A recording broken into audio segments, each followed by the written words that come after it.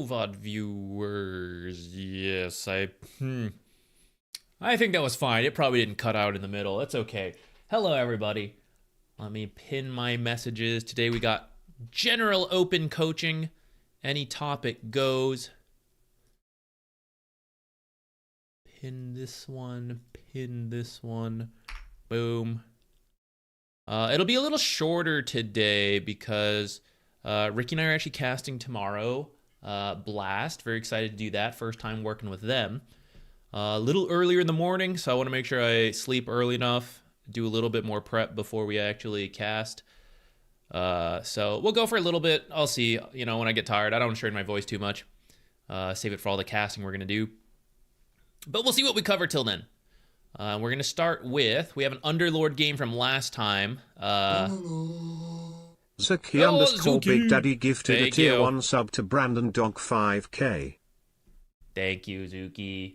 Jigs. Okay, that's what I was about to say. You were here last time, but we were doing a different topic, so I saved it. I have it up and ready to go. I was hoping I would get to start even earlier, so you didn't have to be here so late in the at night on your time. But I just had to do a couple other things, so ended up being a normal start time anyways. Had to set an alarm anyways. Sorry. All right, we'll make sure it's worth your time. Oh, what's going on here? There we go. It was gonna be such a disaster if after all that it like stopped working properly. Okay. Almost at 100k points. Need someone to use them on. I was actually thinking about some sound alerts. Like what we could do for that. I was thinking every time I could put in my own courier voice line, so when I lose it on stream, you guys could do that. But I don't know what else we would throw in there. Okay. Oh, good thing we didn't actually start talking about this game yet, because I forgot to type the timestamp. All right, there we go. Okay, Underlord 3, this is an unranked game, but the rank is about Archon, I think. And then your question was, I DK how to lane against literally any ranged hero, and also find myself underfarmed and underleveled, so maybe a little bit on efficient farming. Sounds good to me. Laning versus ranged heroes can be tricky, although this one's not a ranged hero, right? Unless like Lion 5, if that's what you meant. Oh, am I stuck? Stream dead? Just as we were about to get going into it. Are we... We're back? This happened last time too, right? I launched the stream and then in a couple minutes there was a lag spike and then never again. Weird. All right, Twitch says it's okay. Any YouTube gang here? Is it looking okay over there? Awesome video today. Thank you. Yeah, I know there's a lot of spots and some of them repeat from the last map, but it felt weird. I feel weird having to direct people like, oh, go watch the last video, but then here are new spots. So I feel like I have to recover a lot of the same spots in these warding videos. I managed to make it shorter than I thought it would be. It was still over almost an hour. YouTube's good. Okay. All right, let's proceed. Sorry for the timestamp, people. I ain't changing it. You know what? Okay, I won't change it. Sorry, timestamp, people. I was thinking about doing it, but then we'd have to read the intro again, or like the Underlord's question. So whatever. Okay. You said you're one of the support players forced into off laning. So I see you're kind of keeping track of what they're doing here. Sounds good to me. You can maybe grab this and then aggressively body block. You gotta be a little careful against a hero like Spear Breaker about aggressive body blocks, because sometimes they will charge down and then you can have some trouble. I will say, Underlord, not the smartest offlaner. So using Firestorm to secure the rune, you get the money, but that's a lot of mana to use. I don't hate it, but it could hurt your lane a little bit as well. Here, to keep yourself a little safer, the creeps, well, you'll see them in just a moment. There they are, because you're on the low ground. So they get here about 13 seconds. That's the time I use. So like pretend to chase Ricky away, pretend to walk over, and then you can like wait here or wait here. And if you haven't seen like anybody, you can definitely wait here. If you come down too soon and make it too obvious that you're going to body block, they might actually fight you, and then you might have some problems.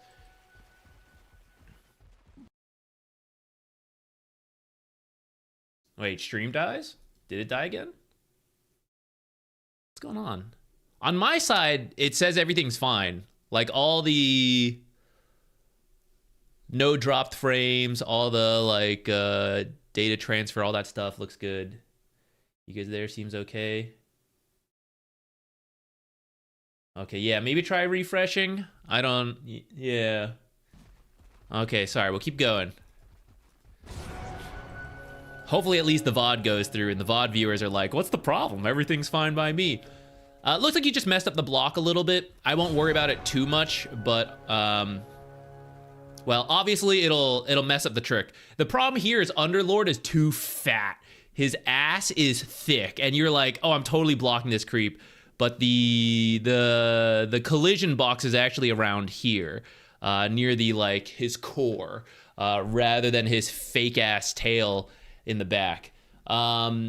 Adrian, I don't know if you guys know him. He's another YouTuber. He recently made a video on collision sizes, which is actually, you don't have to know that stuff. It's not like totally game changing, but it is pretty interesting and will come up in moments like this where if you realize the hitbox you need to block with is more here rather than like the visuals of the hero, I think you get this block.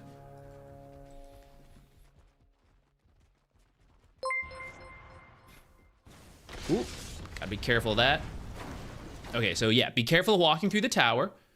You don't have to block so far, and actually, once you mess up the block, so first, you should probably leave around here. You only need to block a little bit, because the creep wave usually meets, like, right here. Right here is the equivalent that we're gonna see on this side in a moment. I'll just show it. I think they did a little blocking. So usually it meets a little closer here. So you just need to do, like, a little body blocking. The more, the better, so they can't fix it. But if you mess it up, or they're coming to fight you, just a little is often enough.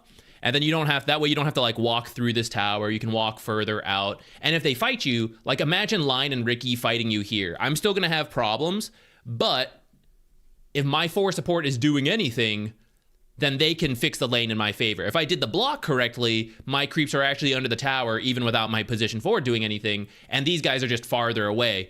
Ricky can now make it over here in time to like pick a Blastus if he saw one under the tower. But if he fights you over here, he's going to miss out. 4-4. Damn. Time is flying. These numbers are racking up, and I am very grateful to all of you who have been subscribed this long. I can't believe I've been here this long, and then you guys have been here this long. Thank you. How have I not scared you away at this point? So yeah, we messed up the block. We've gone too near the tower, and so we're gonna end up losing a lot of health. And then here's a second Firestorm on enemy heroes. Let me talk about Firestorm real quick here.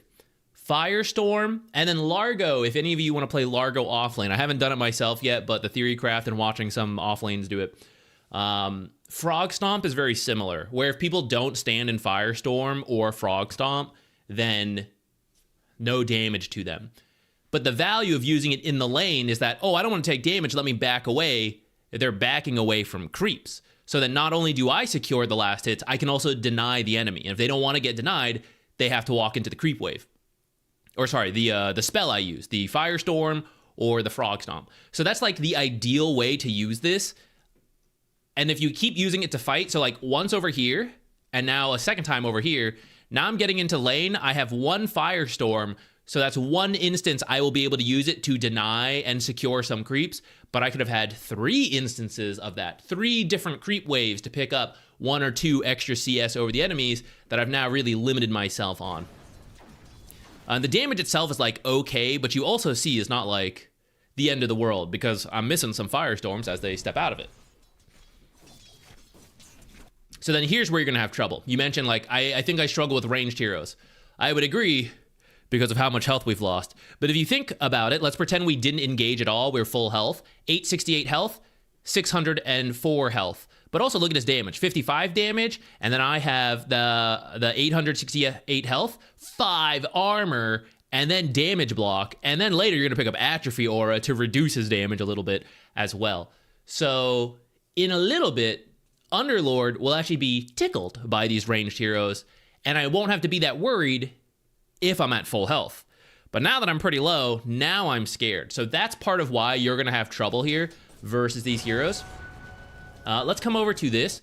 So you might die for this, but let's pretend you had more health and you messed up the block. We're just here, right? You can walk through here, aggro from behind them, and then keep walking to this tree line. And the goal here is that while they're trying to kill you, you do that little trick. These creeps go under tower, and they're wasting their time chasing in the trees. If they realize, oh, creeps, we got to do that, right? Then they let you go. You get through the trees, you run away, you play safe, and these creeps will push up because it went under the tower. Maybe it doesn't work out. Sometimes it happens. Because we walk back this way, right? So now I've just lost a bunch of health. Creep equilibrium's also not in my favor because the way it was just by random chance the creeps meeting, but also kind of because you blocked unintentionally. You actually sent one creep forward. You meant to do the full body block, but you ended up sending up one forward. So it's actually worked in reverse. It's actually hurt you a little bit here. And now we have to fix this. Which, as we walk in, because I'm so low, they can kill me, and because they can kill me, they're willing to commit. But pretend you're a full health hero, and they're like, we do all that, and Underlord loses 300 health.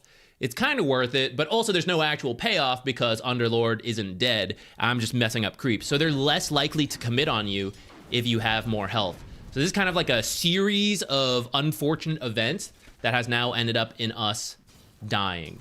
But the lane is like...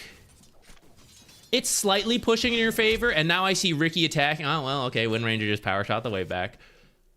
Let's ignore all that just happened, okay? Because even if it did or didn't happen, we're still going to play this way. I am worried about ranged heroes. I'm a different offlaner that struggles more with ranged heroes. This guy is someone like Wind Ranger who actually attacks a lot more, right? How do we deal with that? So if I see him over here, I want to stand on the right side. And when he comes to auto attack me and he's like standing here, he's going to draw creep aggro, which will return fire for me. I don't even have to do anything. It's like passive retaliate. You know, he just takes damage because he draws the creep aggro if he messes it up, which for a random pub game, he's likely to do so. And it also helps me out because the wave is going to push a little bit because their creeps are hitting my creeps are chasing the line a little bit. Might also end up under tower by accident. So there's a lot of things that can work out if I bait him into drawing creep aggro. And if I'm standing over here, he can attack me over here, so then it's easy. You're over here, right? This is a little further. I know you're not in the creep wave yet, so you might still come over here. But right now, Ricky can see you. So Lion can see you, even though you're behind the trees. So Lion right now should be attacking you to drop aggro, right? He's trying to draw aggro, but he's outside the 500 attack range. He's going to step in, and then as you keep walking straight down, he's going to get 1, maybe 2 auto attacks, and then back off. So that's going to be about 100 damage I'm about to take if you keep walking straight down. So when I'm talking about positioning on the right side, we've got to start doing it right now. So Lion does not move in right away, but here are the 2 auto attacks he's launching. You're actually getting amazing damage block instances. Oh my god.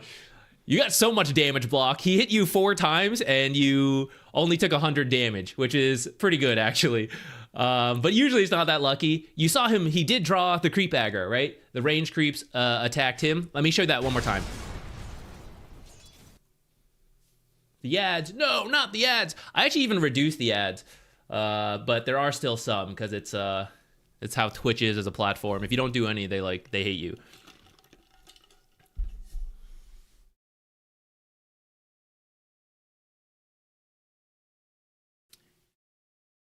You saw a random 7-year-old video about stacking from me just a little bit ago. Well, thank you for dropping by after one random video caught your attention. I wonder if that stacking video is even... I'm trying to even think what kind of stacking video I made that long ago. Probably like a +1 MMR video or something on stacking, or like the pull series. I'm not sure. Well, thank you for dropping by. If anything goes, can I post a deadlock match ID? I don't even know how to download those. I don't even know how to maneuver in a 3D space if we tried to. Okay, here. So Lion is attacking me. And so only the range creep gets drawn. Not yet. First he did the trick we talked about, and then he attacked too much. So this one coming up here, he's now drawing aggro. But imagine you were over here. Actually, out of curiosity, let's look at Lion's perspective. Let's see if he did this trick correctly or if we made it easier for him. So here he's already seeing us. We're gonna go slow because I need to see his cursor. Okay, he didn't do the trick. All he did is press attack on you. He didn't like stand outside and then attack and then walk in. Now maybe he's just next level and he knew like, oh yeah, I'm outside of acquisition range. It's okay. This is like perfect. So, you know, fair enough to him. He's right. He didn't draw aggro where he's standing. But he didn't like build in the habit of like, I'm already over here. Let me do the trick. Let me walk in. So if you were standing a little bit more to the right and he doesn't do the trick still, we're kind of like putting it to the test. Did he know he was out of aggro range, or was it just, it worked out in his favor, right? He steps in a little further. He tries to attack you. All the creeps go towards him. I'm winning. I'm getting hit, but I'm winning. I'm taking punches to the face and you're like, keep going. I'm about to beat you. I've got you right where I want you. And it's true. I'm actually happy with that situation. But because I am close enough to the left, he's attacking me without drawing aggro. And then here's where he should stop. This makes me think he did not know he was outside of creep aggro range. He was just doing it because he did not stop as the timing came up and Wind Ranger hit him.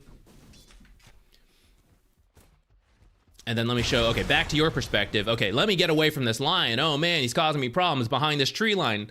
We did Fog of War him. But as soon as you want to run to the right, he's going to see you again because Ricky is in the lane. So actually, if you want to get away from him, we need this tree line on the right side because then he's got to cross the lane to get to me. He's going to be in the creeps again to mess things up, and then I can just back off this way. Fortunately, he actually just leaves. Right, Lion's just like, oh, I'm winning. I'll go away now and leave the Underlord alone. I think he's trying to do a pull here, which is actually not wrong. So it's, you know, it's okay. I'm just teasing him. So you get this last hit, you get this last hit. This is fine. This is the best you can do right now. And then we hit this creep. Hit this creep. Hit it. Hit it. Hit that creep. Hit that creep. You're thinking about the pull. But you're a support player. You're a support player. So let me ask you, right? We have to take advantage of this. Our offlane mechanics, not great. So we have to take advantage of our support knowledge when we're playing the offlane. Lion is doing this pull here. He just pulled the whole creep wave in, and this is the creep wave out. So what's going to happen? What's going to happen, guys? He doesn't look like he's trimming it at all. Let's look at his perspective. He's kind of keeping track of both, but he's not following the ZQuixotix advice. This creep wave's dead, and this creep camp is not dead. So, yeah, like you said, it's going to go onto the tower. It's going to push out. So, if you do nothing, this camp will die. They'll go to the tower. They'll fight. You'll probably lose like 1, maybe 2 creeps, but it will start pushing towards you, and by 2:30, you're going to be laning here. If you firestorm like this, it could still work out, but we're throwing in more variables, right? Where it's like, okay, I'm killing the creep wave sooner, so these creeps are healthier. Oh, but then I'm hitting that creep wave as well with firestorm, so they're also dying. And if these creeps all die to my firestorm and these creeps all die, then actually the next wave is going to meet here at 2 minutes, and now I'm back in the situation. I got to earn creep equilibrium again, where currently I have it. Not yet, because it's like, it's still here, but it's going to be. Like, it's going to be my favor. So that's what you want to think ahead of as an offlaner. Going back to like, oh, I'm having to deal with these ranged heroes and I'm struggling. The sooner you get back here, the easier it is to deal with those ranged heroes. And take a look at this creep wave, right? They're pretty much dead. If Lion hits them, he'll kill them. If you hit them, hopefully you don't, right? You would kill them. If Wind Ranger sees them low, she might kill them. We're killing them. So what does that mean? We were supposed to push up, right? That creep wave is coming to the lane right now. It's dying. It's moving up. Let's say there's 2 creeps left. They're already fighting this creep wave, and then the next creep wave walks in. Actually, this kind of ends up okay for you because you did the pull and you firestormed Ricky for like half his health. But we are fighting for the lane again here at 2 minutes, right? Whereas if I think about how that pull is going to work out in my favor as the offlaner, we're actually starting to push up to here. It's not there yet. It would be like around here, but it's pushing and it's going to get here.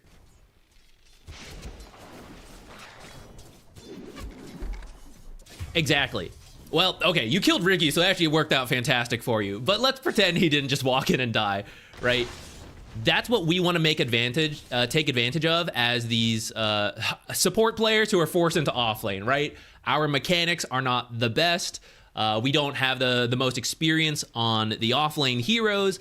But if you have a good understanding of the pulls and equilibrium, which you should from playing support, then we want to use it to our own advantage. And you just gotta not get panicked of like, oh, I'm offlane, like I'm forgetting everything I know, you know? I usually would know this if I was support, but now that I have to deal with it myself, you know, I'm freaking out. You gotta stay calm and just think about like, here's all the ways I screw up as a support, which pushes the lane out. So let's just see if he does any of those, then I know I'm good to go. If Ricky does any of those, I'm good to go. We are getting panicked here. Or not, maybe not panic's the right word, but okay, Lion harasses us. We're a little low. By the way, you're kind of like moving around different items. Part of this goes back to too many firestorms. Some of this is also, if you got the lane to come back faster, we wouldn't have to use so many firestorms, and then we'd save more mana. But you're trying to go to Soul Ring first, because you don't have enough mana. But as you use Soul Rings, what's going to happen? I'm gonna get lower and lower. They're going to kill me. So I actually recommend you get a Bracer first. It'll help a lot just to pick up a small item, get you some extra regen on the... I'm like struggling to find it here. Get you a little extra health regen, a little bit of health, and then move towards the Soul Ring after that. But anyways, over here, quick analysis of the lane. Not coming back to me. I have 4 healthy creeps. They have 2.5, you know, that are about to die. Oh, but wait, what's this? It's the next wave, right? So now, reevaluate. 2 range creeps, 3 melee creeps, and this one's about to die, versus my 4 creeps. And the big thing is, the 2 ranged versus the 1 ranged. So, actually, without me doing anything, once again, this wave, pushing up.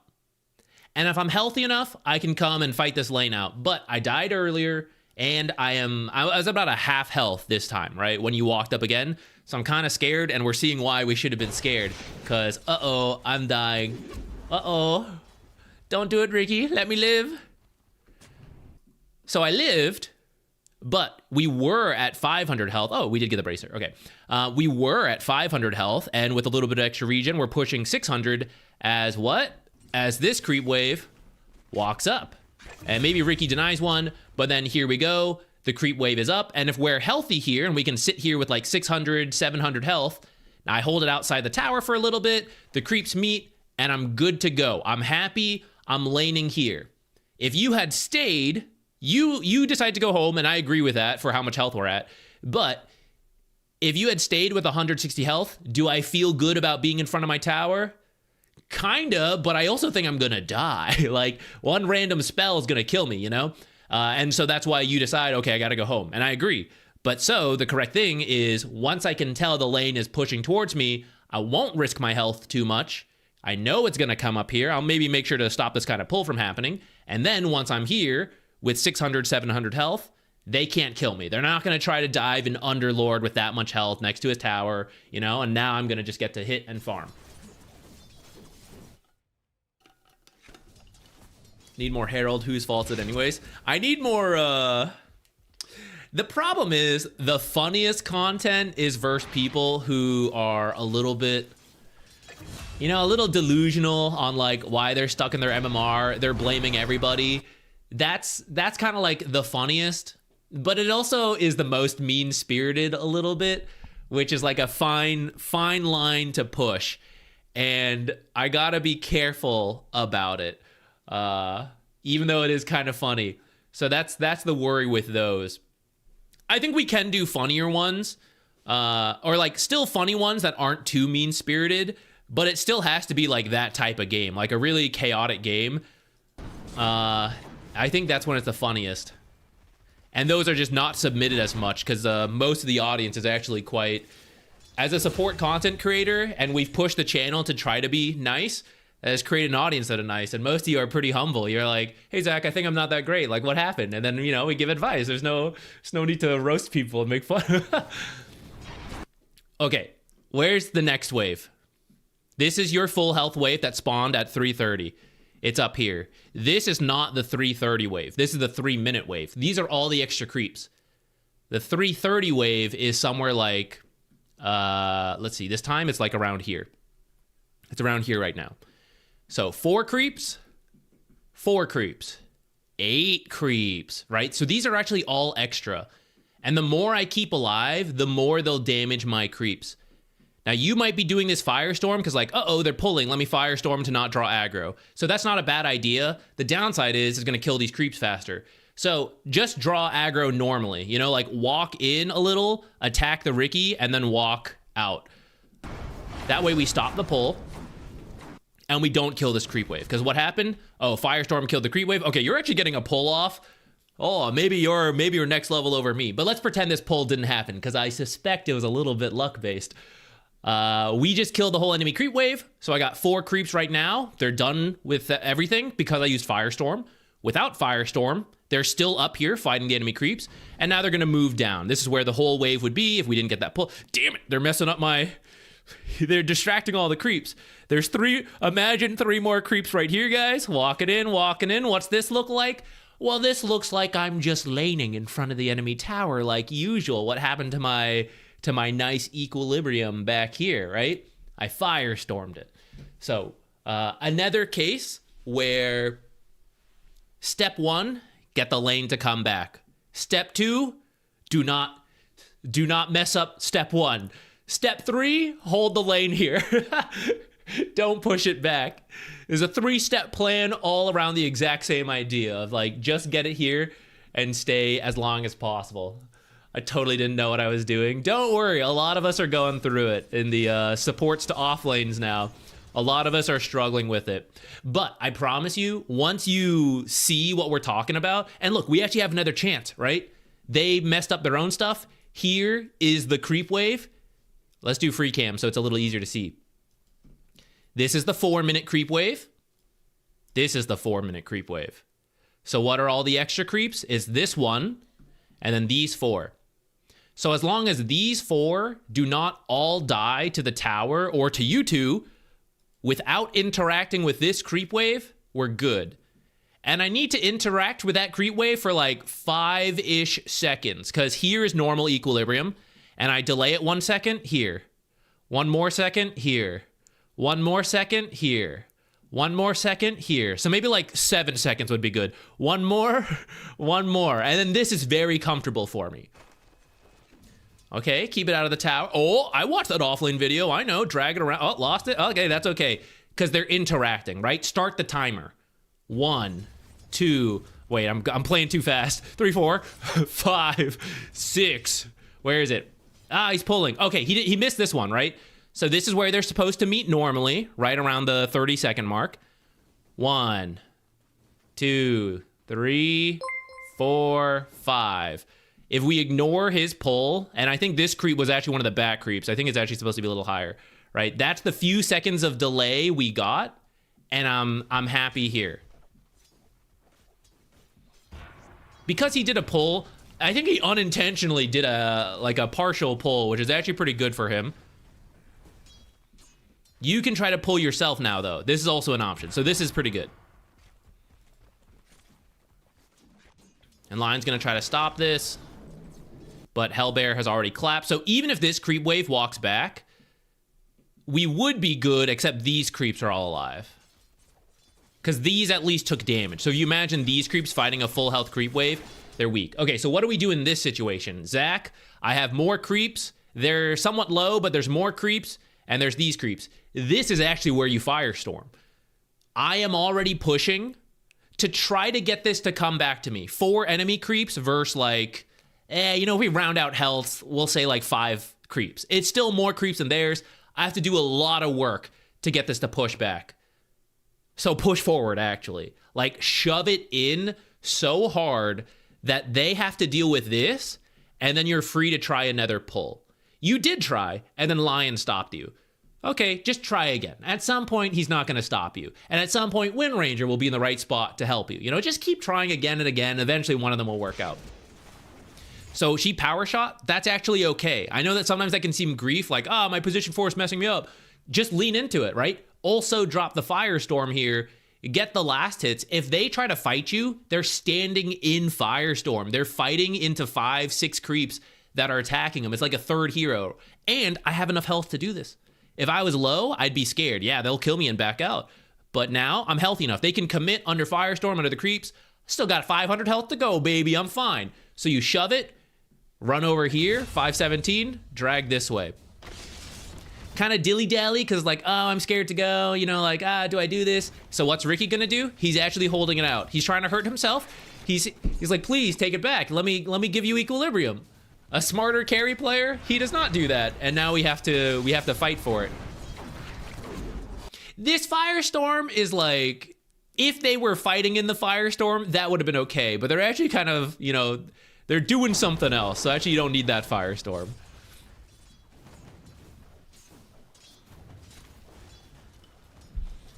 You don't seem to run Dota at the highest graphical shader settings. How come? Do we need a dono goal for a new GPO? Thank you for even considering that.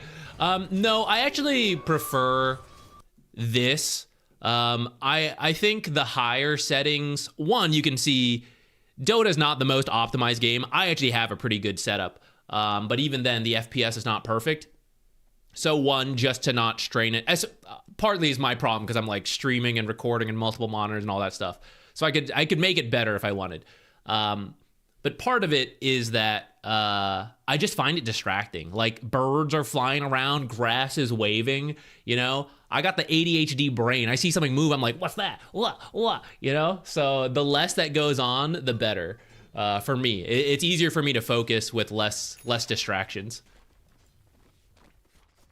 I keep shadows on though, because sometimes you'll see Monkey King like jump from a tree to tree, and you won't, like something like this, you won't see Monkey King, but you'll see the shadow in the corner. And the ADHD man hunter brain, right? Like, oh, animal, where? But you leave the ambient features on, then I can't do it. It's too much to me. Okay, quick analysis. Where's this lane going? Right, we're seeing some repeat points, so I think we'll move on in a moment. I will speed through a little bit more while people submit their games. But as we do that, I have a catapult, or the enemy has a catapult. The enemy has 2 range creeps. And we'll say 3 full health melee, and 1's the banner, so it gives some like bonuses. And then a pretty low melee creep. Into 1 ranged and 3 melee, but one of mine is also half dead. So I do not have to do anything. I need to live. I need to not die. I need to not let them do some kind of pull. And otherwise, I can chill. If I think I can come up for last hits, like for example this one, we can do that. But I don't need to mess with anything. I don't need to take big risks, because at most I'll lose probably 2 creeps here, and the rest will come up to me, and I'm golden once again. I know the lane has felt hard to you, and of course we've made some mistakes, they've made mistakes, but we have identified like 3 or 4 situations where the lane's gonna be here, and once we know to see this stuff, I'm just sitting here. I'm just good to go.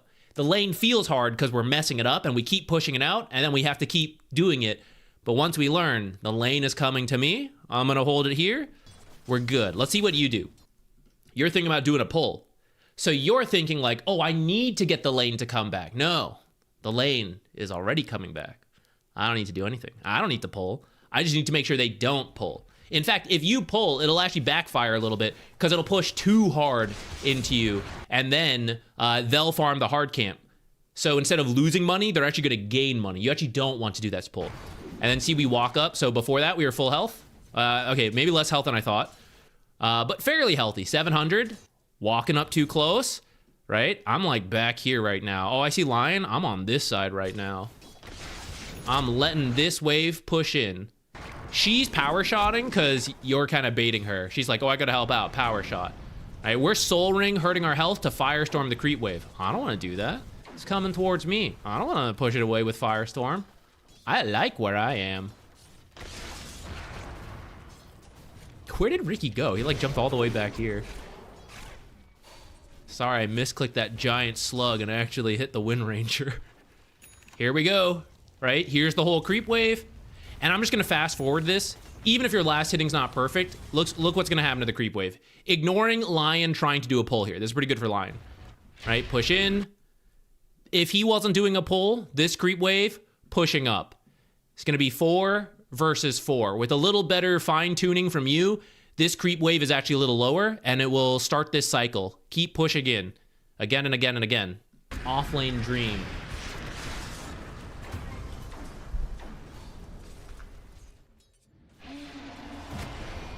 Let me do the, rather than free cam, I'll set it to player. Farming pattern after this is another problem. So one of the next videos I have in mind, today was a warning video. I have kind of finished a thumbnail. I don't think I'm super happy with it. I don't know if I'm super happy with the video as a whole, actually, but I'm gonna move on because there's more ideas I have in mind. Summarizing, pulling, summarizing warding mistakes, and then a farming pattern, what is gold on the map type video.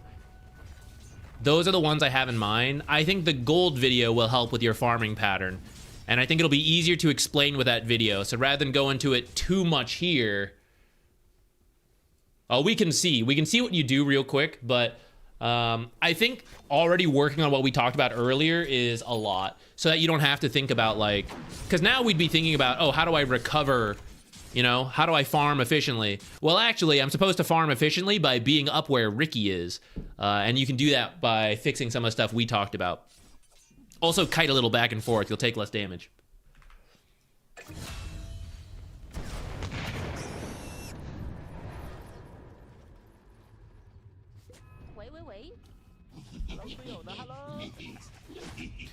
Does anyone know a good stacking guide for current Dota? I came from a time when it was like 53 seconds, but it seems like 55. Yeah, so 55 would be the default. And if you're trying to double stack a camp, hitting both at 55 is your best bet. So like Venge using Wave of Terror and auto attacking this and going out this way. That would be number 1. Number 2 is a couple camps are still 53, 55. So like this camp, this triangle double stack, 53, 55, same over here. And then these can still be 53, 55. Specifically the hard camp at 53 and this one at 55. The small camp has less walking room nowadays. But it's kind of close, and actually if you have an ability to do 55, 55, it's a little easier. Most of the other camp boxes, 55, 55 would be your safest bet.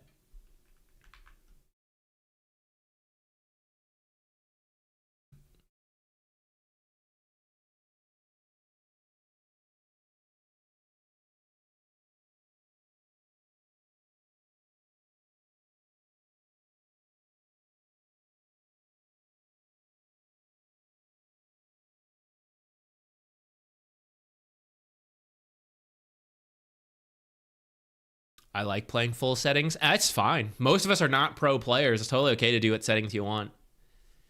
It's to compare to another game, StarCraft, from what I've heard, a lot of top players also play on low settings because it's more distracting. And for example, they have invis units that actually like shimmer a little bit. And if there's too many like fancy things, it's harder to see. So they play on low settings so that you can see it and it runs faster. Dota doesn't have like that same kind of thing, but I just find it easier, like less distractions is why I play on lower settings.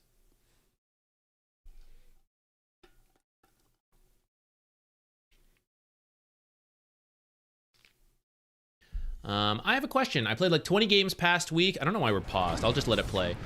Oh, by the way, okay, hold on real quick. To your farming pattern, the longer you can stay in lane, the better. Aw, Jigs, thank you for gifting a sub. A tier 1 sub to Schizo the worst. I appreciate it. Thank you. I was already happy that you set an alarm to be here on time. That was already like, I was touched enough, you know? No worries. This is in the farming video. When you're like, oh, I gotta recover, let me go jungle, we're cutting ourselves off from lane creeps, like all the way over here.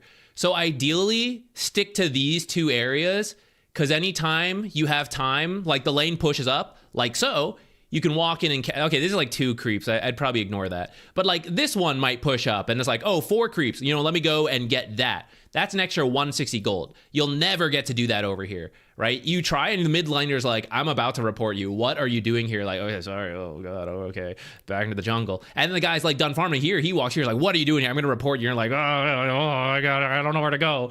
You actually do stay here. You just shove out the lane, and then you just fall back here. Try to stay here. Okay, I'm just going to let it play while I go through, read the things, and answer any questions. I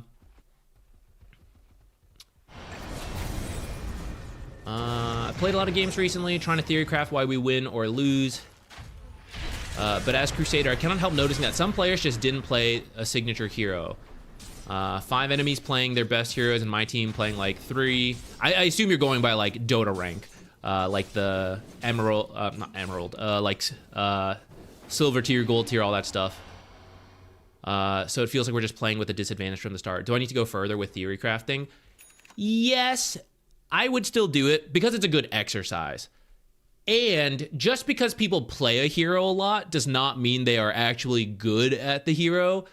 They just play it a lot, is what the ranks mean. So I would still theory craft. Also because the losing games...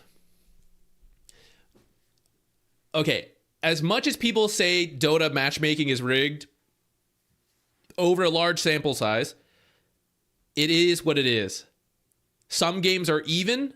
Some games, your team has the MMR advantage, the signature hero advantage, you know, whatever you want to call it, the draft advantage, all sorts of things that can go your way. And then the same amount against you. The enemy team has the higher MMR. They have the Smurf. They have the signature heroes. They have whatever, you know? That's just balance, is that over a large sample size, I win all the games I have an advantage in, I lose all the games I have the disadvantage in. I make no progress. You actually need to learn how to take the losing games, turn them into winning games, and that's when you start climbing. So your situation that you've highlighted, you know, oh, the enemy team seems to be playing like all Grandmaster and my team only has 3. Do I just lose this game? Yes. But that's the game you need to learn how to win. And not like that specific game, essentially over 100 games, or your case, I played 20 games. Okay, in theory, 10 are in my favor, 10 are not in my favor. One of these 10, you have to turn into a win. It doesn't matter which one. It doesn't matter how you do it. If you're winning all the games you're supposed to win, I need to turn one of these unfair games that were against me into a win. And I got to try 10 times for 1 success. And that's going to take me from 10 and 10, no MMR gained, to 11 and 9, which is 50 MMR gained. So that's what the effort is. That's why, like, you can't fixate on one game. You have to try every time. But turning one single game leads to MMR. And why you should like push it every single time. I keep saying I'm going to lead this play, and then I don't know what I do that I keep pausing.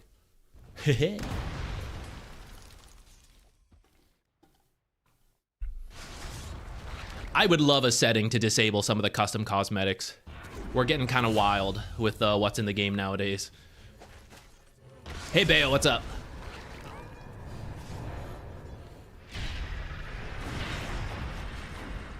Oh yeah, Bayo's a StarCraft guy. Can confirm SE2 plays on a hybrid of low and medium settings because it makes invis units much easier to see. Yeah.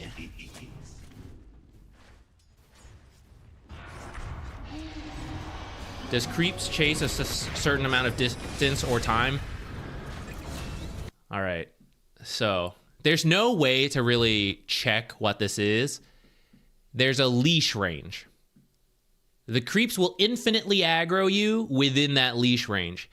What that is very hard. It's supposed to be from the center of the spawn, and then I think there's a range given. I kind of forget. It's roughly like this. Like you see these strange runic markings on the ground of most of these camps. it's about where that rough area is. You know, okay, the water creeps don't count. You know, like it's roughly in this area. If you were to imagine a circle with the like runic area, the little tree alcoves, it's roughly that circle. They'll stay on you forever in that circle. Once they exit that circle, a timer begins. And after a set amount of time, they go back home into the circle, into the very center. So whether you drag them up to here and stand here and fight, at some point they will go home. If you drag them all the way here, some amount of time passes, and then they will walk all the way back. It was standardized in the past. I do not think it is standardized anymore.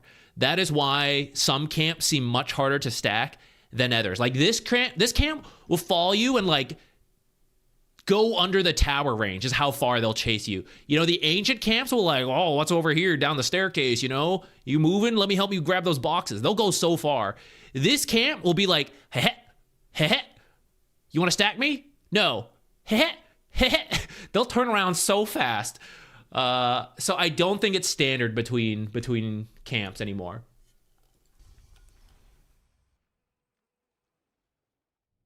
Do you notice any weekend, weekday differences in role queue?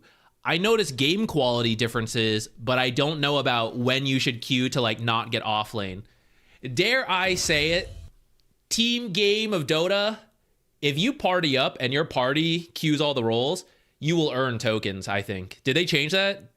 That might be the easier way to do it, is like you find someone to party with who is willing to play off lane, and then you just like mix and match, or at least use no tokens when you all queue.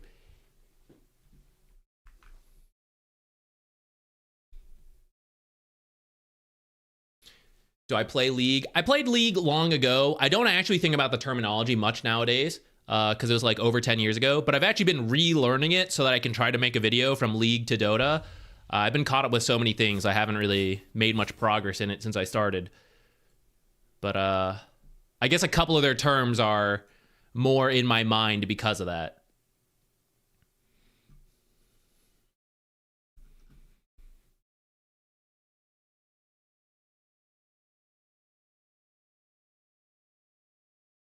Is it possible to stack more than 3 on the ancient camp next to the safe lane conventionally? I want to say, in theory, yes. In practice, very difficult. Honestly, once you get to 3 stacks on any camp, they start bumping into each other, so it becomes very hard. And then the safe lane ancient camp specifically, like I mentioned, is very, very hard. So I think once you get to 3, they bump each other too much, where it's practically very difficult. I would also challenge that area of the map is not really worth your time to be stacking that many times. The triangle is different because it's a double stack and it's near so many things. It's near 2 different lanes, the active lanes you want to be in, and the power rune, and like further parts of your map. It's got the outpost to protect it. There's a lot of reasons the triangle is really good and worth stacking, and it's not even a movement over there because you're just like moving around the map. You just pass by. The safe lane ancients are out of your way. You know, it's like the far edge of the map near the carry that I don't want to draw attention to. But the more I go there to stack, the harder it is to do like anything else. So I actually wouldn't, if you've stacked it more than 3 times and you're still there, you should probably ask yourself, like, should I be somewhere else? Is there something else I should be doing? I just keep stacking this camp, but there's probably more I can do.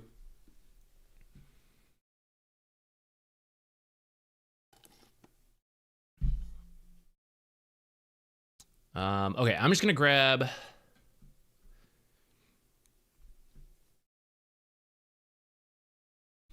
Ooh,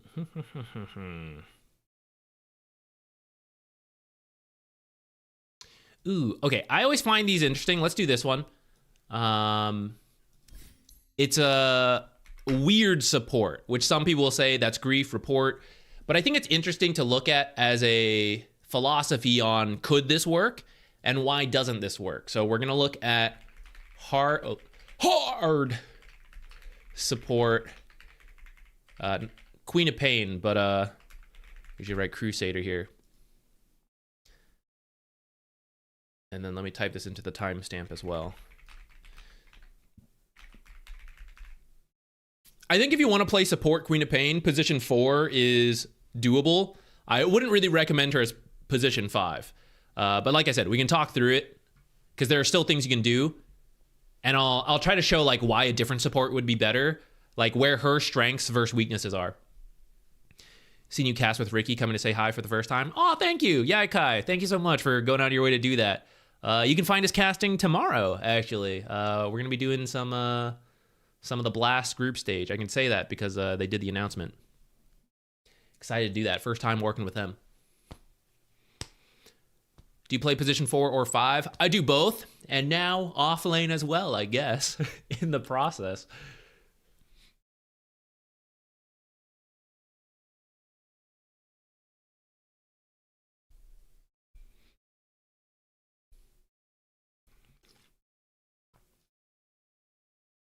Konko probably could do the infinite stacks. Well, actually, some camps can't be stacked with the Z-axis. There's only some camps that can do it. I actually don't know if the ancient camp in the safe lane is one of them.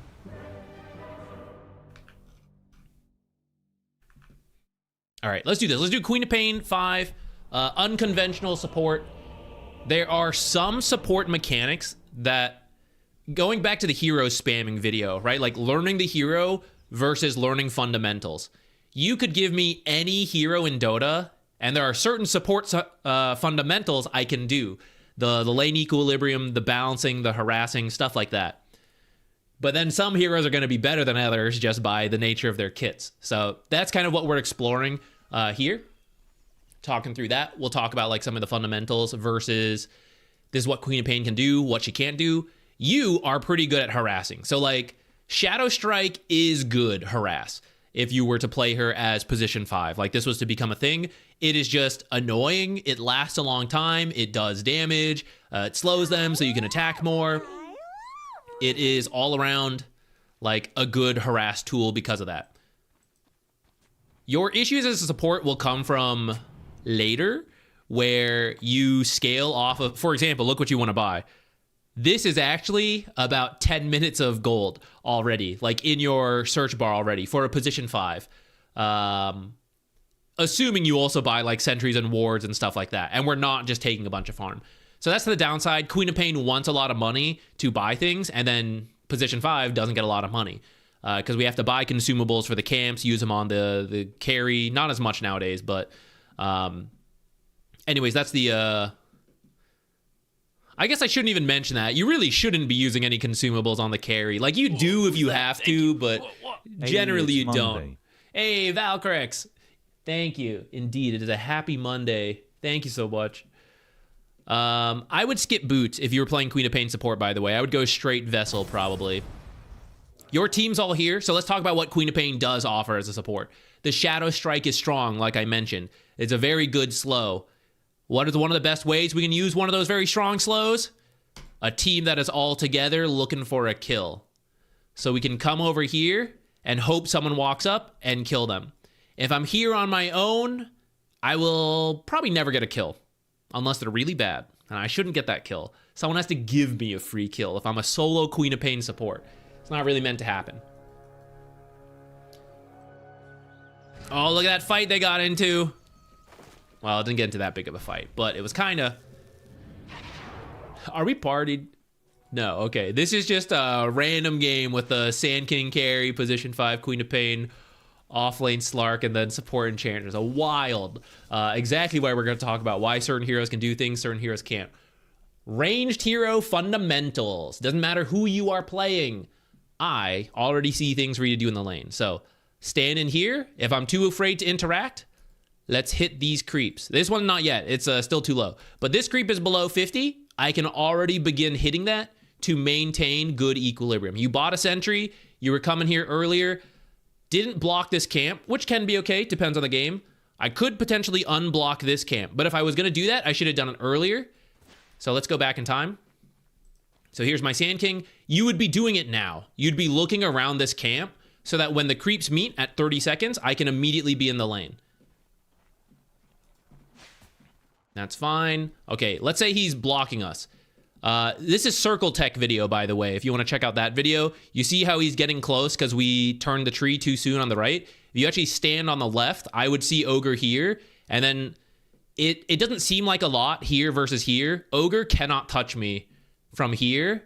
On this right side, depending on my human reaction time, Ogre might actually hit me once. So there's like a positioning thing. I know Ogre went to the right. This is literally the only way he hits me as a ranged hero versus a melee, right? In an open area, there's no way I let this guy get close enough to hit me. This is the one way he has to do it. And as soon as I move to the left more, he never gets the chance. All right. I do this and I'm back in the lane. He prevented me from doing it, so I just go to the lane and I'll do it later. So I'm in the lane right now. I drop aggro. I stand outside.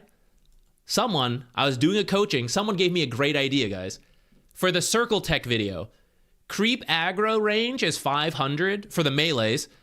Iron Branch, which most people start with in the laning stage, is 400. So it's not perfect. But if you turn on the range indicator for Iron Branch, which any hero can do because so many heroes have one, and if you buy a Mango, you can also use that one. I was trying to see if anything else had one close. But Mangoes and Iron Branches are both 400. So imagine that circle a little further, and then that's creep aggro range. So you stand about here. We attack something outside. These creeps can't do anything for 3 seconds. I now walk in and I hit Necrophos once or twice. Any ranged hero can do this. And then I back out. Repeat. Back in. 1 or 2 auto attacks. Back out. 1 or 2 auto attacks. Back out. Repeat. I don't know why I'm moving the camera so far. We don't go that far. It's like here, doot doot, here. Here, doot doot, ah. Here, back. Here, back. I'm looking for an Ogre. What's Ogre even doing? Ogre's over here. He's wasting his time. But he's not wasting his time if he's baiting me to be over here. Because now it's a one-on-one in the lane.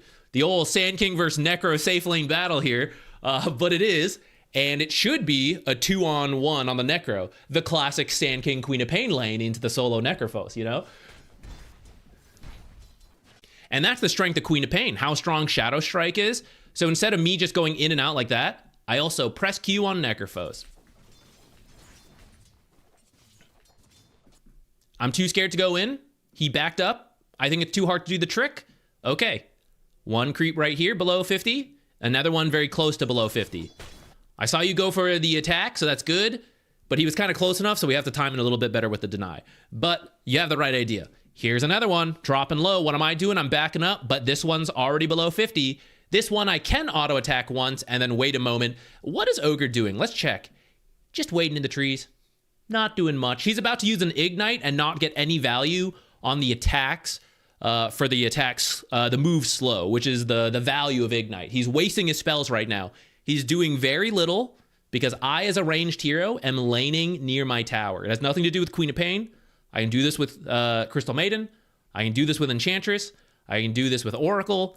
Any ranged hero can apply this concept. The melee hero can't get to me here, and I just attack my creeps. I attack the enemy hero. Repeat. He's out of mana. He's not going to do anything to me anymore. We are holding on to our level 1 spell. Chuck that shit out. Throw it out there. It's 1 minute and 8 seconds. Let's say you use Shadow Strike when the lane first met at 30 seconds. 40 seconds have passed. 1.4 mana regen. So that math is impossible for a human to do, but I know I would have some amount of mana back. I'd pretty much have half of Shadow Strike back already. One free cast in another, like, 40 seconds-ish. There it is. A minute and 14, though. So we are approaching our free dagger for how long we held that. Oops. Drew aggro. Range creep. Keep my eye on it. Enemy range creep. Also keep my eye on that. Can I get that last hit? Notice how far back you walked. I cannot get it. Attack Necro. Right? Here we drew aggro because of the spell, actually. But notice how you're walking so far around. I should actually be going this way because these are the creeps that are involved. So if I'm all the way down here, I'm too far. If I'm over here, this is better. Also, this creep can actually go this way towards my carry, Sand King, whatever. Bring it towards the carry, bring it towards your creep. So I'm over here right now. Range creep is low. I'm like standing around here, getting ready to auto attack this range creep. And I launch it now-ish. Like right now, I'm timing it with my range creep going. I have what? I have, let's say 60 for easy math. 60 damage. This range creep. Okay, actually, I could have done it already. Not a Queen of Pain player. Don't know the damage. We could have actually attacked this already. But let's pretend it was a little healthier and we couldn't. So with this auto attack, I can get that range creep. If I start my animation now, I wouldn't get it. In fact, Necrophos, pretty good timing on his part. As soon as the range creep auto attack hit his auto attack landed right after. So I want to do the same thing. Again, totally irrelevant to playing Queen of Pain versus Crystal Maiden, Enchantress, any other ranged hero. All fundamentals of things I have done at this point without it being related to my hero. And then I move to this range creep. Look how far he is.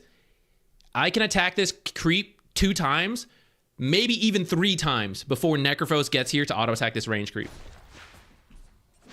Boom. You did 2. Got the easy deny. Perfect.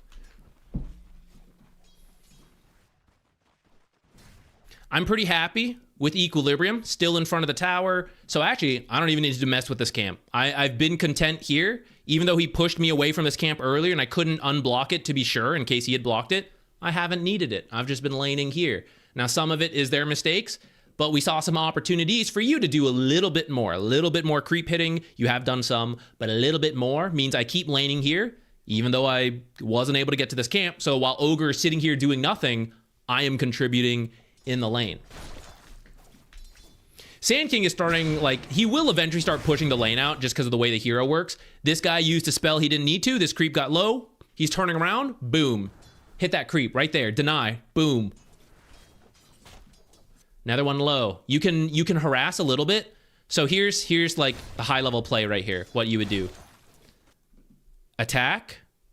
You're actually too far. You can do it from like here. So walk in a little. Attack. No aggro. Walk in a little further. Attack necro. Once. Twice. We're missing 2 auto attacks. Maybe 3 auto attacks there. Okay, boom, he used his spell. I deny this creep. I try. Maybe I mess it up. Okay, I'm still standing like... I'm gonna go to free cam so this is not so annoying. Not resetting me so much. Okay, I'm standing here. We attempt the deny. Okay, I see the next one over here. I back out a little. I have time before this one gets low. If I want to stop my lane from pushing, I just attack this creep. But actually, we're good because he used a spell. So I back out a little. I'm going to repeat the trick. I step down. I auto attack, I walk in, I auto attack once, maybe twice, and in that time, this creep will get low enough to deny. If I did a 3rd auto attack on these heroes, I would draw aggro. But instead, I will step out, do the trick, step in, attack, and now I'm going to hit my own creep, so now the creeps won't aggro to me. So I get 2 attacks on the enemy heroes, and I get to go for a deny. Maybe I get it, maybe I don't. We are like unsure on the positioning, right? So we're like in and out. Didn't actually do much there until that 1 auto attack on Ogre. This is the difference of like, why can a Smurf do Queen of Pain 5? Like all these stuff. It's like, you can. This is what we need to abuse. The harass that I'm highlighting, the creep denies, that's how you make a hero like Queen of Pain work as a support. Because I'm actually just killing heroes with basic fundamentals. And then I scale up because I'm getting kills. That fulfills my need for gold that I am not getting from farming as a usual core, or at least like a greedy position 4. I'm trying to make it work from a support role. I gotta kill enemy heroes to find that money. Queen of Pain Megamind. We got a partial cosmetic setting here. Ah! Heal me. No. Wow, 2 health. This is part of the reason, as support, like position 5 support, Queen of Pain struggles. You are actually using Masochist, so the other one might help, but I think Masochist actually is the way to go for support Queen of Pain. You need to buy consumables because we need to be doing these trades, and so we need to be healthy enough to do that. Now that we're too low, I'm not doing anything. When this guy gets too low, he can farm under the tower, but as a support and I'm too low, I can't really do much. You can do the pulls, I suppose. But you want to actually buy this stuff earlier and buy one. Smooth transition. I am laning right now. I'm full health right now because I already salved up. I'm already ready to be here to fight Ogre. So I'm doing things now instead of waiting, and now I'm doing things. I'm too low. You could have gotten a free deny on the sentry. I bought the regen too late. I'm too scared to walk up, correctly so, but I lose out on this chance to get a free sentry from the enemy Ogre, and this camp will continue to be blocked because of that. So we can see the value of identifying, of buying enough regen, but also as we get low, you can adjust. You know, it's like, okay, I'm taking a lot of damage. I got to buy it now. And not like here. You want to do it like, oh, I'm at like 2/3 health. Good thing we're never going to fight again. No, it's 3 minutes. We're going to do a lot more fighting. So I know I got to buy more regen if I'm out. I probably, after you unblock this camp, I'd probably walk home. I see some people saying like, could you just die?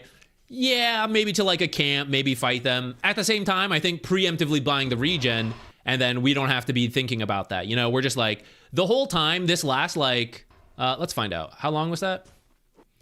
About a minute, a little over a minute since this moment right here. So maybe you just go home right now. Maybe you unblock the camp right now and then you go home. Maybe you die to a camp. If you died to a camp, 30 seconds about to respawn, and then you TP back to lane, we're back at like 250, let's say, for a little walking time and all that. If we had the salve, now, I was salving underneath here already. I had bought it earlier. Who's that? I'm already playing the lane again. Or like I'm ready to once I finish unblocking this. We kind of take a while to buy the salve. We walk around. Now it gets here. Now we salve. Where is it? Sorry. Now it gets here. Now we salve. And then now, oh, we actually got some canceled. Oops.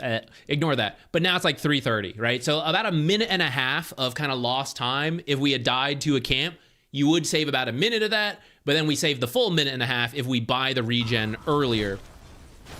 And consider it's only 3:30 into the game. So being kind of AFK for a minute, let's just leave it at a minute. 30% of my time, I haven't done anything. That's a lot of time to not be doing anything. That's why the regen is so good, because when you buy it and they don't, you can make them be the ones who are like, do I walk home? Do I AFK? Like, what do I do? And you are hitting creeps, hitting the heroes, pulling camps, all that. You're getting a lot done. Ermiar, hey, thank you so much for the Prime sub. How you doing, man?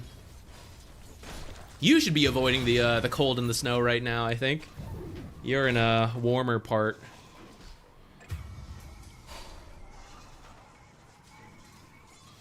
True. Oh, I forgot there's a Bloodseeker on the other side. Yeah, we kind of gave Bloodseeker a bit of a boost for a minute, too.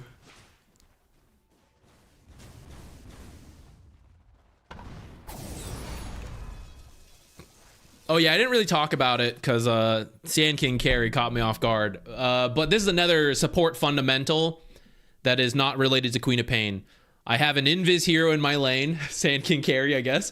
So I know we're going to fight over sentries in the lane. So I gotta have a lot of that ready. Going back to why position 5s end up with less money. Not that this couldn't happen in the offlane. Like, actually, we could be playing Queen of Pain 4 with an offlane Sand King. So you'd still have to buy sentries, I suppose. But it's usually more important for the position 5 because you're in a weaker... should I say you're in a weaker position? Maybe it's not true, actually.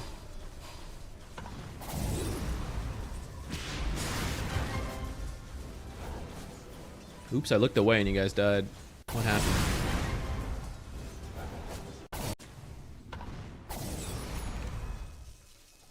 Yeah, we're just low to Necrophos. He does this. You often have to buy an extra tango set. But also, versus Necrophos, bullying him early while he's really weak, if we go back... Queen of Pain can actually do this. Benefit to Queen of Pain support. These are your starting items. 700 health, 60 damage, 4 armor. 55 damage, 4 armor, 736. Because he's gone all in on circlets and gauntlets. This is like the highest strength start he could possibly have. Only has 3 regen, only has 55 damage. But as this guy picks up last hits, he's gonna finish bracers. So let's jump ahead on this hero, right? This is the time we would want to fight him right now and prevent him from getting last hits, because he's actually quite weak as a hero. And anytime he uses the spell to save himself, he hurts his equilibrium because it hits all the creeps. But we took bad trades into Ogre, Sand King's low when he gets here, so we actually can't do that very well. We actually still saw some opportunities to do so that I highlighted, but anyways, proceeding. Because we don't really mess with him to start, so he's able to get first Bracer, 55 seconds into the lane. The very first wave, he's already gotten it. But you deny 2 creeps from him, he still doesn't have this Bracer. He's being greedy, he's waiting. No regen this whole time. So I mentioned earlier the Shadow Strikes not being used. If we had used them sooner and put in more harass, instead of buying bracers, this guy's buying regen because he's like, oh shit, I'm struggling. I highlighted your, okay, from 2 minutes to 3.5 minutes, didn't do anything. You do it to this guy because in the first wave, he loses all his health and he's like, ah man, I gotta wait for the salve to get here. 30 seconds in a 2-minute laning stage, this guy, a quarter of his time has been wasted, right? So it's very different. I think the harass starts to pick up a little bit more here, but he's already got the money for 1 bracer, 2 bracer, does get denied. I actually wasn't even paying attention when that happened in the lane earlier. But now he's got 2 bracers. Now imagine harassing this guy. 11.8 regen with 2 like Sadist attacks, sure, but like he has Sadist now from getting this, like he's getting stronger, I guess, right? Like this is starting to whittle you down. Getting last is getting easier because he's picking up more stats. He's getting more levels to get more points in Death Pulse to slowly start making everything better. Like it's the factory is ramping up. The factory wasn't built at level 1. That's the time to mess with him. Now it's set up. He's trying to grow the regen factory, and it's getting harder to mess with him.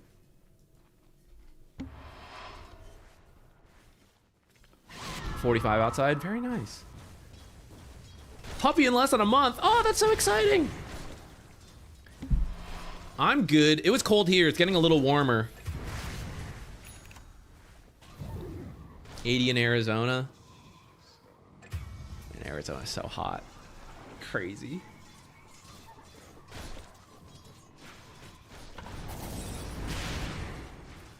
Oikos. I haven't been on Dota lately. Don't kick me from your guild. Okay, I'll try to remember that. I think right now it's fine. If people want to join the guild and there's no space, that's the only time I look. Just fake it. Just log in. When it says you haven't been on Dota in a year, that's when the kicks start happening. Just log on to Dota. Does playing an arcade game count? I actually don't even know. Hop in, start that timer again. I won't even know. You'll be good to go. It's nothing personal when I kick people. I just assume like if you haven't played Dota in a year, you're like maybe done with Dota. You know, you maybe have just stopped playing. You might watch, but like, you know, you're done with it. So like people who are actively playing and want to be in the guild is I try to prioritize that. But there you go. Behind the scenes tactics on how you can stay in the guild even without playing. I guess you have to play like once sporadically here and there. I don't even care about the points. I barely look at the points. It's mostly just like, is the person still actively playing? It can even be more than like a couple months. I don't care. I only look at like the year mark, really.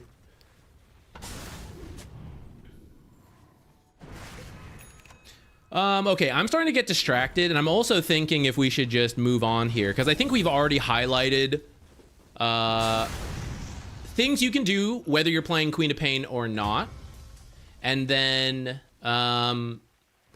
especially that moment where you didn't have regen, that really hurt you, because that was so early in the game that it was a large percentage of the time.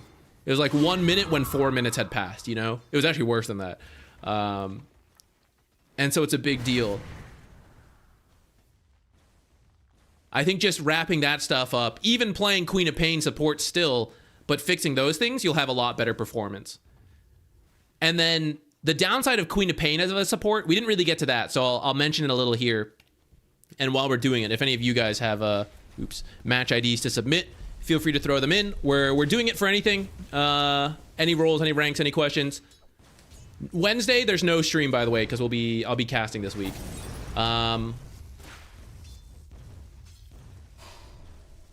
Oh yeah, Queen of Pain wants to be high level as a support, right? So you want to win your lane, you want to get kills, because I want to burst people with Sonic Wave and, you know, get high levels in my abilities.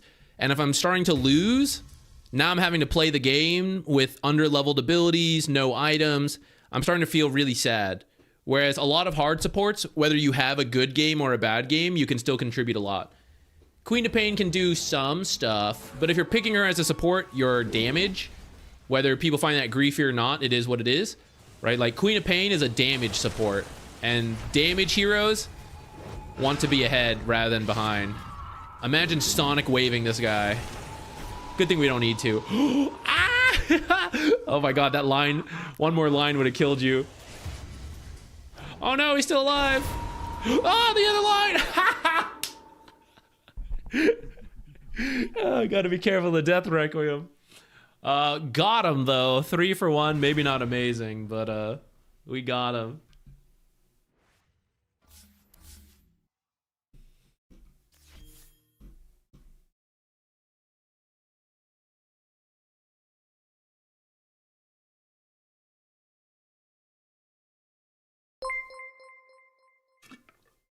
Blink to the tavern. That's a good way to put it. Okay, I'll be right back. I'm going to... Oh, you know what I gotta be better about? Okay, I'm gonna rebuild this habit as well. I should see if I can work in a command to do this. I have been really bad about running ads when I step away on Twitch so that it cannot run like as much as possible when we're actually doing things. I will try to rebuild that habit. While we do that, YouTubers keep winning. YouTubers and subscribers. Submit your games. Any questions, whatever. I'm gonna go get water and then we'll resume.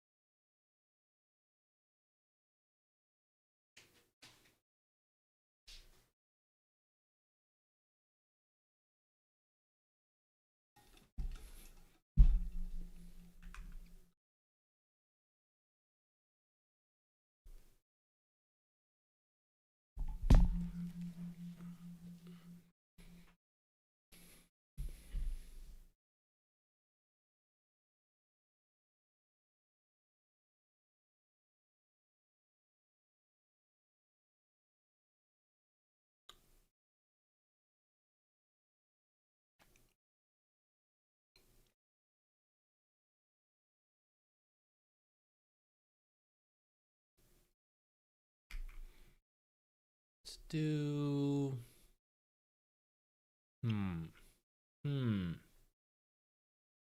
Okay, for the juxtaposition, let's first do this.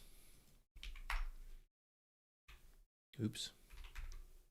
I will one day remember which hotkey does what. We just watched a Queen of Pain support. Is this... Okay, this is in the time frame. We can now look at a more traditional support, see if we can, like, compare and contrast a little bit.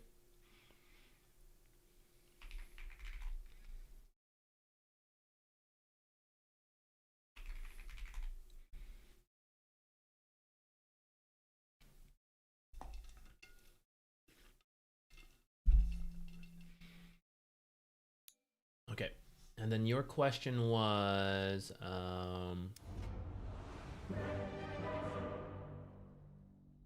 I feel like we won the lane but lost the game. Any advice on how to have more impact in the game overall? Oh, maybe we're not going to look at the laning stage. Okay, that's fine. Where are you? Here you are. So we won the lane. So says we. Yeah, looks like that. Okay, we'll go with that. Thank you. What level? Well, let me just jump there. Let me just see. It's a little too far.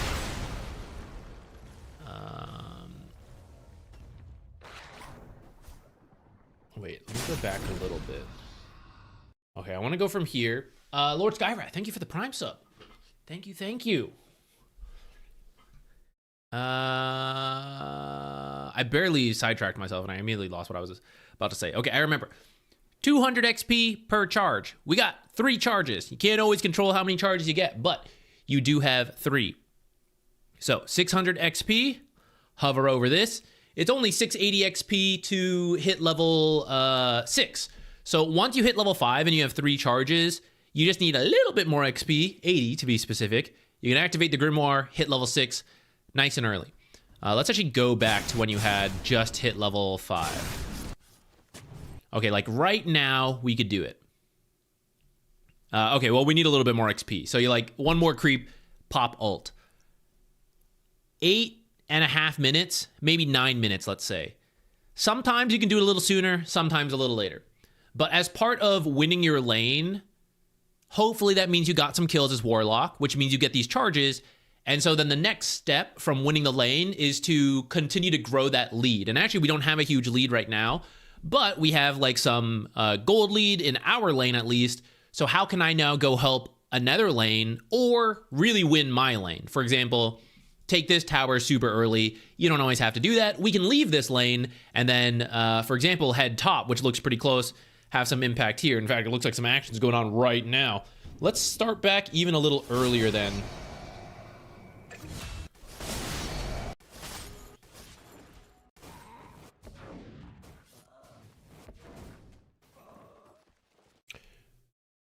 We could potentially go back even further, but it's not what I want to focus on.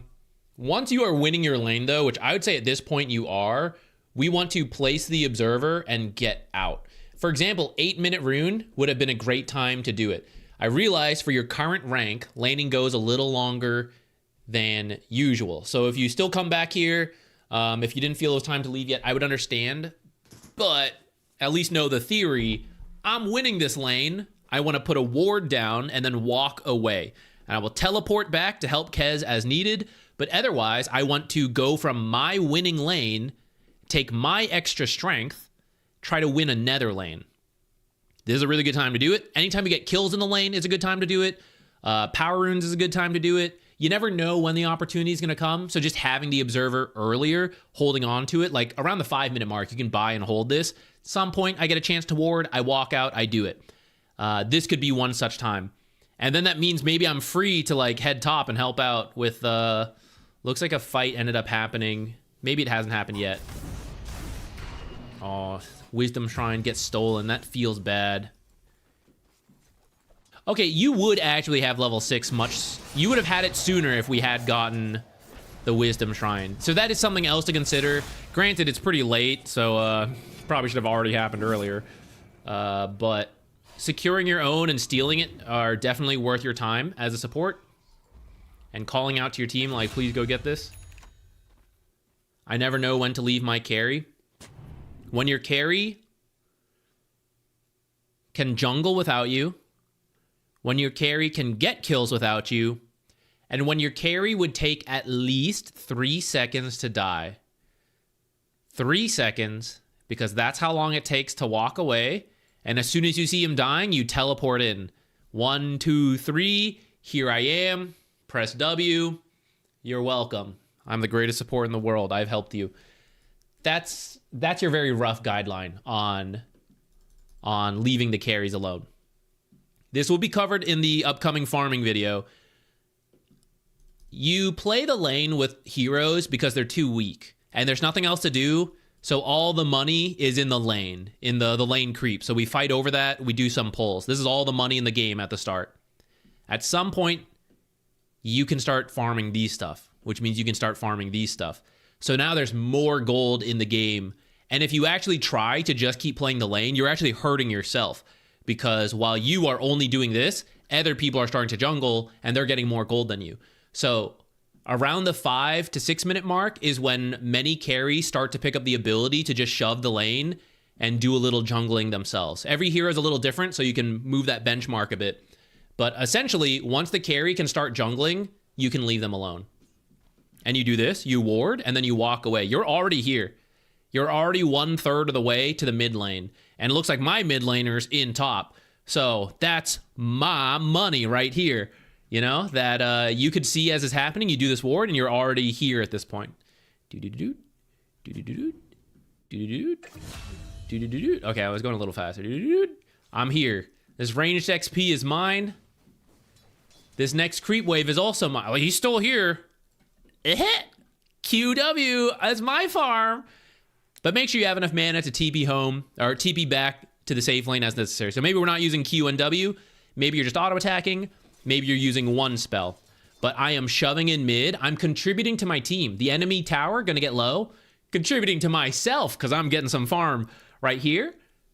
Not stealing it from Clinks, because he's top in this play right now. So he gets to stay here, and we don't get punished for it. Because if they start shoving in our mid, Clinks is punished for leaving his lane. But now I'm here. I'm getting money. Kez, oh no, he's getting no money because I left him. He can jungle. We just said, if he can jungle, he can get his own money. If he's a good carry player, he'll shove it. He'll farm. There's a Guardian, so will he do that? Will he die on his own? You know, I get it. I get why it's tough to leave the carry. But that's why we try to ward for them. In these lower brackets, if you actually ward more in the lane, I would say that's okay. This should be good for a carry player who knows what they're doing, but for, you know, if you don't trust your carry and you're like, look, the guy's gotta see the enemy to know he has to play safe, you can put in the lane to give them a little bit more help in that regard. High level carries will know, like, even without seeing, I know to be careful, so I won't go.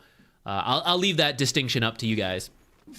But for example, you see this? This is like something Kez can do without you, so we're actually just splitting this away from him. What should be all of Kez, and this should be all of mine, no one got anything here, and we split this here. So it's a quarter of efficient as it could have been.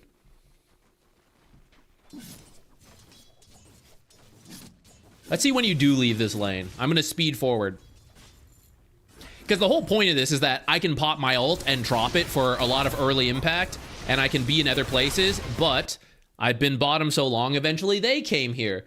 And now, Kez, who we were winning, has been killed because they felt free enough to come here. But what if I was mid pushing this in? What if I was top pressuring the PA?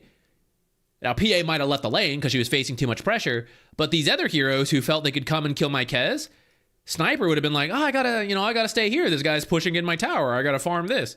Oh, they're making plays up here. Let's TP, right? There's a higher chance they would have stayed away from the Kez, and so he gets to farm alone longer. And their carry is not farming because I'm here, dropping the rock.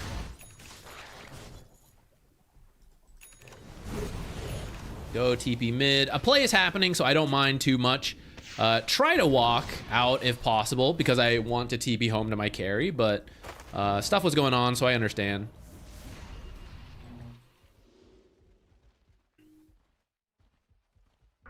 Now that we've kind of missed, I mean, still at any point you use this, for example, even to just kill PA right now, totally fine. and then you send the golem to farm, or you send the golem to push a lane. So the early chaotic offering just to pick up any random kill, totally okay. And if we go back in time, I mentioned around 8 minutes it was doable. If we didn't lose the Wisdom Shrine, maybe even sooner, because you already had 3 charges by 8 minutes when we were looking. Rock at 8 minutes, second rock around now, with a little bit of like downtime, the second golem could be coming out. A second kill with the ultimate, as opposed to still 0 kills with the ultimate, actually, because I haven't used it. Technically, we could be at 1 kill, you know, if we used it and then we popped it, let's say 1 kill. But let's see when it actually happens. TP down here. Does Kez... Okay, wait. I wanna put this to you. Anytime you're respawning, you want to look at the map, try to figure out where you need to go. If you're not sure what you need to do, just walk out to mid or top. These are the places you want to play by default. If you're teleporting, you're telling me there's something I need to do within 30 seconds. Really within 20 seconds, because otherwise I could have walked. It takes 30 seconds to walk to a lane from the fountain. So if there's not some kind of key moment in 30 seconds, I shouldn't have teleported. And that's what we're using this death time to do. Don't just like AFK, change your music at this time, right? Look at the map, click the different heroes, look at the creeps, and figure out where am I needed when I respawn, so as soon as I respawn, I can head out.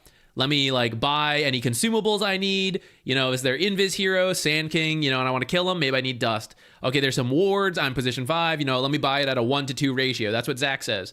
Maybe I want to smoke my team, let me get 1, right? So there's some of these things we could buy. I'm tempted to buy arcane boots. I'm going to respawn with full mana. I don't need the arcane boots. I can use my consumables to pick up a kill, pick up a D ward, and then buy my arcane boots, and it'll be A-okay. So right now, no one is in the mid lane. I will walk there, and we'll see if Clinkz respawns and TP's there. I'll change where I go at that point. You know, maybe I'll go top. I'll default to top, I'll say. I don't want to default to bottom. Maybe I'll smoke Clinkz somewhere. So we respawn. We decide to TP here. Begin the timer when Warlock arrives. We are looking for something critical really now. Because if we're TPing, it's like, oh, it's happening right now. So something within the first 5 to 10 seconds. And if not 5 to 10 seconds, 10 to 20 to 30. Because like, okay, I could have walked here, right? 12, 14. So I need something massive by 44.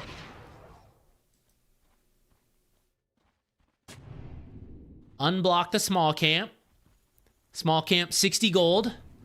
Not a huge play. I press W on Pudge. He's full health. Probably not going to kill him. Actually unblock our small camp because Pudge is also blocking our camp at this time. And then you try to 1v1 a Pudge who's 2 levels higher than you as we get to the 30-second mark. So nothing critical has really happened at this point. It seems like Clinkz is now about to get here. So actually, right at the 30-second mark, a fight's about to happen. But funny enough, if you had walked out earlier, you could have just gone with the Clinkz, who's now coming down, right? You could have actually smoked him and come over here, or maybe gone top. He's probably coming here because we're down here. So maybe we could have smoked towards the PA, who, if I had to guess, yeah, here she is in the top jungle, right? This is where carries go when they lose. They're in this area by default. That's actually where I'm interested in going, so Kez can be left alone. Still haven't used the Golem, by the way. Which means we're approaching 3 Golem uses. And now, Kez was alone. The whole creep wave is his. These jungle camps are his. These jungle camps are his. Kez is getting... like... yeah, okay, Kez is not the best jungler. Let's call it like 500 GPM. Now, there's a whole bunch of heroes here next to Kez, so they're about to split some of this farm with him. Right, here's Dawnbreaker taking his creeps.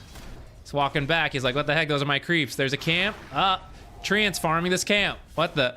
This guy's getting no gold. He went from 500 down to 0 right now. He got a deny. Great work, Kez. Right, suddenly, the heroes who came to help him get a kill, they took his farm. And then they left. And the enemy team, with nothing to do, because everyone was gone, they're like, oh, we should fight. Let's go bottom 2. They've now killed Kez. This can happen a lot. Even though the intentions are good, we keep playing near the carry. We keep inviting things to happen. they lose their farm, they get killed. These are like the worst case scenarios. It can work out where they get to farm, they get all the kills, so they actually get more than leaving them alone. That is the theoretical peak, but the very real likelihood of the opposite happening, as we see here, is that now this PA who lost her lane, she's farming better than Kez. Look at this. Who's stopping her? Hard camp, 100 gold. Ooh, Warlock freaking me out. Oh wait, no he's not. He's just a Warlock. I'll farm. Actually, she's being very patient. That's pretty smart of her. See, she's not scared. She's messing with herself. Okay, some heroes are coming to get me. I'll back out. I'll go jungle. Could have just farmed this wave on my own, but, you know, whatever. Nobody bothering me. They dropping the rock down here. Look at that. Look at all this money. Remember when Kez lost his whole creep wave? Look at PA. 2,000 less gold than Kez. Farming better. Why? Because I'm bringing the attention down here and not up here. So here she goes, still just jungling away. When are we doing the grief builds review? I forgot. Do you have one? If you have a grief build, we can look at some. As a general rule, the small camp, stop caring about it after about the 6-minute mark.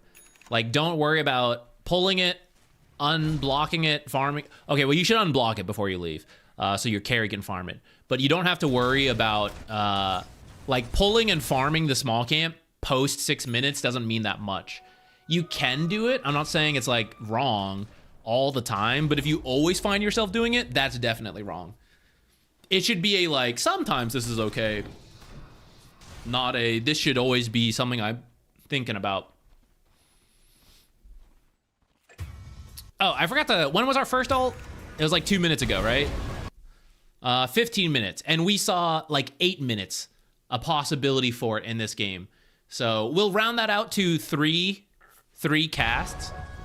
That's kind of the difference. That's what Black Grimoire is. You know, it's like 3 kills potentially. This is like a pretty extreme case. Usually it's 1 to 2 kills at most.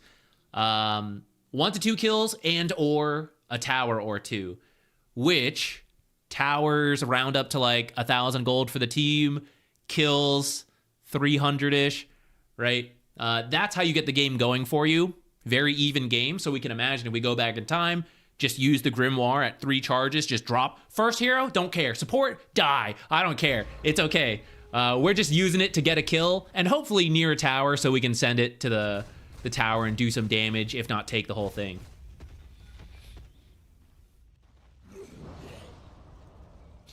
Course want to be in lane ASAP again?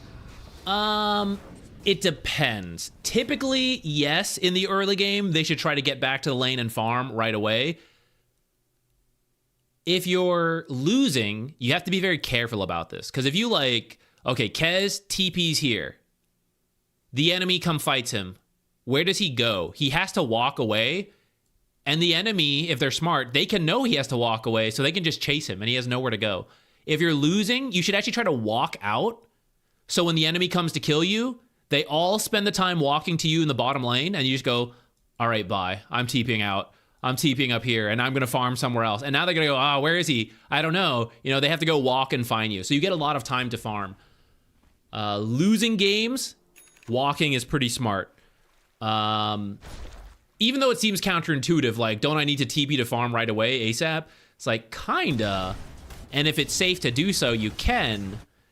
But actually, making sure you can farm consistently is better than farming fast and then stopping farming, right? So you kind of have to envision several minutes ahead. And like, if I TP here, will I get 2 minutes to farm? Or am I going to have to move again very quickly? In which case, I should walk there and then TP somewhere else.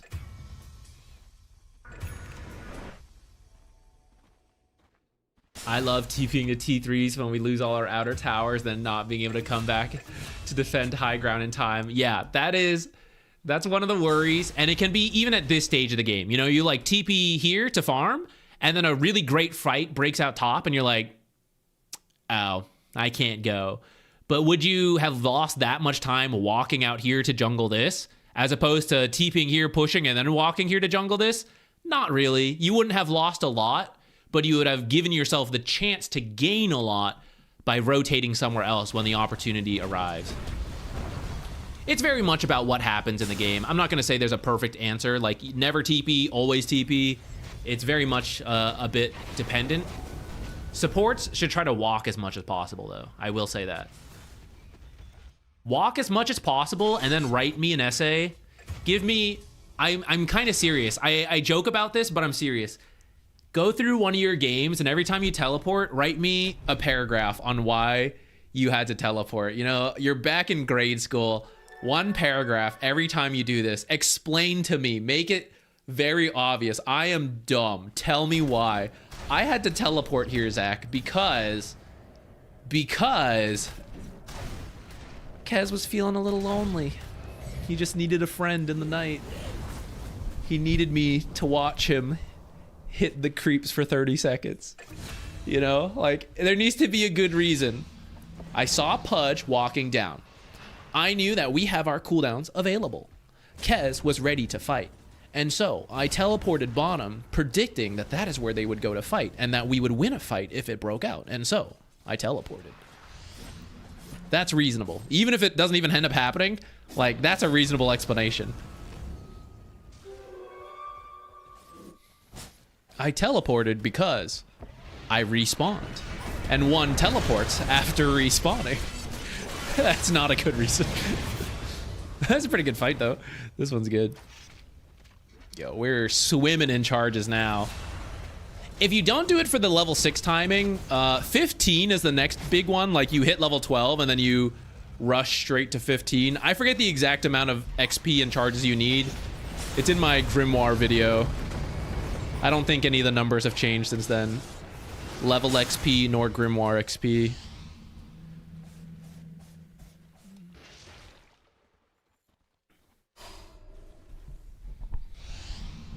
Just curious, how did you gain all this knowledge? Did you play pro? Can you say something about yourself? I'm new to your channel. Welcome to the channel.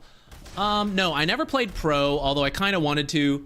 But for a longer story than I'll get into right now, I try-harded for a bit. I got to about like 6K when that was... It was not enough to go pro, but there were pros still like high 6K. It was before we got into the ridiculous state we're in now, where it's like 17,000 MMR, you know? It was back when 6K was still pretty meaningful. So I was like approaching, and that was just like what I learned, what I like watched from tournaments, stuff like that. After that, I mostly, I guess, just try hard. I think about the game a lot. I watch a lot of tournaments, watch other content, listen to what people say. And after doing that for a long time, you just pick up a lot about the game, I guess. If you spend a lot of active time thinking about it. And I like doing this kind of thing. I like try-harding and theory crafting and all that stuff. So, I don't know. It kind of comes naturally a bit to some degree.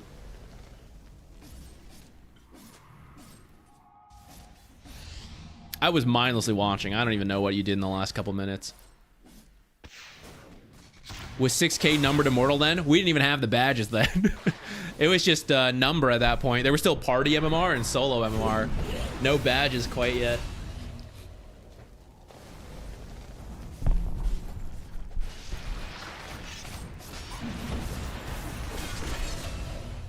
When the badges came out, I had dropped a little bit then. I think I was in Divine, Ancient to Divine at that point. And then after that, when I decided to give it another go, I try harder to get to Immortal to like start making content on this. I wanted Immortal because I felt like I wasn't pro, but Immortal is like top 1% of the game. So I felt like that was enough to have a footing for educational content.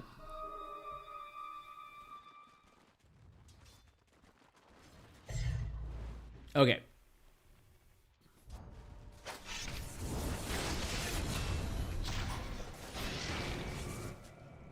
Let's move on to another one. Ermiar, we have 1 million backlogged coachings. We can at least do a replay.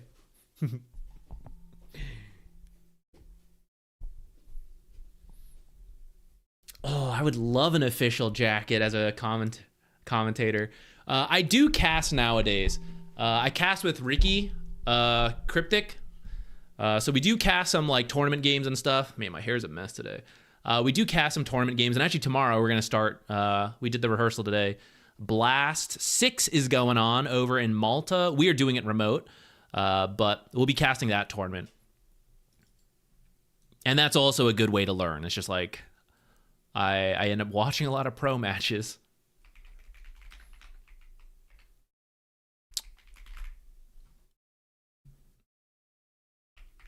Razor 3.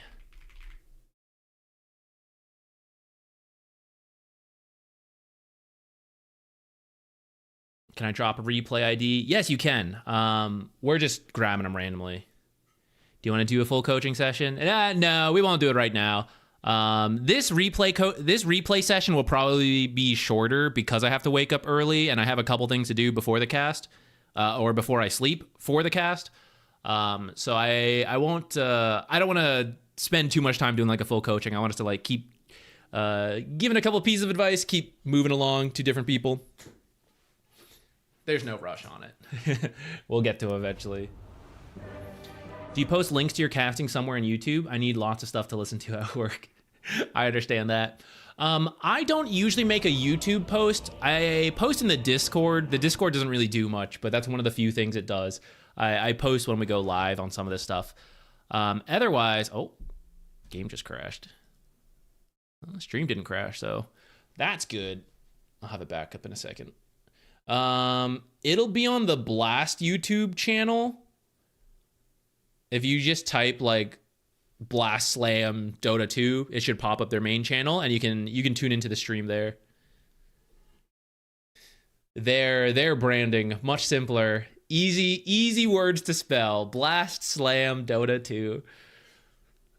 If only I could come up with something like that. Do I drop it in chat? Yeah, chat's fine. I just try to pick randomly from chat, and then I usually start the replay streams with one that has been posted either in like the YouTube VODs, in the Discord. I'll try to grab one of those to start certain streams for people who can't always be there live. So that's like another way to do it.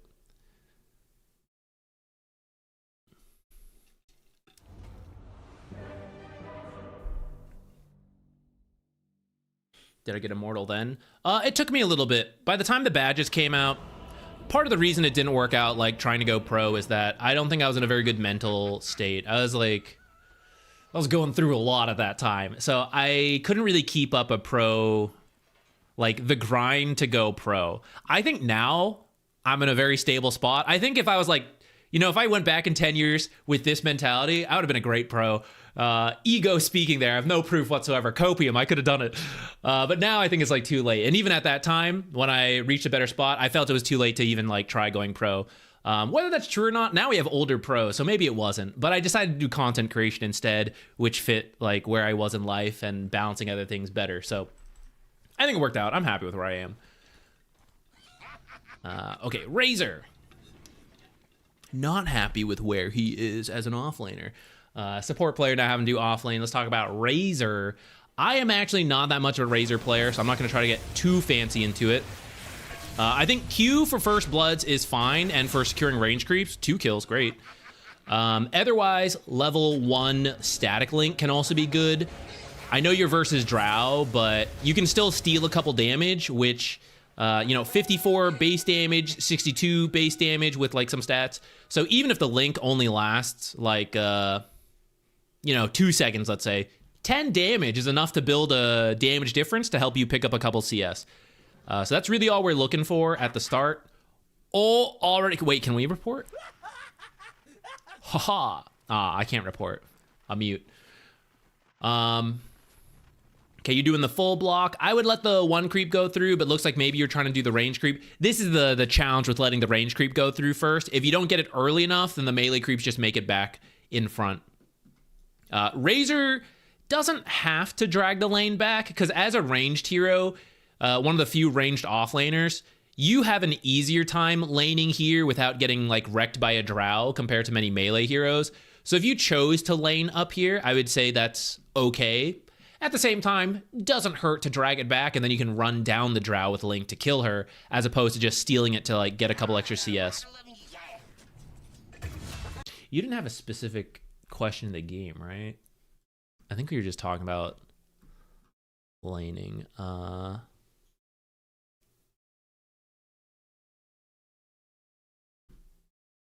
Doesn't look like it. Let me know if there is a specific question. We can jump to it, but I'll just start with the lane and see how it goes. Maybe Crystal Maiden should also be reported, actually. Is she feeding? Where is she? Guess she also needs to be reported.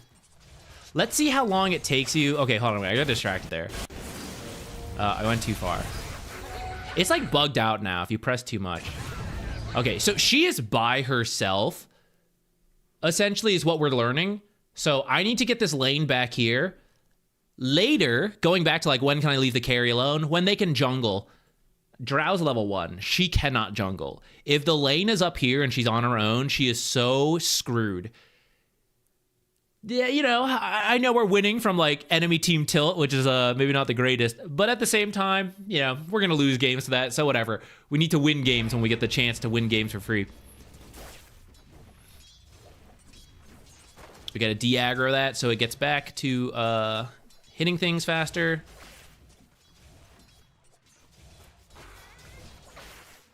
Get this under the tower. Hit our creeps more. Get those denies. Okay, we're good. Don't go too far. Could have waited a little longer on that because of how much sooner we'll kill it. So technically, I know you can kill it with like 160 magic damage at max range, like the double hit. But that means I'm killing the range creep really quickly. And it could probably live 2 to 3 more seconds if I let it live longer, and instead of killing at 160, I kill it at 80, for example. I don't want to let it get too low lest she deny me. But I can let the range creep attack a couple more times and then do this. Especially because things were under the tower, and now I've kind of nuked it back out. So even though she is 1v2, like, what's her last hits at? Oh, she's beating me. I won't worry. Some of these, I see you missing some last hits. I know you know. It's just like a matter of practice. You've chosen Razor, who's kind of an awkward one. Razor's auto attack timing is very funny because it's like when the whip pulls up rather than the whip connects to creeps. So the timing is strange. So 2 minutes, I would say. This isn't even as far up as it could be, but 2 minutes is when we got the lane to come back. And this is 1v2 actually this whole time. So could have been, in fact, she's trying to like fix it on her own.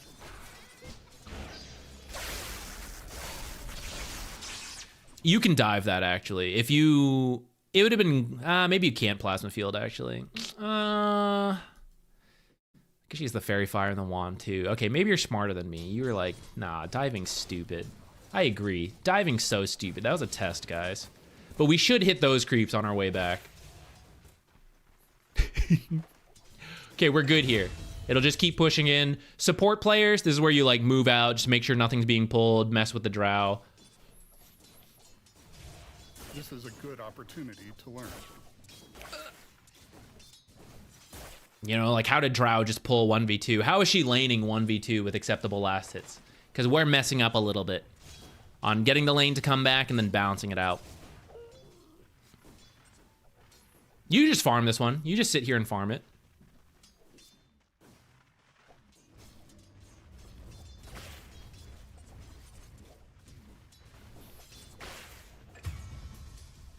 All right. A second attempt at this. 3 minutes 15. Huge wave in front of our tower.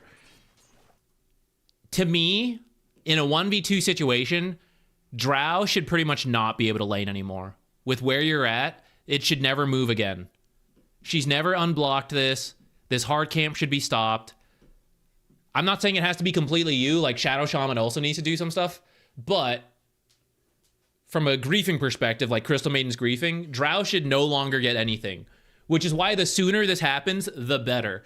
It's happening at 3 minutes, and now she's level 3. Her jungling is not the worst now. She has twice the net worth she would have had if we did this to her level 1 at like the first minute. So it's a very different scenario now, but let's see if we actually hold through with it here. There's actually too many creeps, so we actually need to trim some off. I would kill the range creeps.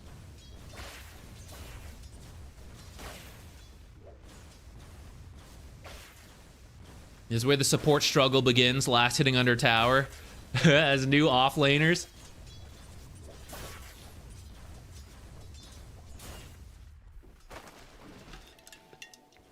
Garu, thank you. We're actually not going to Malta. Ricky and I are doing it remote, but still very excited to be part of this one. And maybe down the line, we'll get to go to one in person. Though the blast ones are usually pretty small. I feel like they bring the panel, and a lot of the time the casting is remote. In fact, I think even the A-stream casters are remote this time. At least to start. I think later they might go in person. Oh yeah. I would love to go see Malta. I've actually never, anywhere in Europe, I've never, well, I guess Europe, South America, there's a lot of continents I've never been to, but I feel like Europe is a popular one for a lot of people, but I've never actually gone. I've been to Asia, because that's where the family is, and it was hard to justify going somewhere else than there again. Oh my god, ganking Crystal Maiden's doing it.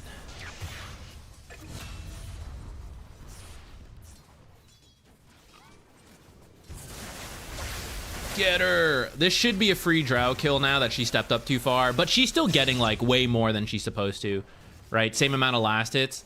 So a lot of this just comes down to some last hit things like that one there, right? Just being not used to Razor.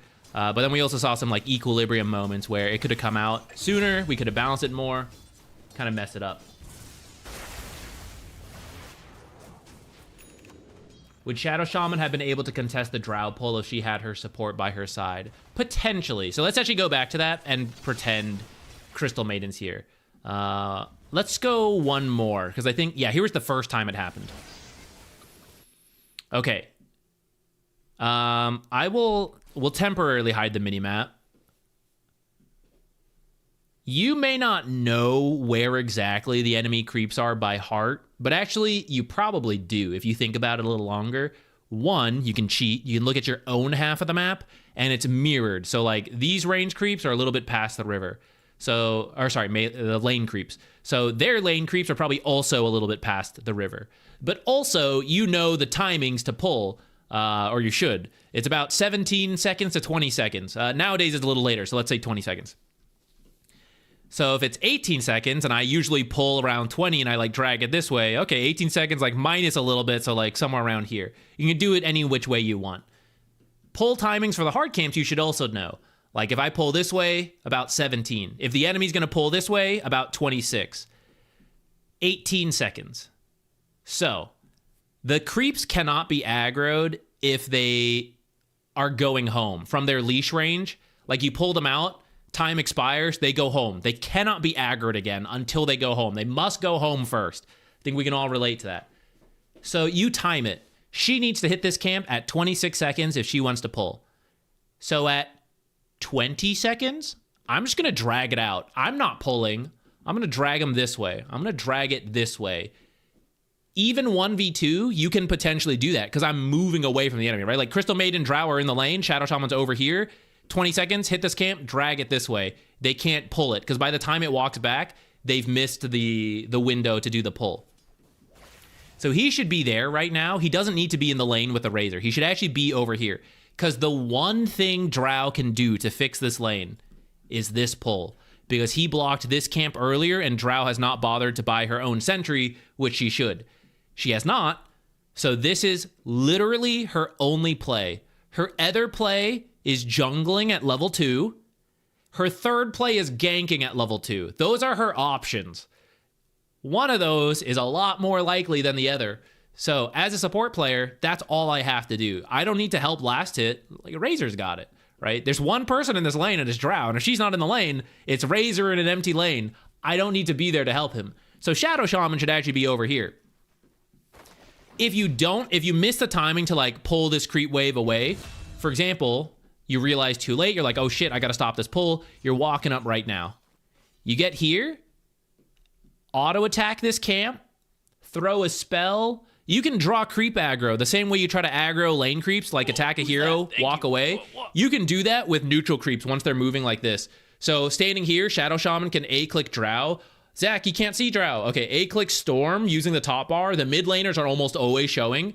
So stand here, just go. You don't even know. A. Just click them all. As long as you're in range. I don't think... You can't drop aggro if you don't see the hero. So if you A-clicked Drow, I don't think that works. But actually, I would have to double check that. Because I never used the top bar for creep aggro. Because it wasn't in the game when I was learning that habit. So now I have a hard time doing it. This is a good opportunity to learn. And then here's the pull. And this is what fixes the lane, at least temporarily for her. Which is good enough when you're in the 1v2. If you're like, I get to farm here 50% of the time. That's better than what I've been saying, which like, when it's here, she should have nothing. She should never do anything else besides like try to drag it back, and she should die for that. But because she gets this stuff, right? It's too early to dive a Drow on her own. It's 246, so it's hard to do this. It's possible, but like, you know, it's really tricky in a pub. So this is the only way she gets farm, and she did it repeatedly. This was actually quite good from Drow. All things considered, dealing with this situation, pretty good from her part.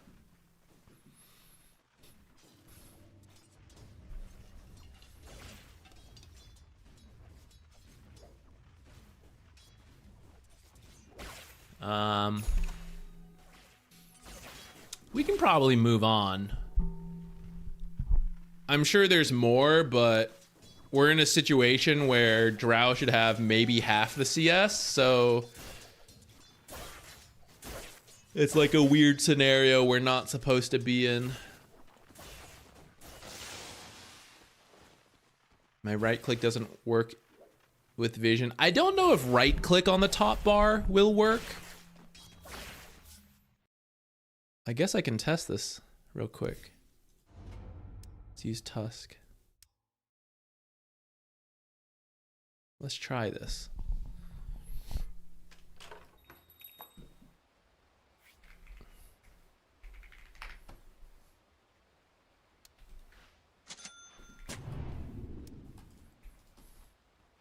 Tusky and Dusky.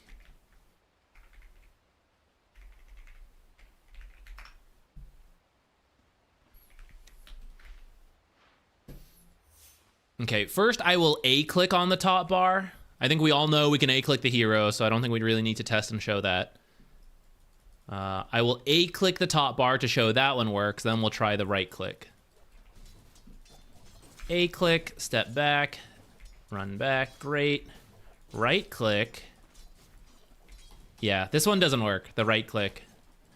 At least not with my settings. Maybe there's some like combination of settings to make that work, but it seems like it has to be the A-click.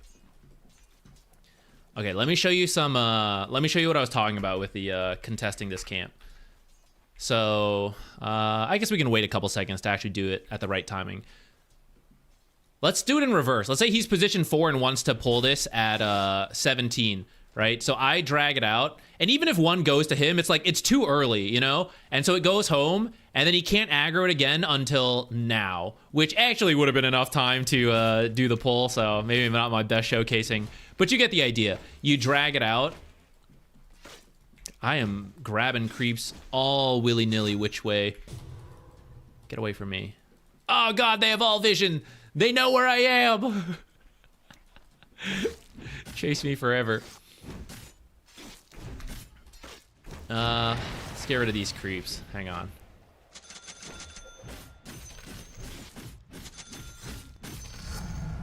Okay, let me show you aggro, the leash range that someone else was asking about. So they'll hit me forever right now because they're within their leash range. I will not live forever. Now I will. Right, they're just still hitting me. It's been more than 5 seconds. They're still hitting me. I'll walk out a little further. I believe we're still in leash range. I don't really know the exact location. I'm now gonna step out a little further.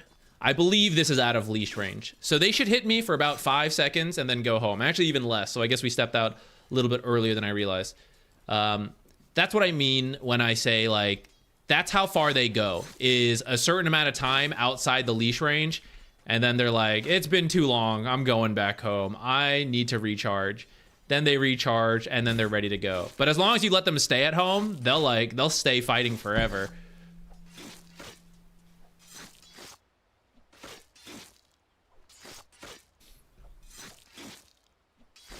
Let's see, how far is it? How about here? I think they should go home here after a while.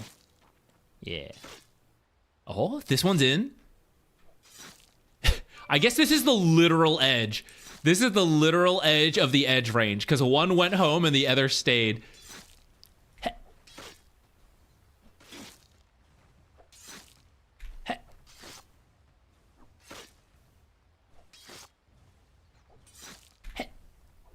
A little further every time.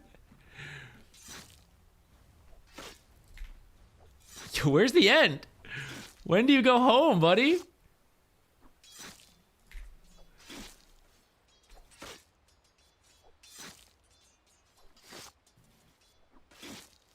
What the heck? This one must be centered like further down here, is my guess. An invis advantage to the off lane. Let's try up here. The equivalent would be like here-ish, I think. I think this is actually a little too far. Yeah, hold on, wait.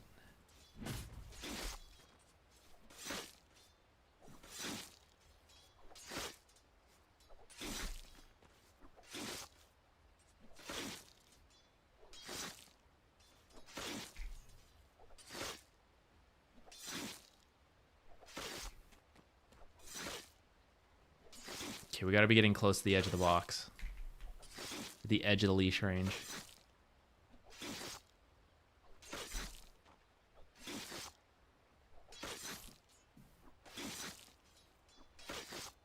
A little further. Oh, one's done.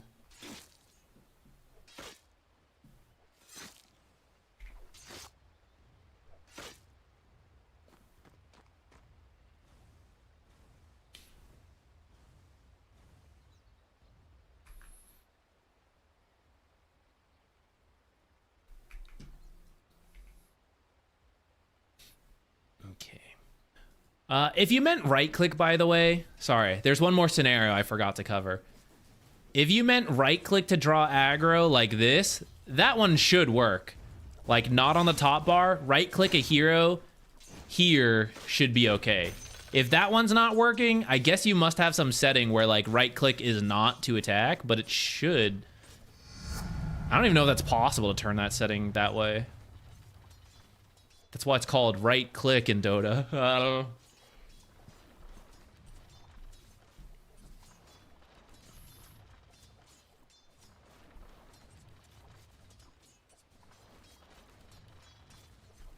What about Dota Labs?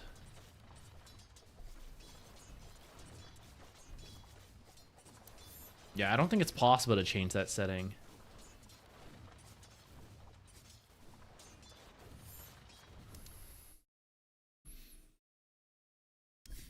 Okay. Let's keep moving on. Let's do, let's try this one.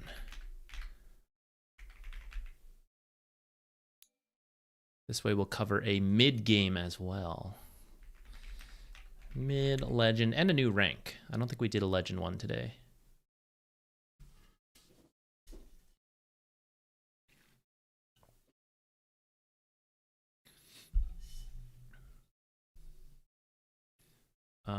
This is torturing me. How do you have this little icon right next to the quick buy? The TP icon? Oh, you can change that. Just drag something there. You can put anything there, actually. I believe it's just to drag it there. So this is your sticky buy, I think is the term. So purchase sticky, purchase quick buy. This is the quick buy. This is the sticky. If you drag, can you, I don't know how to clear this actually. Can you? You should have something here by default. Maybe there's a setting to turn that off. If you actually just drag something there, you can change it. So you can drag like anything here. You want to like quick buy the Helm of the Iron Will, stick it in there. Almost everyone leaves it at teleports, which I think is the most reasonable. I've heard some people say like put observers, which is like kind of a cool idea to like always be able to see it. I guess I'm okay with that one. ATF will put the refresher in there. And I think everyone else I've ever noticed just leaves it at Town Portal Scroll. I gotta put it back in before I accidentally buy a refresher in my games.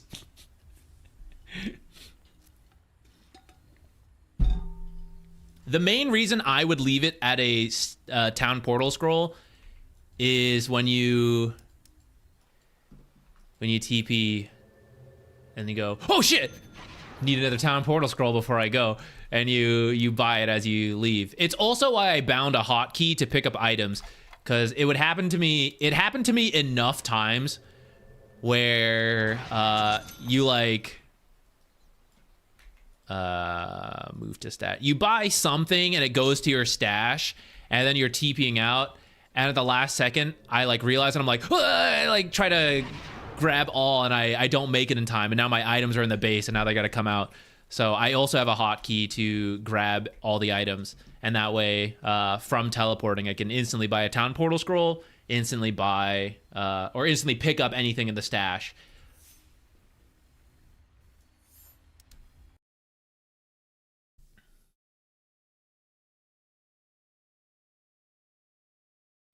Okay, back to that invoke. Good thing I didn't do the timestamp and then immediately leave. It's our usual. I drag, but nothing happens. Is there a setting for it?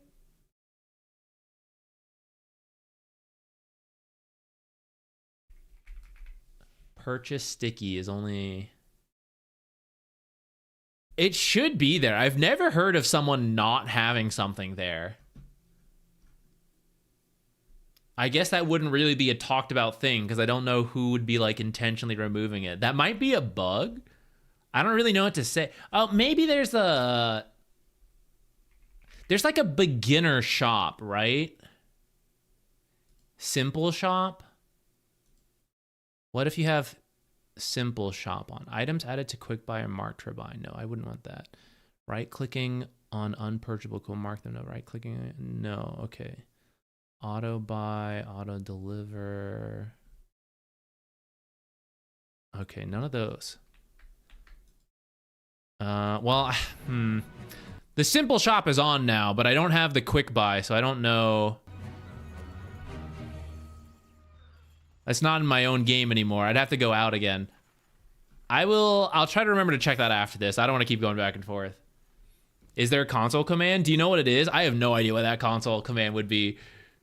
Nor why. Well, I guess I understand why it exists, because they have stuff for like everything, but it gets queued to quick buy. I don't know.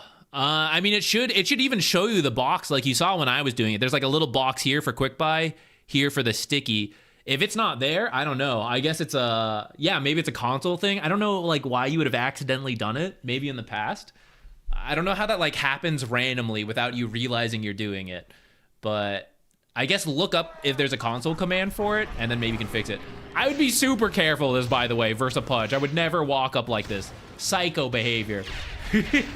Now you know. I don't want to be a psycho. I won't do that. That's crazy. Now, okay, to be fair, in a lot of pubs, you would be okay, because you just left your base first, and you're just hedging your bets that they did not go out as fast as you. But Invoker's actually a pretty slow hero. I wouldn't do that. I would just drop a safe observer, or wait. Just like wait behind your tower, and then before the lane, like once the bounties happen, walk out, drop it, then go block your creeps. Don't risk getting killed by Pudge or anything. Like these guys shouldn't even like risk this either. You guys should have just gotten like one bounty rune, this one, and then Weaver maybe steals this one, and it would have been okay. I'm pretty sure she put her... While you're walking home, you should click all the heroes. I don't know if you did it, but I believe Legion just warded mid. Oh, she's actually looking for yours, so she put hers down. I also didn't click her in this replay, so I didn't know. Okay, your question. Ah, shit, I didn't do the timestamp. Timestamp, people, go back like 2 minutes. It's simply not possible for me to change the timestamp unless I remember to do it, in which case you already went through it and you don't even need to hear this. The Invoker question was anything I could have done to have more impact early on. I tried to rotate more, but that just seemed to make me fall behind the other mid. So actually, Invoker is not a very good rotator. Invoker right now is mostly I farm mid until I, well, it depends what you want to do, actually. I shouldn't say you never rotate. Most pub invokers will go for a Midas into Ags, something like that. You can do, and I see you have Quas like this facet, so you could be thinking about a more active playstyle. But I think you're still careful about when you rotate as Invoker. I won't worry about last hits. I know you know to work on them. Though I actually do want to go back to when you took a bunch of damage from this Legion. What was I going to say? For this range creep, by the way, notice you're sitting at full mana. You'll see the pros either just Sunstrike the range creeps, knowing it's going to get low and Legion would deny them, or they will cold snap Legion as she goes for the deny so that they can get the last hit. If you have Tornado, you get Tornado, but usually you don't have Tornado at this point. It's worth it for the early range creeps. Sunstrike, 175 mana is a lot, but like, what else are you doing? You know, you just need these early last hits. Anyways, going back to the rotating thing, you don't really rotate. Your team is not really the greatest at setting you up with Sunstrikes, but Frostbite's probably your best. And then if they communicate at all, easy peasy.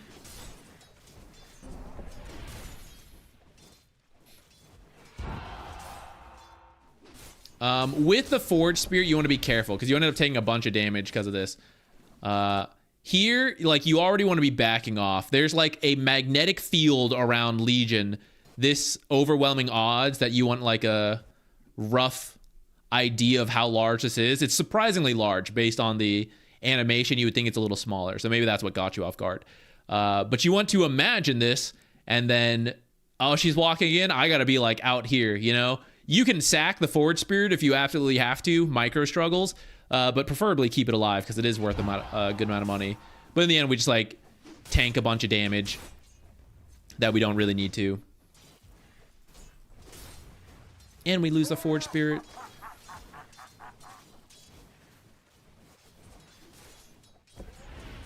Is a like Sunstrike case.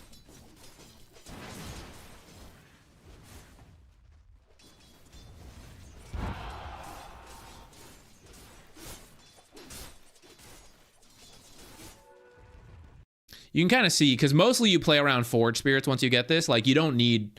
You're barely using mana because of how long the Forge Spirit lasts outside of when it's getting killed by Legion. And that's why, like, the early Sunstrikes, the early Cold Snaps are fine.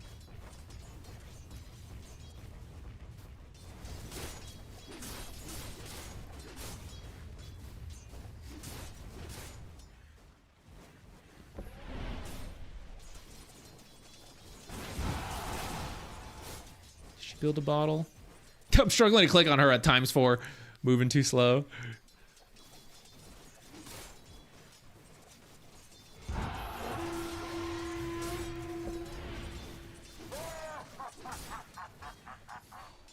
For the runes, by the way, if you can Forge Spirit one way and then you walk the other way, you can get both runes.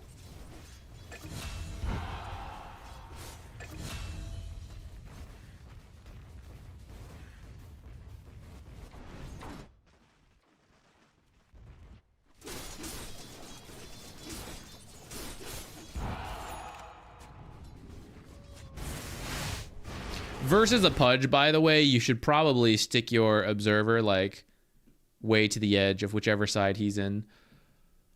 This is a bad time to teleport, though. Even though your team... Even though this looks like, okay, maybe we can do something here, you should lose over half your tower for this move, which is not really worth it. Especially because you can just Sunstrike top to contribute.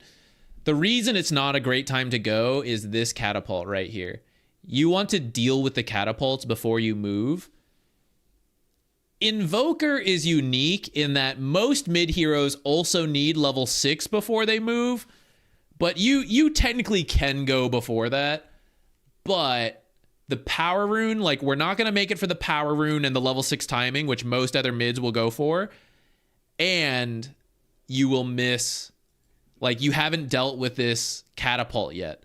So if she just ignores your rotation and pushes mid, she might actually even kill the tower. Like, you can lose the tower to the first catapult wave, especially for a slow hero like Invoker who goes top.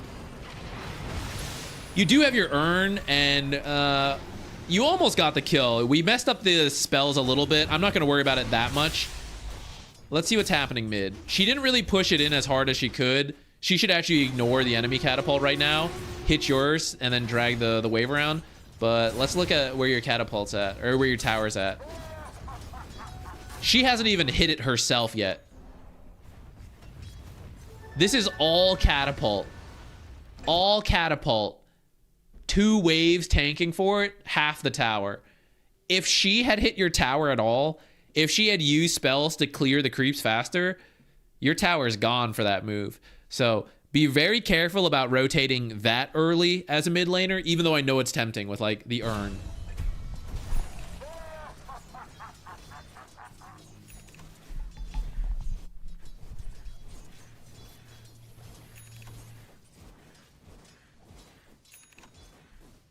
The urn charge made me want to go top ASAP. Think about it as a little bit of a give and take. If you go top, let's say you get the urn charge, but let's say she takes your tower. You get that urn charge that you will never get to use because I can't really use it mid versus Legion, and many mids can get away from it. Like, you use it on them and they just, like, zip out, you know, jaunt to the orb away. There's a lot of mid heroes you can't actually cold snap combo in the mid lane with a charge. And if she's taking your tower, maybe she doesn't, she gets it low, she takes it later. You can't move without it being obvious. Like, you always have to shove in the lane, and then you could try, but it should be obvious. Like, there's never a tower they have to worry about. They can shove it in so far, and you have to deal with it. I don't know, I'm not describing it the best, but if you lose the tower on that move, it will be very hard for you to make any future rotations, which sort of happened. Like, we did take a big heaping chunk of damage. She has vision, high ground. She has an observer somewhere here or somewhere here because she hit that ward from the low ground. Just something for you to keep track of. Mids don't usually have to do a ton of warding, but you should, at minimum, be responsible for keeping track of where the observer mid is, or, like, try looking for stuff like this. If I had to guess, it's over here.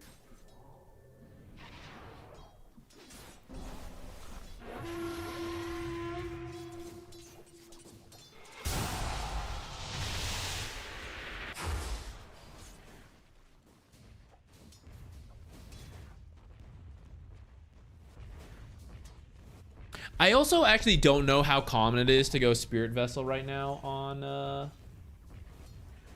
Invoker. Let me double check.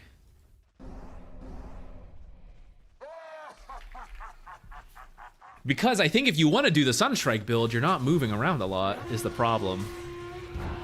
I think you can do it, but I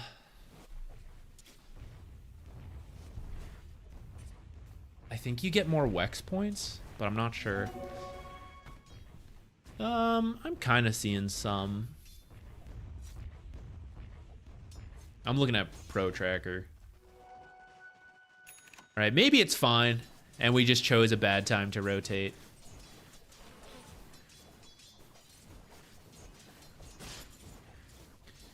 Can't use the persistent range indicator on enemies. To be honest, I think it would be a little unfair. It's like, it's too much information and pathing to be given. I think that is like skill cap, learning what the enemy's ranges are and positioning around it. If we like all have these like endless circles showing, I think it becomes a lot easier. Which is not the end of the world, you know, like the skill expression would be in another way, but I think the skill expression of slowly learning the ranges of all this stuff is cool. Like, that's battle, you know? They're baiting you to step in too close, and you can actually like lunge really far with your sword, and you cut them to death. I don't know. You know, it's like, obviously not that Dota's even real, so I don't know if that comparison's good. But I feel like that is genuinely my skill cap, and I'm okay with that one, personally. I want 10 circles in my team fights. God, it would be so messy, actually. I mean, if they put it, I would totally use it as well, but it'd be so all over the place. Okay, I've been getting a little distracted, so I think we haven't been as keen about it. I will say the Invoker game plan is to shove lane really hard with Forge Spirits, and then either jungle or rotate at that point. I think that's kind of what we're missing a little. I have this catapult, so I actually just want you to like shove the lane super hard with the Forge Spirit and try to take this. I think when he misses hook, you just commit. I guess you don't have Earn, and he is tanky, but I feel like you just this is a huge creep wave. You cold snap, Forge Spirit, just attack this guy, and then drop some other spells. You would take out half his health, at least. I guess he has Tranquil, so maybe it's late. But if he's at half health, you can then threaten the dive here, and you could, like, take this tower, or, like, do more damage on this tower. Okay. Help get Sniper. Can we at least get mid, then? Let's get mid with these guys. Or, sorry, bottom. Gonna walk back mid. Crystal Maiden was here though, and you do more damage than Crystal Maiden. I think you could have helped take that tower. Okay, we get mid, and then we take Razor came here. Okay, we force the rotation, and then this is where you could consider looking around for your own an extra rotation.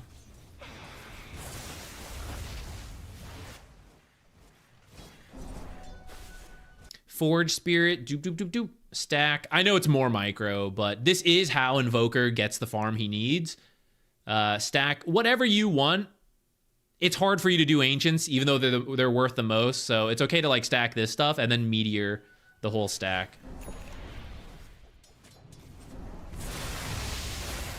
Oh, thank God he's missing hooks.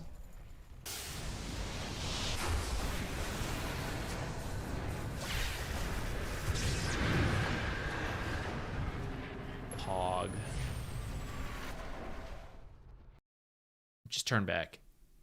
You're a slow hero. Let's just take the tower.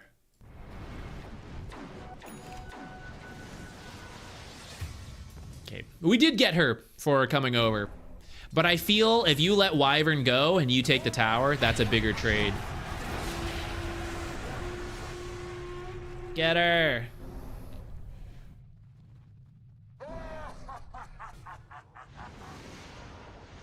Oh shit, she got us. I think you tornado as she's like going through here. It'll be harder for her to react on the tower. If you miss, you miss. Cause she has the blink. If we wait too long, what will happen will happen. She gets the blink back up. So we kind of have to go for it sooner. Too late to rotate? That's okay. Forge Spirit, go, go, go. Meteor this wave. We're waiting. They're all here. We must punish now. We must go, go, go, go, go. Drop it, drop it. Meteor, meteor. Meteor, meteor, meteor. High ground, meteor. They're done. They're coming to kill you now. And I haven't hit the tower. That's why I gotta go. I gotta go, go, go now. 5 of them are gonna finish what they're doing, and then they're gonna come back. So if I take my time finishing the jungle camp, then I come back out like, oh, let me do this, and then come back out. Window's gone. Weaver is now starting to hit this tower. You're now starting to hit the tower. And there's 5 enemy heroes looking for something new to do. And they go, I hate Invoker players. Let's go get this guy. So we got to go really quickly when you see the enemies grouped up somewhere. It is okay not to rotate when you see a team fight break out, but you have to push something else as fast as possible.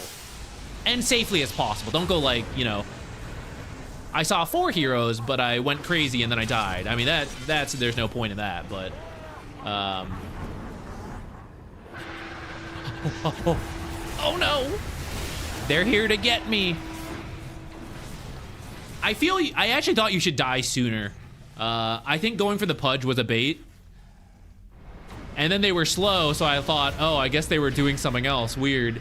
But they did eventually get here and they killed you. Remember, they finished the 5. They finished killing the bottom tower. So 5 heroes will look to do something. And we need to be careful until we see what that is.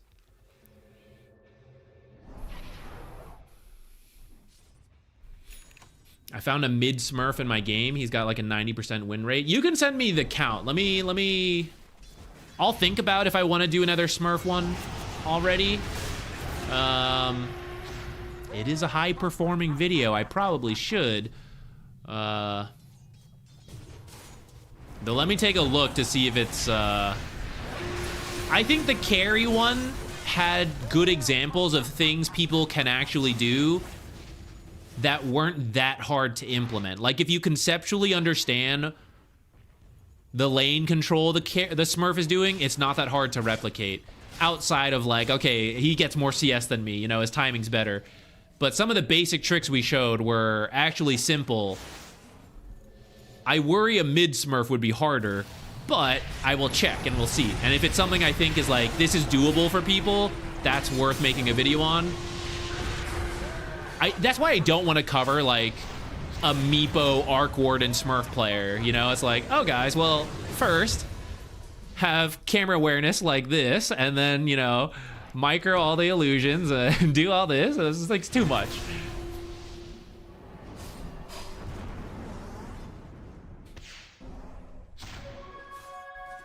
Where should I send it to? You can just send it here, honestly. If you have a match ID and tell me the player, I will just... I'll jot it down and I can pull up the rest of the games later myself. Is there account? This is another thing. Is the account anonymous? Like, is it hidden? Will I be able to find the other games? If I can't, then that's where there's a problem. But it sounds like if you look through the replays, you are able to see it. What an idiot. Who's smurfing out there with an open account? What in the world? Yeah, send it over. This guy's got it open. I'll take a look. I'll see if we can get something out of it.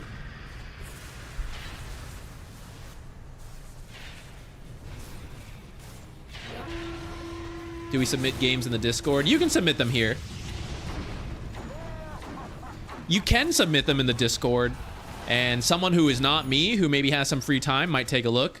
I don't have time to get through everything. Even with the 2 dedicated days to like doing replays, we have more people request than possible. So I'm not able to get to everything. If you put in the Discord, there's a chance someone there might take a look, though it's not guaranteed either. And then if I need to start a stream with the replay, I usually pull from there or YouTube. And then sometimes when I need video clips, sometimes I'll see what people have posted and like, oh, that might, like, there might be a clip I can use in that.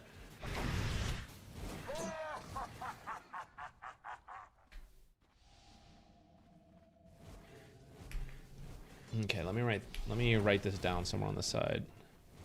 Smurf question mark? Who is playing in this game?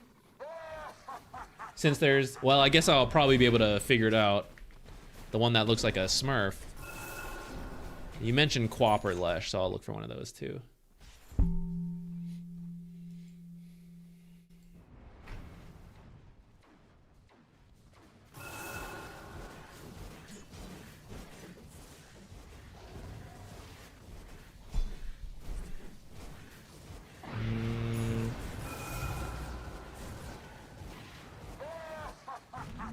What did we learn from this game? We mentioned the danger of rotating at the catapult wave. Gotta deal with the catapult first. Fire HH, by the way. You prime subbed like 30 minutes ago, and I don't know if I processed that. Thank you so much. I don't know if you're still here, but thank you. The danger of rotating at the 5-minute catapult wave without having dealt with the catapult. When the enemy is all somewhere... highlighted like shoving it in, which is big for Invoker because you don't usually rotate all that much until you finish. Like, you are doing a vessel build, so I guess you can rotate more, but like especially Ags, and as you go for that, you finish farming and then you show up, and maybe you don't even because you just cataclysm. So you definitely want to be someone who is ready to push in lanes and react quickly when the enemy is moving. You're a global hero, not through your own movement, but through your spell. Compare that to like Dawnbreaker, Natures, and IO. I mean,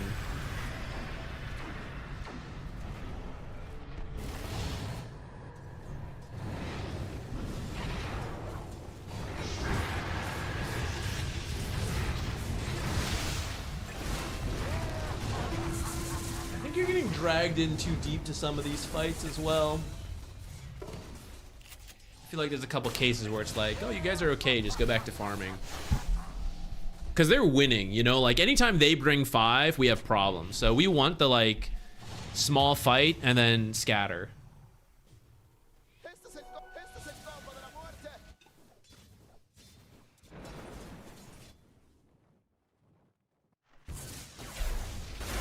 Yeah, we take a quick look on stream. I'll download the game to make sure I have it, because I don't think I can get to it anytime soon, because we're casting soon. I will download it and we can take a quick look to verify. Oh, 34 and 17. Yeah. Some real smurf shit. Oh, versus a brood. That's funny.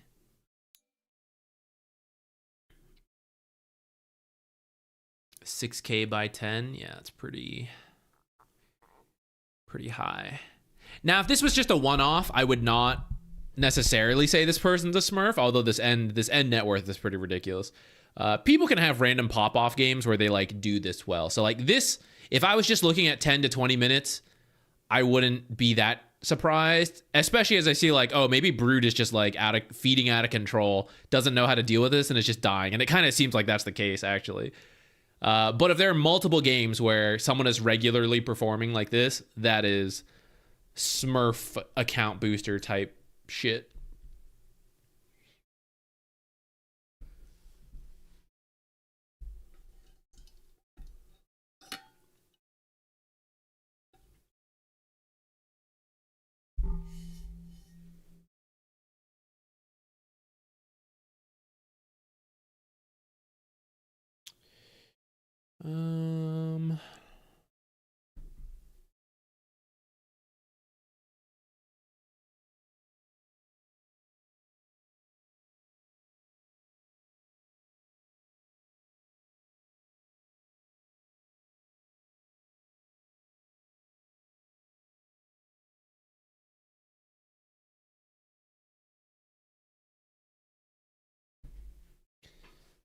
Question related to just general games?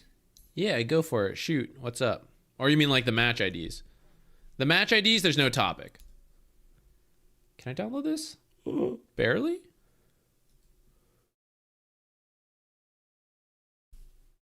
What do you do if your team decides to farm S4 and you see heroes alone on waves that you know you can kill with 1 to 2 more people and they just don't join you?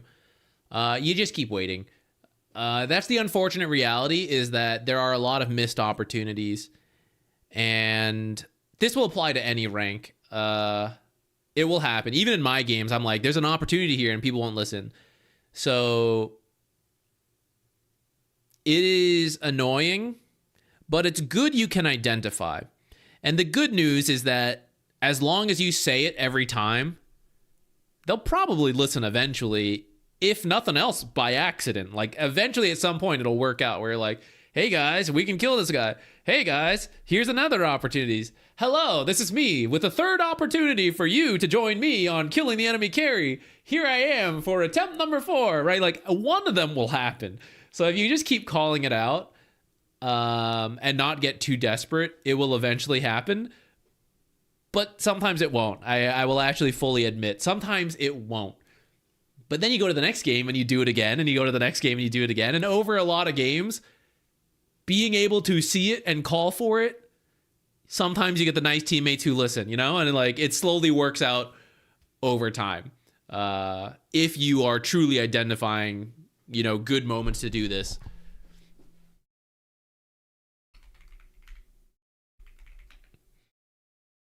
Almost type Necro Dancer off lane. That'd be pretty sick. That's a Largo Necro lane.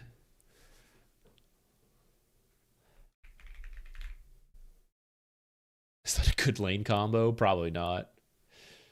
Though that's pretty funny. Wait, someone make a meme of this. Maybe I'll make the meme. Mom, I want to play Necrodancer. We have Necrodancer at home.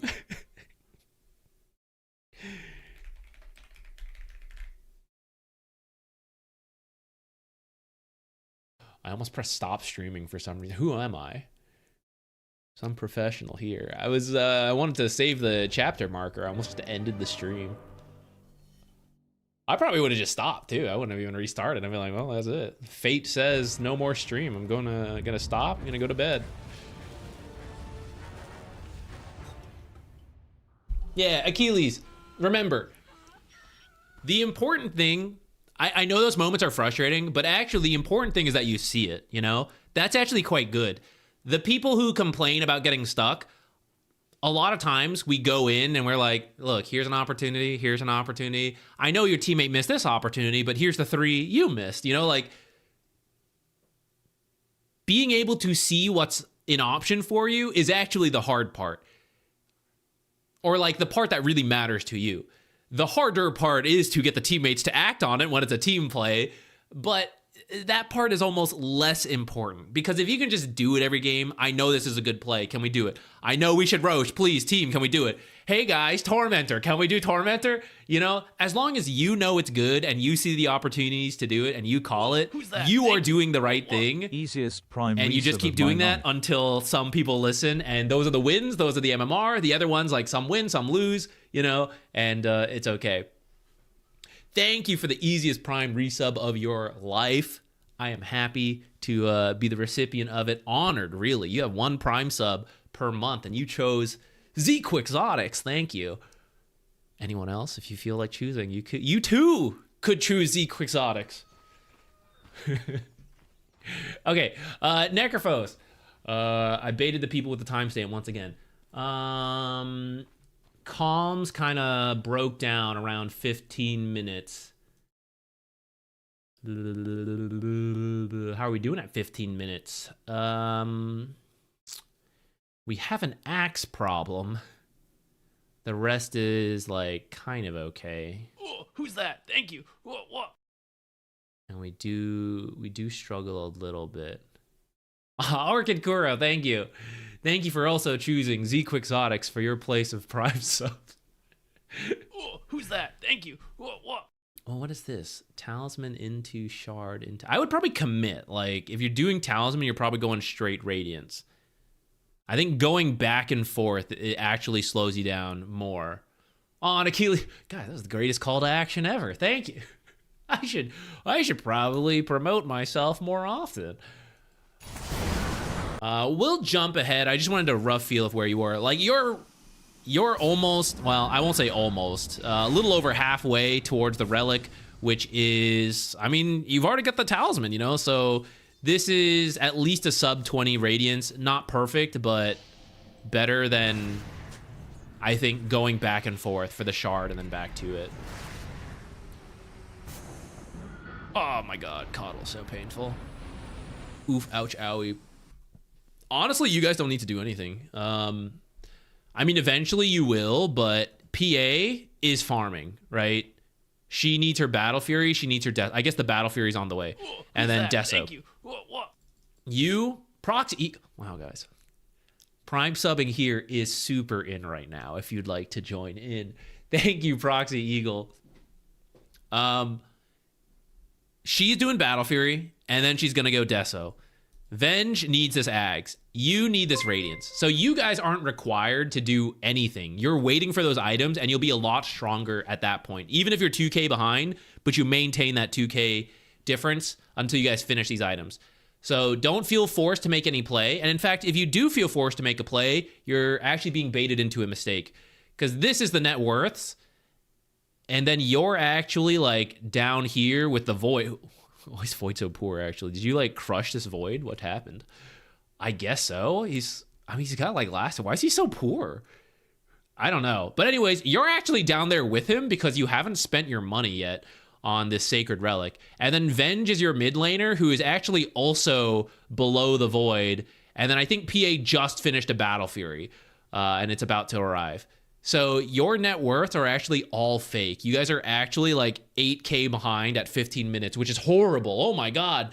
avoid them, be careful, because in 1 minute, we're only 2k behind. Whoa, weird, you know? Like, once the items are actually done, it goes back up.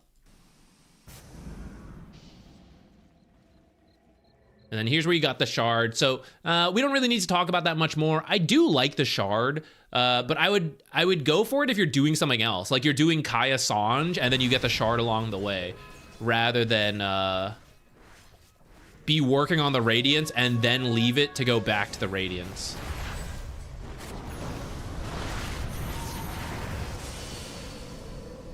We're doing it anyways, getting kills. I mean, sometimes it works. You know, balancing out Achilles, you know?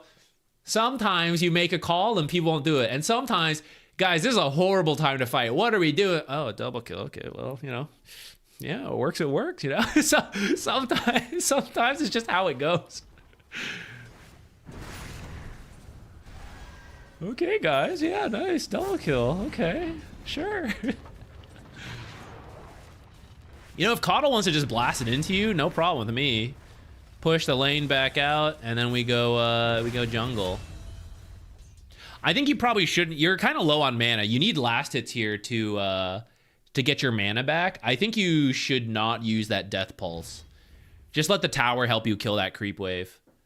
Plus, it would stay there longer. So, for example, Necrophos, not a good jungler unless perhaps you have this Radiance that we don't delay. But anymore, I won't keep harping on it. Because we're not a good jungler, so I just auto-attack this creep wave, and in fact, I even drag it back. What that guarantees me is this creep wave and the next one. If you've seen the off-lane coaching, you've seen me talk about it a lot. Look, you think they're doing pulls? Coddle is jungling, right? So there's no pull camp. So this creep wave is supposed to meet the next one here, which is what's going to happen because you use Death Pulse to actually kill this creep wave. I don't really have the mana to do something else. I don't have the Radiance nor the mana to jungle efficiently. So right now, I actually want to just last hit creeps as much as possible to stay here while regenning mana, and then I'll have enough mana to go here, or maybe I'll finish the Radiance, you know? So by keeping this creep wave alive longer through just auto-attacking and no death pulse, or keeping it out of the tower, dragging it behind the tower into this creep wave, we delay it long enough where not only do we get this creep wave, I'll also get this creep wave, because let's say you just auto-attack, it'll push out, push back in. So I get that next creep wave without much danger. I killed everything, so where am I gonna meet? Okay, well... I'm gonna meet here where I don't feel comfortable, except I guess Coddle is just blasting it out, so maybe it's okay. It's straight back to me. Well, I've left. I'm maybe looking somewhere else. I don't have Reaper Scythe. I'm not looking anywhere else. I am here. Necrophos is very much an on-off hero. Reaper Scythe, I will join. No Reaper Scythe, I will not join until Radiance is done. Is this always true? No, but for a lot of pubs, I think it's a very safe default. If you're like, I will not leave my farming until I have Radiance, you're gonna be right more often than you're wrong. So here I am in a fight without my ult, without Radiance, and I die. That's not a coincidence. That's Necrophos Gaming. You are very weak without those two things. Switching from Apex Legends Pro to you.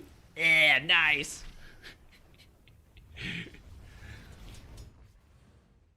A broken clock can be right. Yeah. Like, it just happens sometimes. Ooh, this is, we mentioned earlier about, like, when cores can TP or not. I don't mind teleporting to this one. Support players, Skywrath Mage, like, this is where you should be a little careful teleporting here, because like Necrophos is going to want to do that. Now that he's here, I would actually say you probably walk. So rather than TP now, you just walk over here. Because now I do have my ultimate, and I want to farm the Radiance, but I am supposed to join something if I see it, like, if it's going to be a good fight, because I have the Reaper Scythe. So if I walk bottom, and even if Skywrath is farming and pushing it out, okay, roll my eyes, I jungle, right? It's not perfect, but I'm still farming, and I save this teleport, and now they dive PA, they dive mid, I can show up, I can use my ult, all that. If I TP here, after I farm this, if they pressure me or my teammates get pressured, I have to walk over. And that's not going to feel as good. Because I actually don't want to be walking. I just want to be farming this Radiance. Let's see if something comes up. So see, you TP here, and then you immediately leave. Again, I'm not interested in joining anything unless it's a very easy kill. I know I said on-off switch with Reaper Scythe, but I can also do this. I can also just farm my way down and ult whoever shows up. Or they dive and then I show up. But if I'm walking over, I'm not farming my Radiance. And that's why, like, it's getting delayed.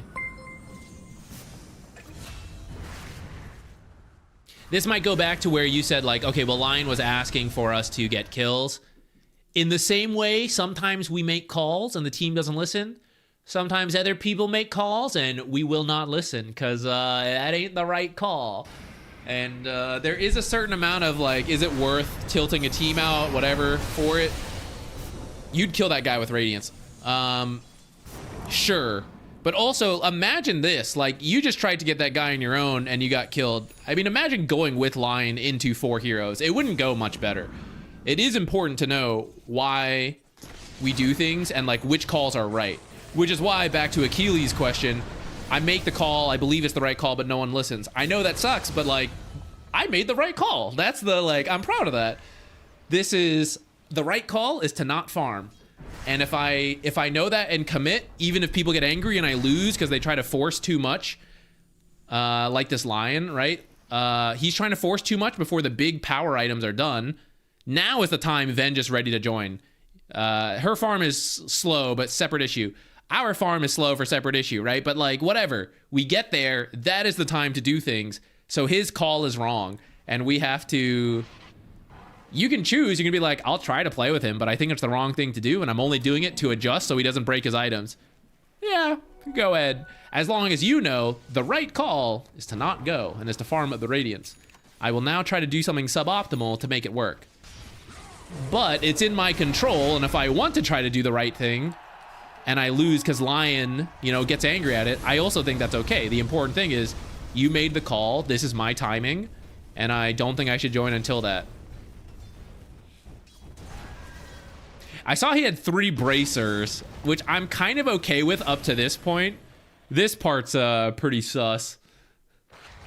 I let comms distract me. Yeah, I understand that for sure.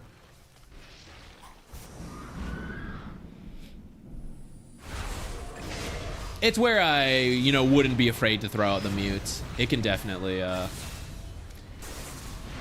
even when you know you're right, like, teammates talking too much can distract you. It's like when you're looking at too much. It's like, you ever, have you ever been driving and then there's like a big traffic jam and you reach the point of traffic and there's nothing in your lane. And actually the problem is across the lane, not even connected to you, like you had to slow down.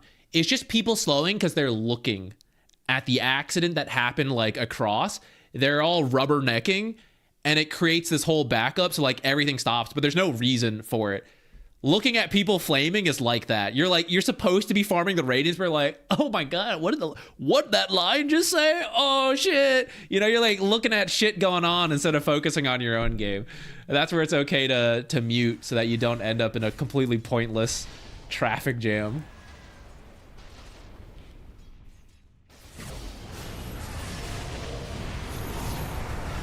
Yeah, the most you can say is like, I will be ready to fight when I have this item. Actually, this is something I kind of hope to change with, well, I know I only have so much impact as one person, but the farming video I have coming up, I actually think the current best way to play at a theoretical high level is that the mid laner is the playmaker, the early playmaker with 2 supports, and that the carry and offlaner are the heavy farmers. I know some people are kind of onto that point already, but I feel like in a lot of pubs, the mentality is still different. It's like the off lane is supposed to be doing everything, and the carry gets to farm, and sometimes the mid will join. And that is kind of the way pubs go. But I actually think it's the other way. Like, this is the guy who's supposed to be doing everything early, and the off laner is supposed to, like, AFK farm a bunch. You see this at, like, the best pro teams do it a lot. I kind of want to, like, show that with the gold video, and maybe some people will hear it and, like, listen to it.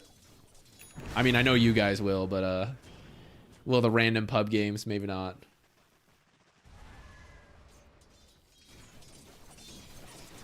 Okay, I think we've highlighted this one is about staying strong to our belief in our timing.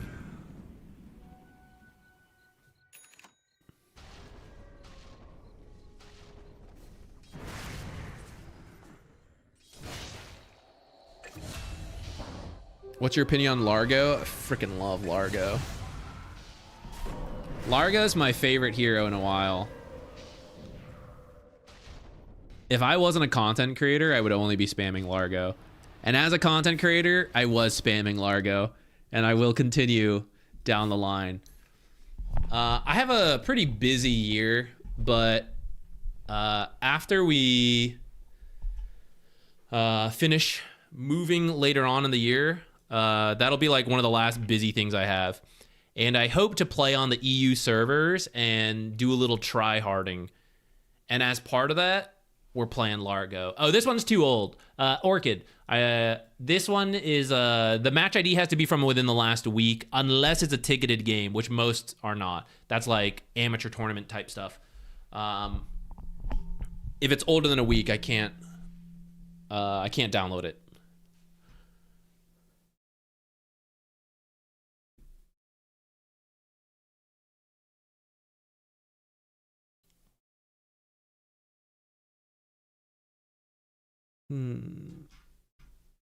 If you have a more recent one, we can maybe try that. While you check, let's do this one then, maybe? No, wait. I did not copy a new match ID. Hee. I think I already know what I want to look for on this one. I think we can do this pretty...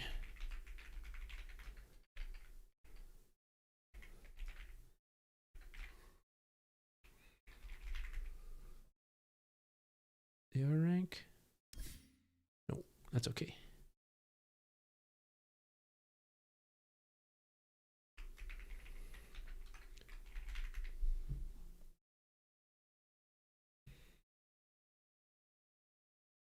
Okay, let's see. Okay, we did kind of lose the lane. Oh, kind of bounced back though, and then all over the place. I don't want to look too late because that's when things get chaotic. And we could look at the laning stage. I'm sure there are improvements to be made there. But if we're talking about farm efficiency, it's... Well, getting off to a better start is part of that. But I don't want to focus on it too much. So there will be things to work on in your lane, I am sure. And I recommend that because it'll speed you up. Things like this. Once you start losing, I think you're partied with this guy, right? The clock, okay. Once you're kind of struggling, we mostly just want to focus on farm. So we just want to do whatever tricks we can to get the lane to come back. And once you're able to jungle, like for PL, once you're 6, you can definitely jungle. With the Ring of Health, you can actually do an okay job. And then once we have the Phylactery as well. Notice every time you go up to Legion, you're getting your ass kicked. So that is off of like a bit of a slower start in the lane. Once we're at that point, it will happen. Sometimes it's supposed to happen. Sometimes we mess up. Move on to step 2. I won't interact with the ass kicker. Like, it does nothing for me, you know? I just need to get my farm, and every time I try to do anything to her, not having a good time. This lane is pushing in. I can tell from, like, back here. Maybe even sooner if I kept going back, but let's just start here. There's 2 range creeps, 4 melee creeps. The catapult is taking a while to die because it's a catapult wave. But when they fight these creeps, it'll be 6 on 4. It will push in your favor. So now is when you just like jungle things. Like you just farm this small camp. You farm this. You like, okay, this lane's kind of washed, Clockwork. How about you go ward and then you just like try to help the other guys, you know, more than me. Try to steal their wisdom shrine. I'm just going to farm. And you farm this. This lane will inevitably shove. There's nothing they can do besides pull this hard camp, which I see you guys had blocked earlier. Maybe that's something Clockwork can check before he leaves. Like, make sure they don't pull, and otherwise I'm good. So you do this, safe. You do this, safe. You keep your eye. Okay, the lane's coming in. Come over. They probably won't dive you under the tower at this phase of the game. Maybe, if they're good. But a lot of pubs, you're okay. You shove it out because it's safe under the tower.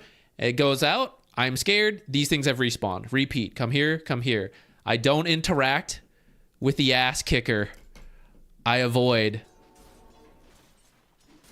We engage too soon. We're like, I need these creeps now. It's my money and I need it now. That's gonna get your ass kicked. And so, you know what? That may be my money, but I'll get it later. And I will go farm this money now and go get this.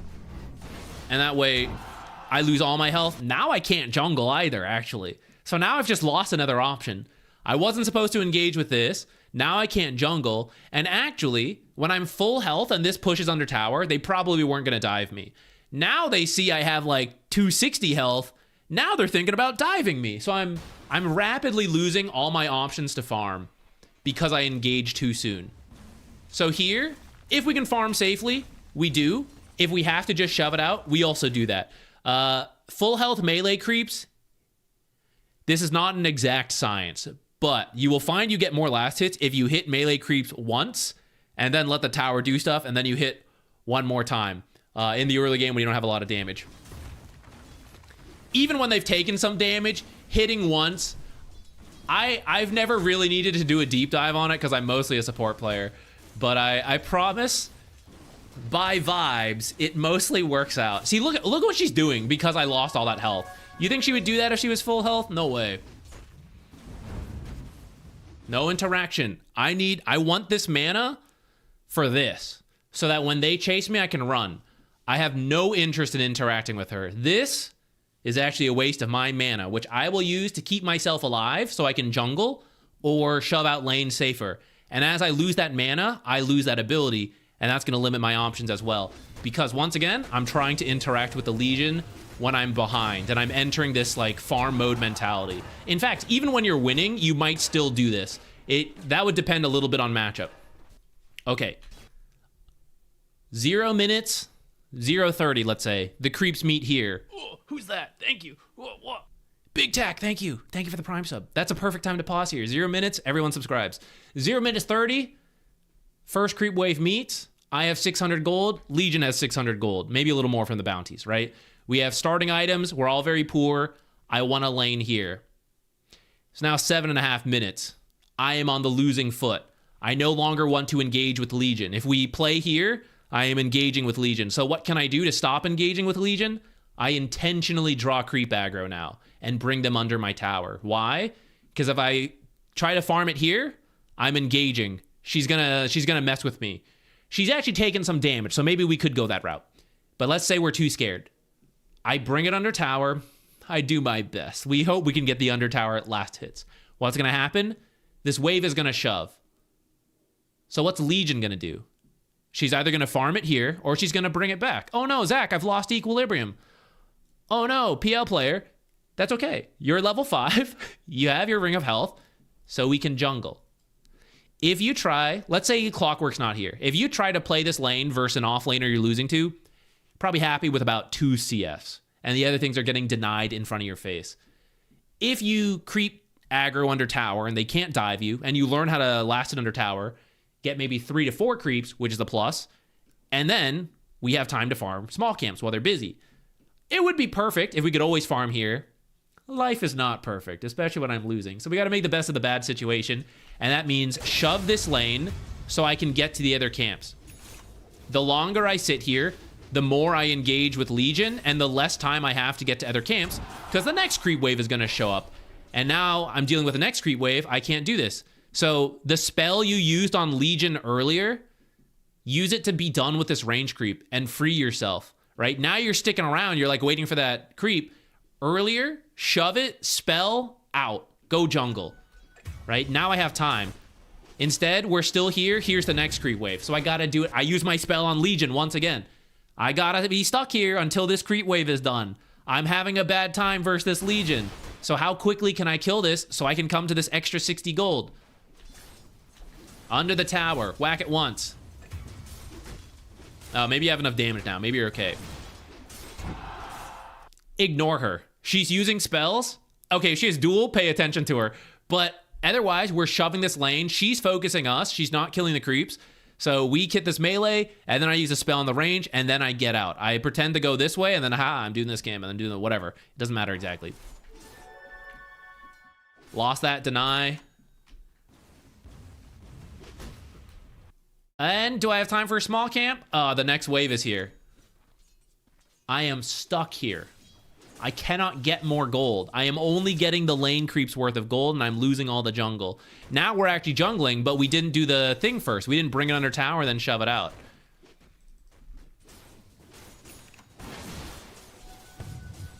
Now we're losing another creep wave.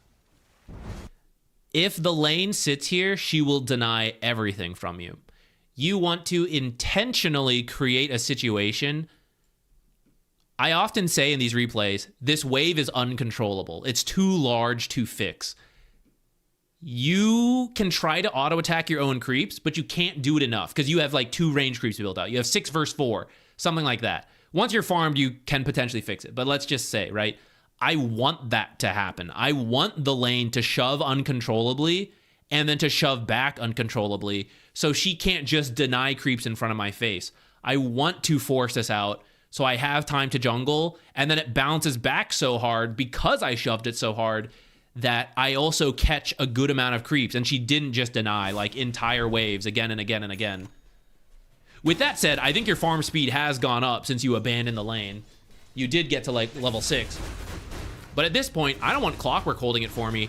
I want to be shoving the lane and then coming back to farm like you're doing now. Here, drag it under tower, away from the Legion. Attack, attack, attack, kill everything. You're done about now, actually. For having the help with the tower, for attacking this much as a farmed... Okay, not a farmed carry, but like a carry with more than 600 net worth, which is what we are, right? We're like... we're 5 times the hero, roughly, at this point.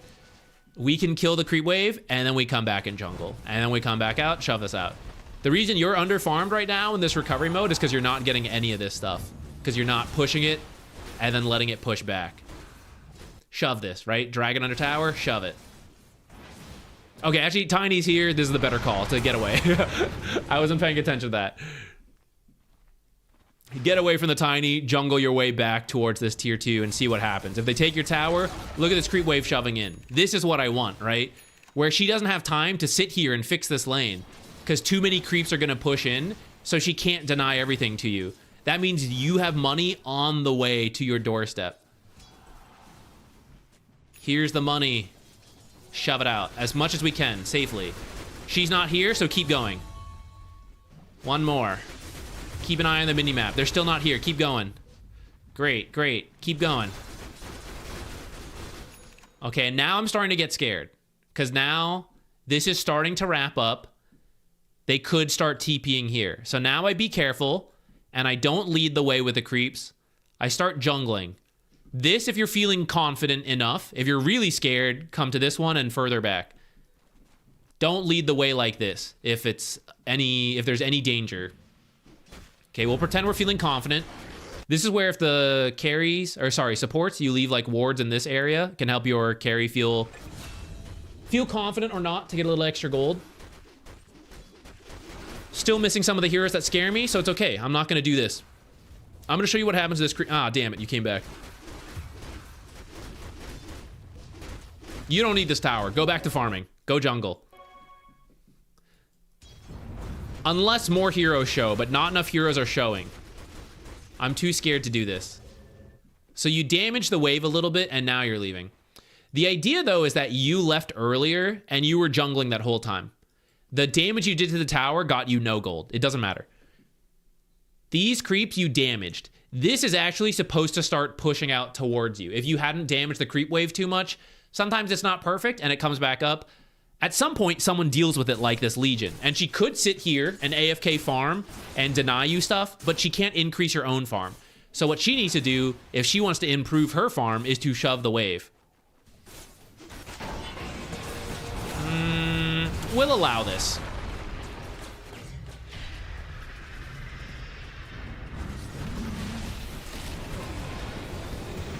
Getting nervous. It's going pretty well, though, actually. Okay, okay, okay. Damn, he's fast. All right, so a fight like this happens, and let's pretend we won that a little harder. 4 of us take this tower much faster than I ever would have. Constantly pushing waves and chipping this, waste of my time because I ain't getting any money. Finally, a play like this happens, we take it in one go. That's pretty time efficient. So that's why we don't worry about actually taking this tower. We just keep shoving in creep waves. For frame of reference, if you shove in 6 full health creep waves, that will finish the tower. That's all it takes. 3 minutes of creep waves constantly going in. That math changes if it's not a full health creep wave, and also if you push more than 6, like more than 4 creeps at a time. They tank for each other, so the damage racks up faster. That's why you just keep shoving in creep waves. They whittle this down for you, and then you just come in to finish the job at the end.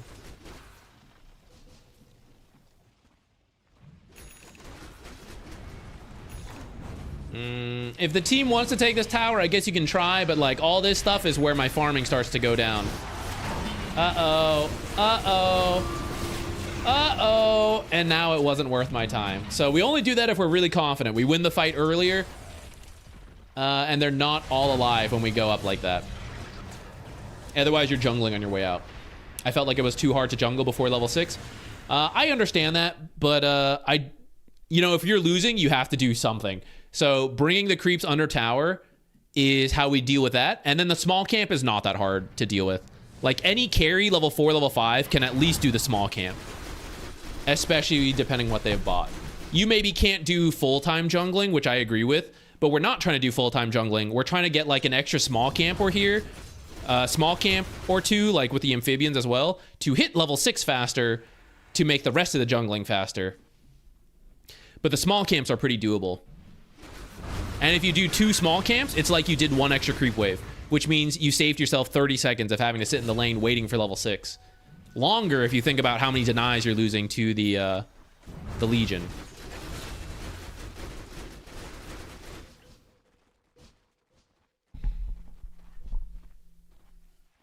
What time is it? 4?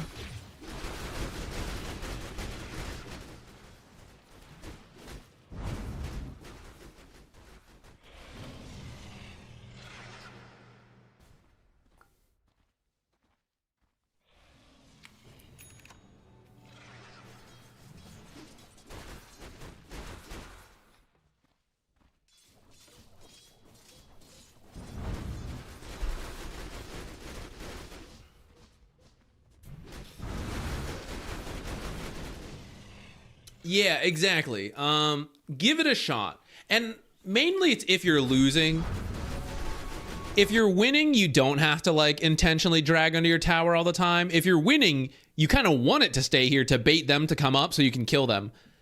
But if you're like a hard farming carry and you're like, I don't kill, I just farm, then you do. You just shove the lane out and then you go jungle. Just it's like the same game plan, winning or losing. The point is, there's only so much farm here if you sit here. Like it takes 30 seconds to deal with a creep wave if you only last hit. So you have to create more time by killing it faster so then you can do the jungle camp and like add it in.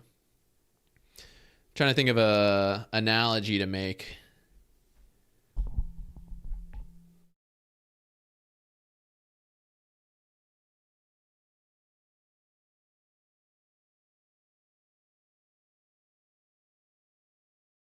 I don't know. The brain's going. It's not working.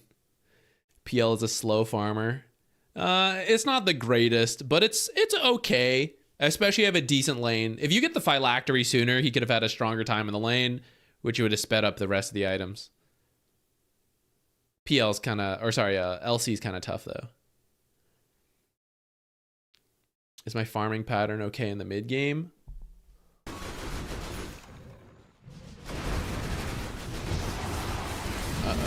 that? Thank you. I think that was a smoke. That was pretty good from them. I got distracted because I wasn't looking. Conglossian, what's up? Guys, oh my god. I just had such a... My boy Conglossian. I think one of the first few Dota games we played, I have a memory of him playing PL. And... what was the build? I think it was like Diffusal Manta Heart or something. And I remember just checking in. We were like years from the heart. We're just looking. I was like, he'll get there eventually. It was one of the first games he played because I think the rest of us started playing before. Radiance PL? I don't think so. It was when he like still wanted Invis on W. I have no memory. I can't even remember what the memory was specifically. I just remember the game looking at you, like working on a heart, and we're like years away from it. The one button king was better. That one was easier. I meant to, sorry, when you respawned, I meant to see where you went to like start reestablishing mid-game farming pattern. Okay, we walk out pretty good. I don't really care where you go, but just shoving things out and then jungling. And the more we can steal from the enemy, the better.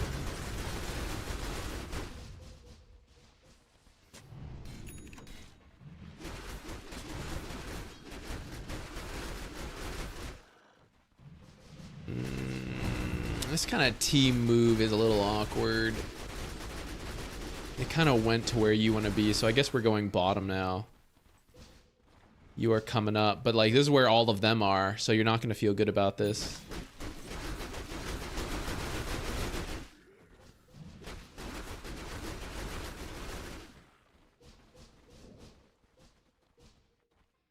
I do like the Manta. I don't know if you want to completely skip it. You definitely don't want to show up.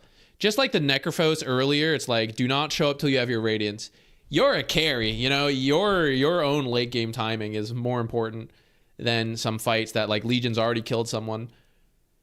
This is not the worst though, and it is the point of saving the TPs that you can do this stuff. So I'm open to it, you know, let's see what happens. But if you told me like, I don't think I can do it, I should just finish the Ags, I'd be like, yeah, sure. Well, you will at least kill the Legion.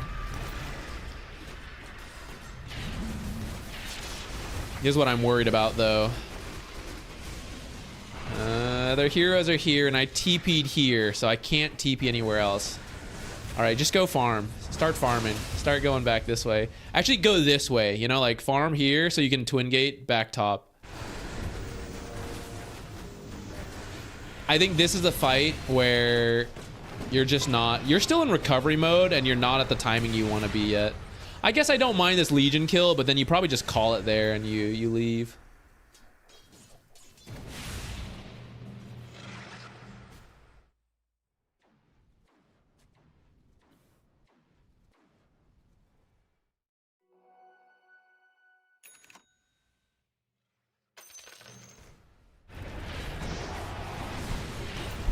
Here's another one.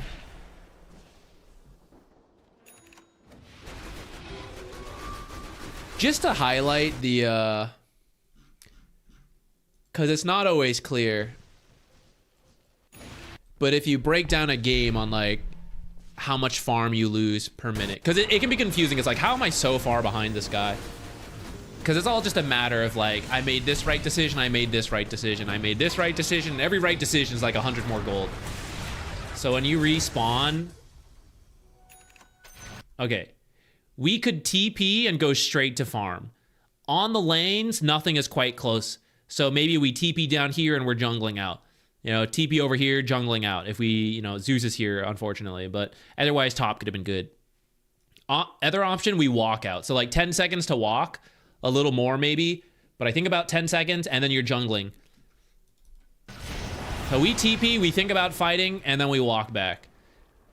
Go all the way around the camp, and then we start jungling. But actually, if you had TP'd here, you'd already be done with this camp, and you'd be moving into here. So the choice to, like, react to a fight cost you 100 gold. So it's like, okay, that one choice did not end the game.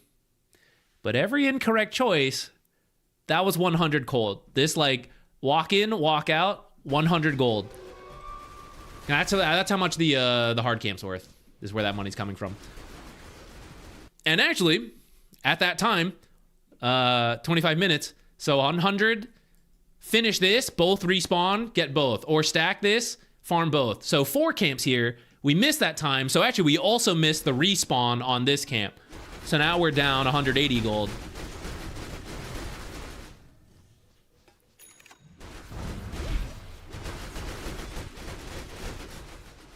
First game, you're an 0-10 LC. In the second game, I'm an 0-14 Tusk. Oh, weird. I don't remember that part. That's strange. 10 years later, and those stat lines are about what you'd get still. I looked away at chat again. Okay, back here.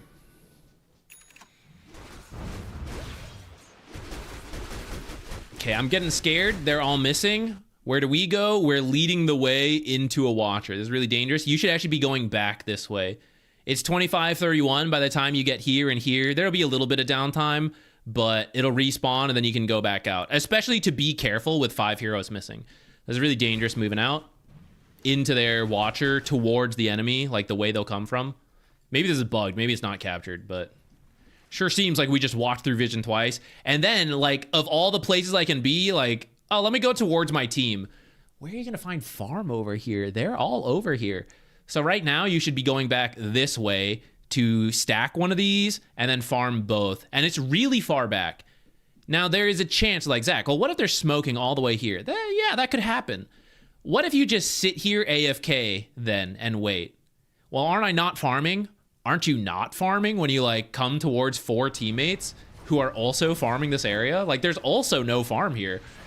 You're going to steal it from Underlord, so, like, I'm getting farm. Underlord's not. He could have gotten this farm. You could have been doing this. So now we're, as a team, all getting farm. So this movement, I think, should go down. You don't have to go out if you're scared. We're still waiting for people. You go this way and you, like, wait in the back. Okay, Legion showing bottom. Here they are. Okay, we all just go shove top. Go, go, go. Rocket flare. Your friend should actually rocket flare the twin gate, like down here and here, to know if they're on the way or not. You guys are all running away like you're scared. What if they're not? What if they're just down here? What if they're like smoking in some weird way, wasting their time? We should confirm that, you know?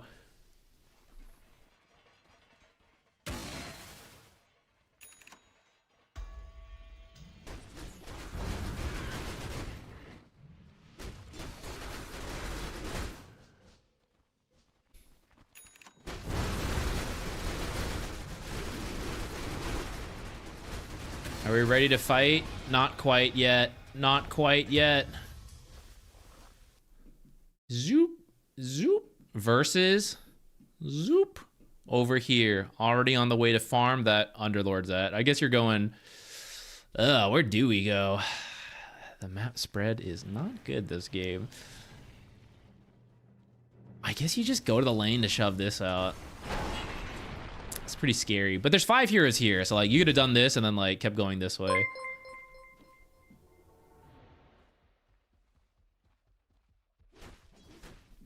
When's PL ready to fight? Ags. There's a couple different PL builds. It kind of depends how you're doing. If you're losing like you were and you're trying to recover, I would try to probably get to the Ags. You can do like diffuse a little orchid, stuff like that sooner, and then it goes a little better. And you can fight a little sooner. Nun Hustler, thank you for the raid. Welcome everybody. Nice to meet you. I'm Zach. How you all doing?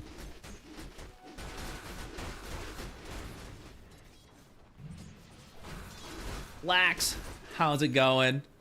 Yeah, I feel like it's been a while, Lax. How you doing? B-Cop's here too. What in the world? We got everybody's here.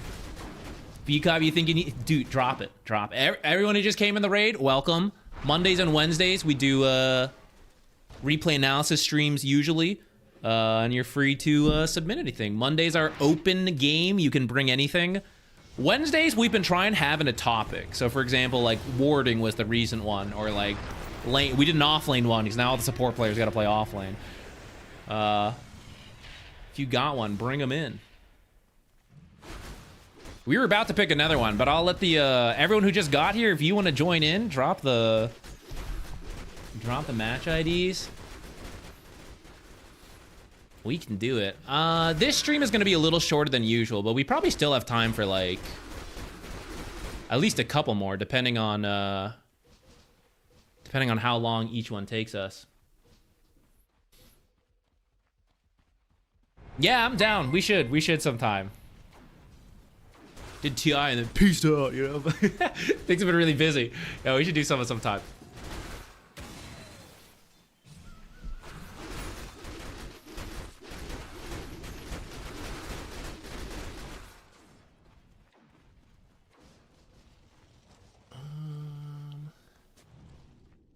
Okay, I'll tell you what. Let's do, while the people who came in the raid maybe go find some match IDs to also throw in. I think this is like the same question, but now from offlane. For Orchid, who we were trying to do earlier, and then we needed a new match ID. So I think we can look for like the exact same concept, but now as a, oh shit, guys, I forgot to do the timestamp. I'll have to go fix that later. I'll send it.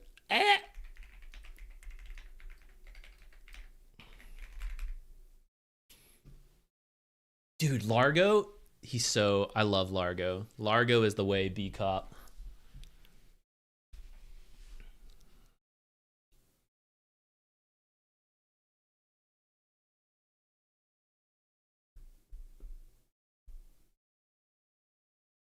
How's it going with the new hero spam video? It was okay. To be honest, I wish I had done more in that video. Lately, I'm kind of stressed with the videos I make. I feel like I'm not happy with anything I'm making. They're like okay, but I wish they were better in my mind, but I don't have enough time to like keep redoing and retrying. So I'm in a weird spot. But then people like it, so it's like, oh, I guess it's fine, you know. But I don't like it. I am not happy with it. But that's just how it goes sometimes. What's this? So yeah, I think this Darkseer game will be very similar to the PL because you mentioned unsure when to join teams and like farm versus fight. So I'm gonna jump to like post lane and zoom, but I'm also gonna address the other thing you said, which I pre-mute everyone and then like go from there. I know that's some really common advice you'll hear of just like mute everybody, and you mentioned like you tilt pretty quickly. I will push back to challenge you to like try.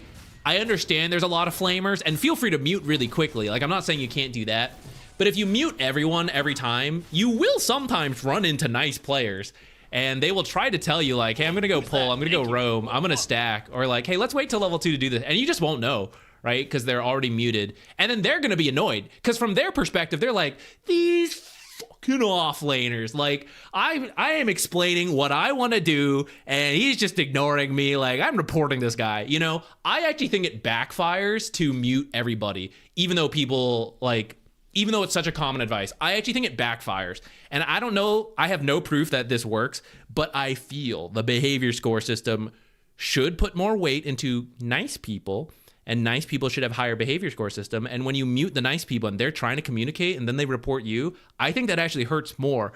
I don't think the behavior score even works that way, but in my head it should. So I would challenge you to try to leave it open. And if people flame, of course, mute. If it really does get to you, like, I kind of get it that maybe they do need to be like, maybe you got to mute. But then I think that's actually something to work on. Rather, like, it's almost more important than like, oh, I'm going to work on my last hitting. I got to work on not tilting right away. Because, like, that's actually holding you back, right? If, like, I just can't communicate because I tilt too easily, that's a significant loss in advantage. You know, it's like, oh, I can't last hit because I don't own a mouse. It's like, well, we got to get a mouse so we can last hit. I do understand, though. Lonely Sponge, thank you so much for the Prime sub. I was monologuing, so I didn't have time to respond. Now, I said we were going to skip past the lane and look for the farming stuff.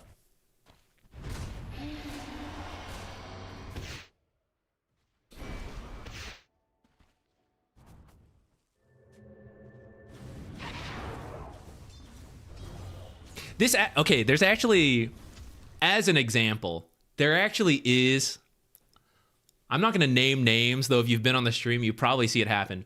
I do run into streamers who, I don't know who they are at the time, but chat will tell me like, oh, you just play with whoever. And some of them play with like everyone muted, and it's there. I have had several experiences, which is exactly what we described, where it's like, it's actually a nice game, and 4 people are like, let's all back. And the last guy doesn't know because he has to mute everyone. And I understand, because as streamers, you kind of do that because like, oh, otherwise like people are like, you know, whatever, like always like targeting the streamer stuff. So like they mute everyone. But actually, I have literally lost games with people like this because it's like, the whole team is on the same page, but you cannot hear anything any of us are saying. Like, we want to do Roche, we want to do this, and like, you have a different idea from everyone, and no one can communicate with you. Even though this is actually a time where everyone's really cool, and it just doesn't work.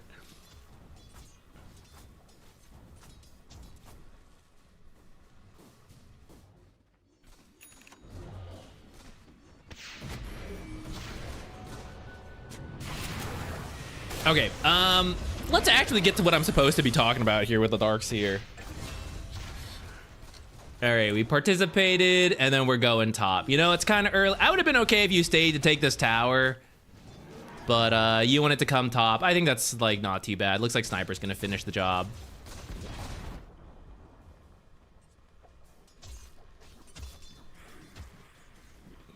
Okay, Ursa's here. I think you want to be Ion Shelling yourself, since we don't have that much mana. Now that Ion Shell's on that Harpy, but I want it on myself. And then here, I think you grab the next creep wave. All right, so Ion Shell ourselves. You have the shield rune, so you're like very safe right now. Killing this stuff. Okay, great. So what do I do right now? 1040, right? Take a look at the minimap. Do I want to join this fight? I actually do have wall, so if you wanted to join for that, I'd be up for it. Let's pretend you don't, or you're waiting for an item. You know, we're just in farm mode. Okay, so I'm not going to join bottom. I need to do the most possible then, because, like, I'm not helping the team with this, and I'm choosing to prioritize my own game. I got to min-max it. So how do I min-max it? I farm. What's the most efficient way to farm? Jungle camps and lane creeps. You know where the next lane creep wave is? It's like right here right now. So actually, if you spend this time walking out this way, Ursa wants to farm this stuff. So I know it's scary because it's like, oh, what if I get chased?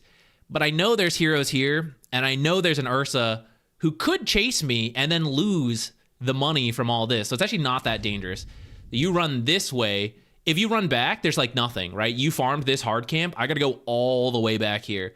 But you could actually just catch the next creep wave, which is now about here. You can look at your own side. They're here.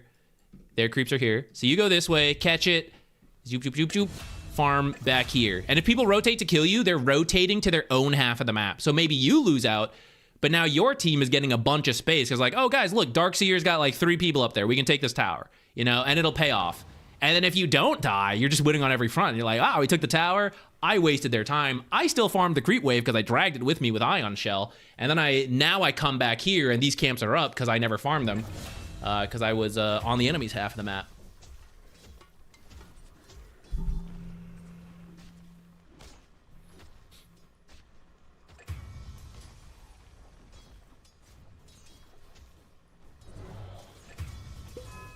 So they're all bottom. We got to push this in. You're kind of doing that right now with the Ion Shell. But then, see how we like didn't do more in that time. Okay, so I Ion Shell. And then you're playing scared, but like, these are the people you'd be scared of, so they're showing.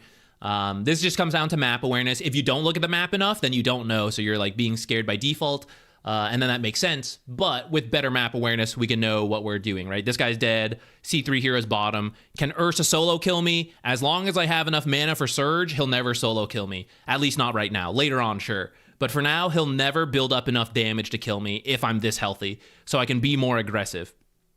So I can be in the lane right now, double Ion Shell, which means what?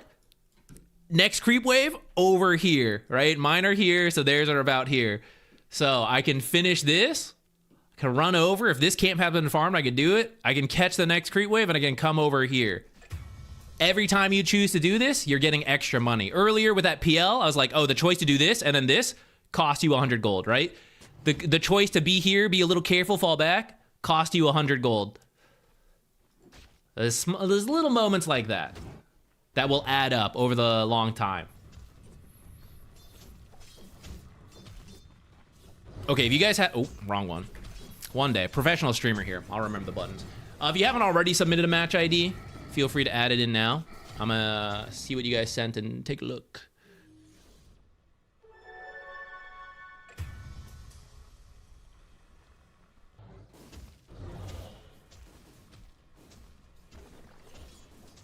Yeah, I know. It's hard to let it go sometimes in Dota.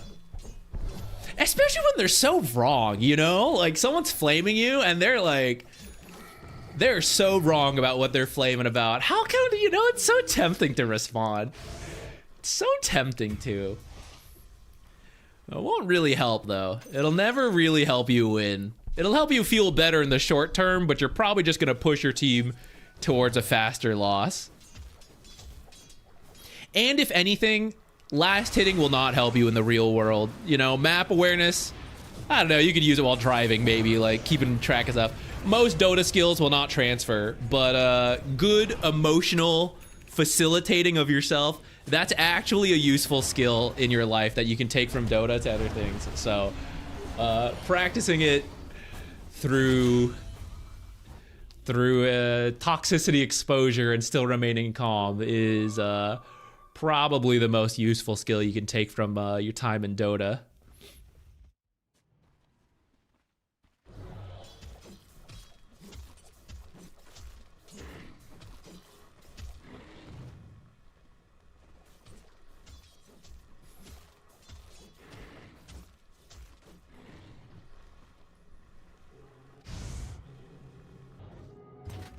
Ooh, let's do this for a couple of reasons.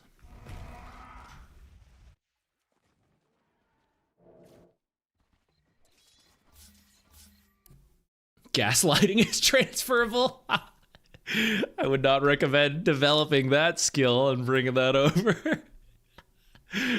I suppose it's not wrong, though. Is Blink Rush and Darkseer doable? Oh, I did kind of forget to talk about the item build. I wouldn't recommend you rush Blink on Darkseer. I would go for like 1 aura before you do it. And also consider the game. So going back to the draft this time, ask yourself, what is your job? Do I need to initiate and get an illusion? Because that's what the Blink is, right? Is like, I will get the big vacuum and then get the wall off and we win the fight off of that. I don't need to do that this game because Ursa and Clinks are not good illusion heroes. Sniper is the guy who will fight, right? You all sit behind Sniper, and when they call Sniper, you save Sniper. You reset, and then you go again. Like, Sniper is actually, he's not the tank, but he's the focal point. Everyone just sits behind Sniper. So you don't actually need the Blink. You need, like, the auras to keep him alive, you know?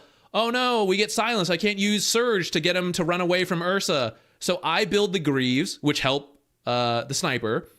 When I get silenced, I dispel it, and I Surge him. And then I vacuum all the people who jumped the Sniper. I don't jump them. They jump Sniper, and that's within range of me. Spirit Breaker charges through. The Golem drop. Like, everyone heals Sniper, repositions him. You didn't have to go to them. They came to you. You dealt with it, and then you go forward. That's how I would advise you take this fight. Hey, thank you. Wait, let me... I got a button for it. Professional. That's what your donations to go to. I got a button to help me mute this stuff. We're going to read through that when we do that again in a moment, so I'll just stop it from reading out loud. But thank you so much.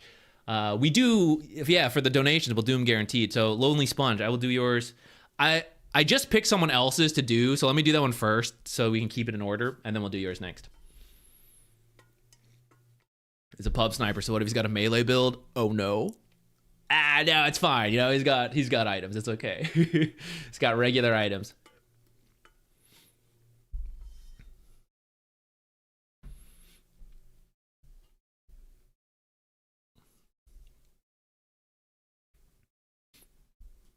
All right, let's go to the... I want to do the other one we found first because, one, I said I was going to do it because I pulled it up, and that'd be a real bait to, like, I'm going to do yours. Psych, nerd. But two, I could do it because it's Chaos Stream. We could do whatever. This is a good question because it comes up a lot, which is like, I feel like my carry and my off lane are having a bad time. What do I do? How do I make space? And I mentioned earlier, I actually think mids should be the playmakers while their side lanes are farming. I think that's actually the ideal way to play right now. So I wanted to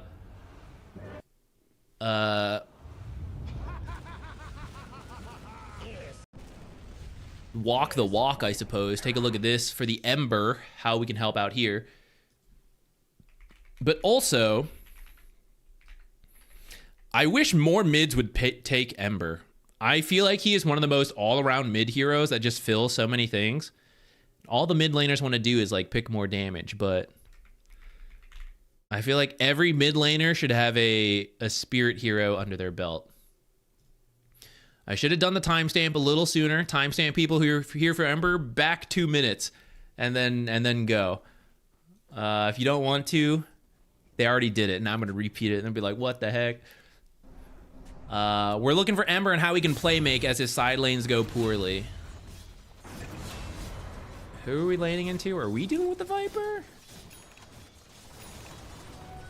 He's top. Oh, we're dealing with the Phoenix. Oh, damn. The support Invoker Sunstrike. Nice try. I'm not going to worry about that. That was pretty close.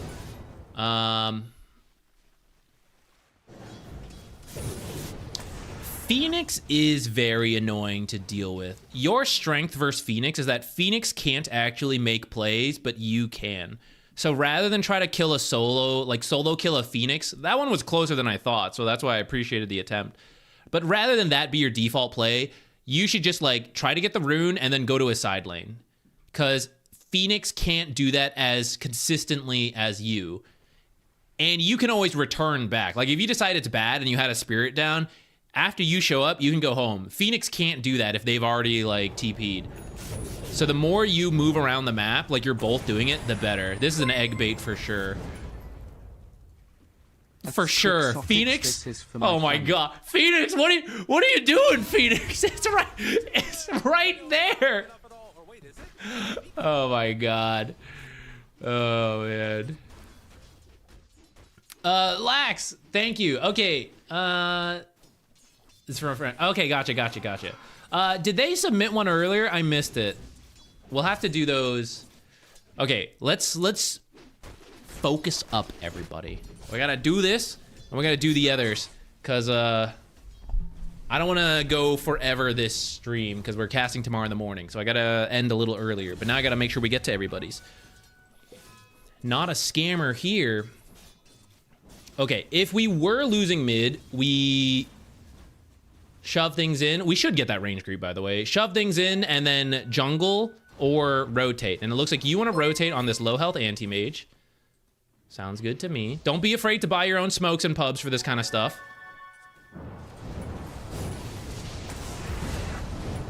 Poggers, as the kids say. Excellent. These are the kind of things Phoenix can't do. What did Phoenix do? Shove in the lane and do what? Hit the tower for 82 health with a spirit vessel? Scoff. Right? So this is exactly what you want to do. This is good. And on your way back, nice. Check for the bounty rune. It's not always there. That's okay. You can ward along the way. This is a good one. As you pass by, Quelling Blade, drop it. Though it looks like you got this one. So if you don't want to overlap, I understand. Oh, I thought you had an observer for some reason. Maybe I was looking at the wrong inventory. Okay, never mind. We want to shove this a little faster so we can make sure we get the 10-minute rune. And we look at the minimap in that time. Check Viper. Maybe? At this point, I actually don't think your side lanes have fed. I think at this point it's okay. Maybe it happened later. Here comes the Phoenix. I don't want to mess with the Phoenix. I'm just going to get away from here and then go to a side lane. Looks like you didn't have a safety remnant down, actually. I just realized, though. Damn, this Invoker with the map hacks. Got me again. Props to him. We'll say unlucky. Unlucky, unlucky.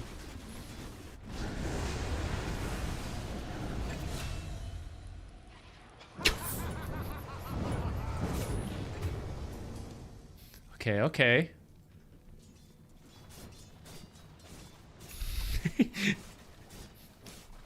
Oops. There we go, there we go. All right, we'll take that. Let's shove in mid and then 12-minute rune. Okay, Pugna's pushing that in. Yeah, yeah, take a look, take a look. What's happening top? What's happening top? What's happening top? Take a look, take a look. Even if you're not gonna go, we need to take a look to know how hard we can push here. So like, what's being committed top? Can I go crazy here? For example, you're playing carefully, but maybe they're all busy with this, you know, and you know you can be killing this stuff faster. Or maybe you know you want to teleport as soon as it's available. You want to start gathering information a little sooner. It's more of a habit thing to build. Okay. I was going to say, if we're going to go top, we're planning to fight. Like, everyone needs to TP and respawn. But if you don't think that's going to happen... okay, it kind of happened in the end. I wish we had walked here, but sometimes that's how pubs go. I won't worry about it. It looks like you're going to get another kill.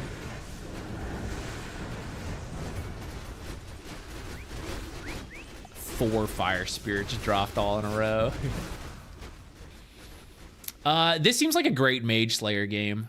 I know it's not the standard build anymore, but if there was ever a Mage Slayer game, this seems to be the game to slay the mages. Oh, you're doing it! Amazing.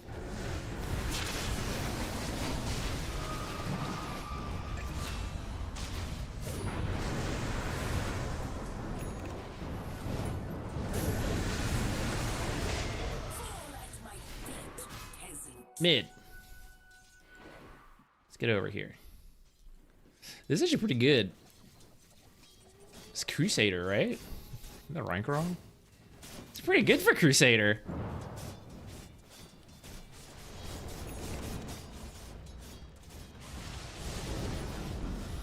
Okay, 2 heroes here. So the side lanes are weak. We can go punish that. If you want to wait for a rune, that's okay. Like, you want to farm, but that's what that means. Like, for 2 heroes to be here that we just killed top, I believe they have teleported. Or even if they have it available, they'll need to teleport to the side lane. So it would still take them time to show up. They won't like instantly be there surprising me. You should wait up here until the spawn actually happens. Haste, do it. Go bottom. Just like zoom down there. You can beat them all.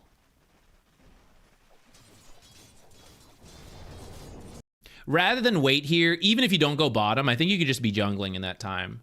And this will like push in further eventually, and then you can do it.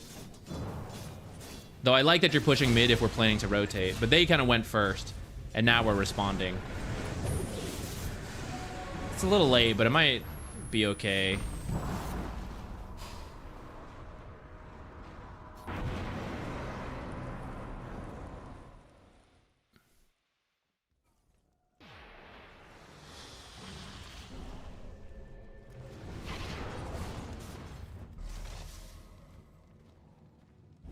Okay, let's just finish the Mage Slayer at this point.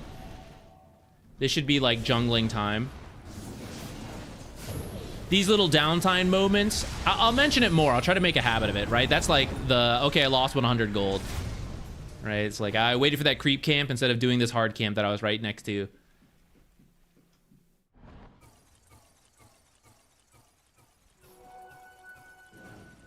$18 minutes, you should just wait here.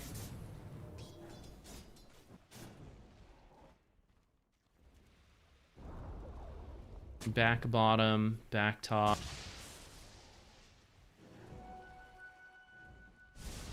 That's like a loss of a few seconds.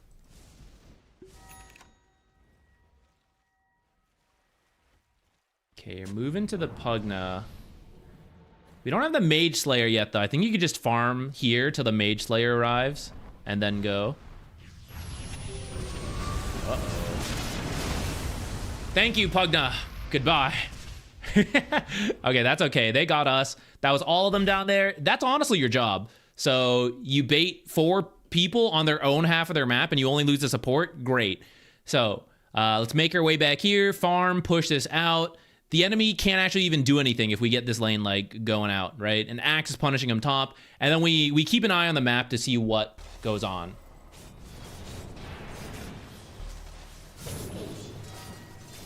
Okay, they're pushing bottom, so let's just keep going mid. Oh, we don't have a teleport because it died earlier. But see, this tower's already dead. I don't know if I feel great about this. I think that's okay to just, like, lose that. The trade was okay. But Anti-Mage is getting a lot of space.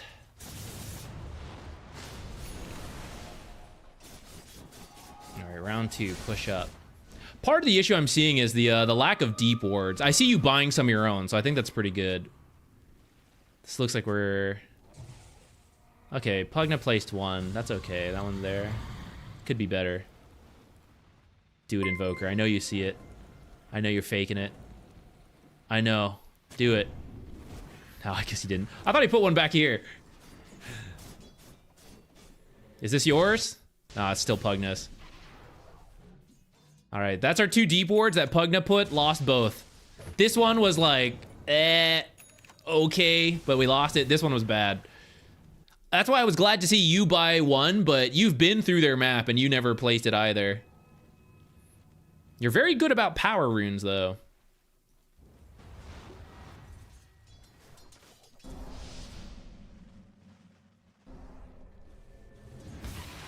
Okay, we don't actually need to make this play. Notice the map is like very dark. I don't want to force bad plays. I do want them to rotate, but I don't actually need anything to happen because I'm like waiting for PL to get strong. So if you guys just like back out now, this is okay. Or if you wait a long time, maybe, but this is a dangerous area to wait.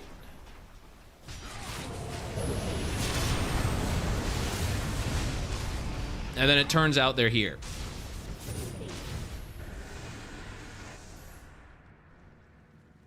Your Ember, you have the most mobility of these heroes.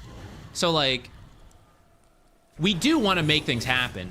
But if a lot of people show up, we can just leave super easily and there's no real loss for us. Oops.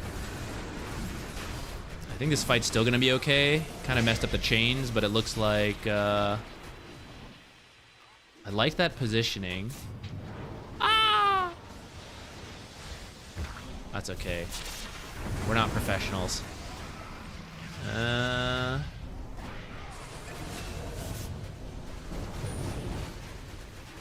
Okay, still a pretty good fight. Some missed executions means we lost out on the anti-mage kill, so some self-improvement to get done there.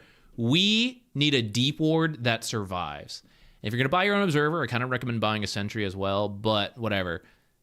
I need you to place this in somewhere strange before you leave this area so that you know where to go in the future, that you can make a focused play. This is my lucky observer. If I use it, I lose it. I must hold it. I must keep it for the good luck.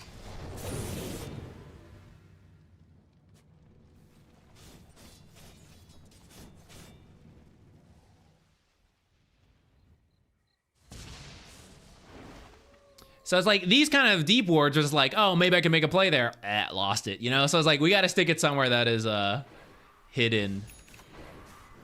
And our supports, I mean, I know it's hard to ward into a Zeus, but they've lost a lot of them. So it's something it's fine to do on our own.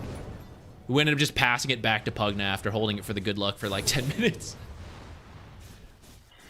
At this point, it's still kind of okay. I kind of want to find something more concrete for you. I thought we would see the issues earlier, but actually I think your game for the most part has been pretty good. I think holding the ward is one problem. I'm not going to worry about overcommitment of spells right now. Okay, we get out now. So, for example, I don't know what's happened on this map, but we killed Viper, and I can tell heroes are rotating over. So going back to the idea that if we are able to disengage, me as Ember Spirit, I am the best at this in this game. Is everyone's like moving around, and I am just better at it because I have Remnant. So I will just come out ahead over time. I think earlier when you get this kill, you got to back out this way, actually. Because the most common rotation spots are going to be here. And then maybe the twin gate, but your team is like pushed up to here. So it'd be really strange for them to be in this area twin gating right now without having dealt with this stuff. So I think the most danger is coming from here. After you finish Viper, I think you guys go this way through the twin gate. And you, especially when you see this guy teleporting in, he's not teleporting in to feed. He's teleporting in because he thinks he can kill you.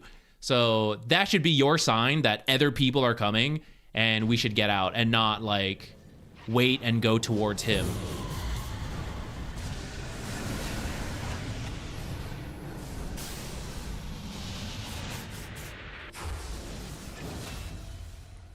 NPR, thank you. I'm very excited about it. I think it'll be a fun time. I'm also excited to try like a different format in casting. I think most of the things I've cast have followed a very similar style. This will be the first time to do so many rapid fire best of ones.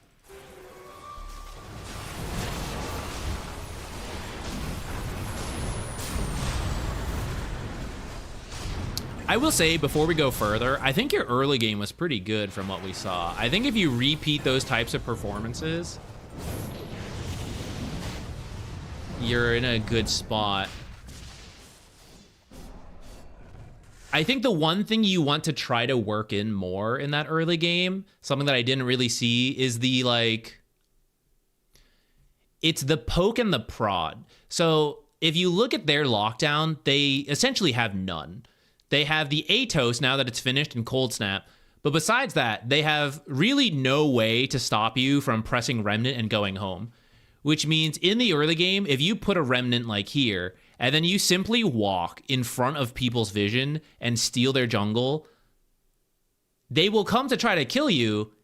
You'll finish farming and then you'll Remnant home. And what you've done is you've stolen farm, you like pushed in a wave on your way, I assume. And you made heroes rotate over, so they can't be doing other things. So they're trying to deal with you, and they can't deal with you because they can't kill you because they have no lockdown.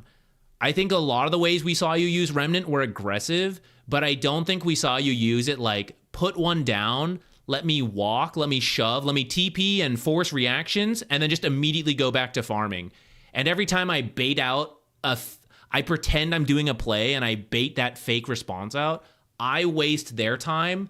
Oh, well, Ember's time gets wasted. He's right back to the lane. He just remnants in. He's instantly farming, whereas Phoenix has to, like, slowly fly, caw, sad caw, on their way back to the lane. And I think if you do that, if you work that in, sometimes you'll get good aggressive fights, and then other times, like, oh, this one's no good, no need to force it. Because some of the early fights you took, you got kills, but your teammates died, which is, like, it's an even trade. You're winning, but the team is not. And that doesn't like help build a lead. That keeps the game even where you're rich, they're poor. We want to build a gold difference, which is like I waste the enemy's time while remaining efficient. I bait rotations and then I go make a play somewhere else.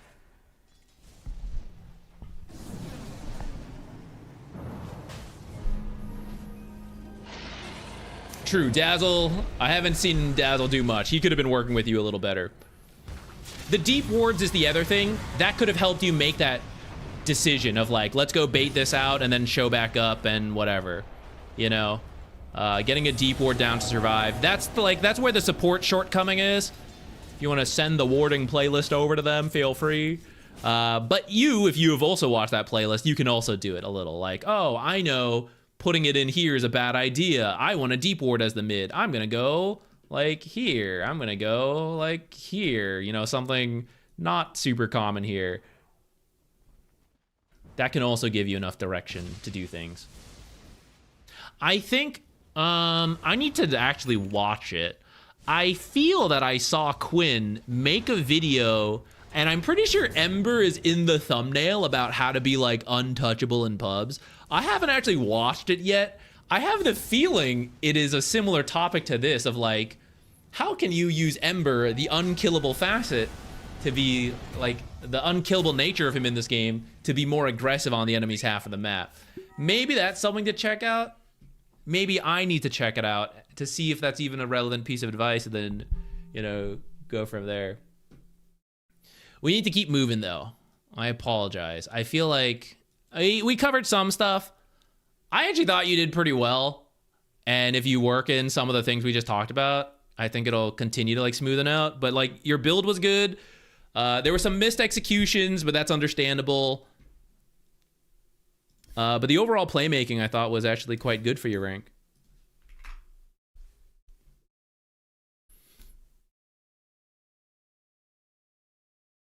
I will download this, and then I need to go get more water. I'm gonna run the ads on Twitch because I always forget to do that so that they don't interrupt you guys as much.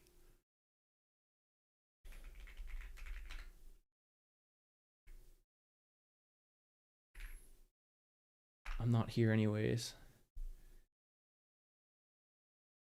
Option must be a positive number. That is a positive number. Okay, I'll be right back.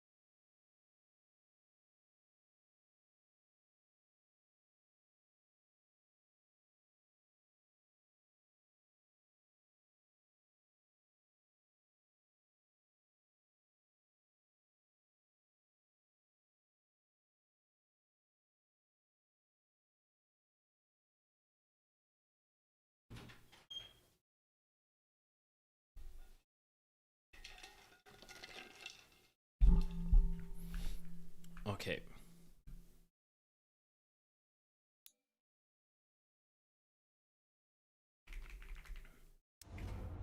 Slardar. Timestamp. Send it.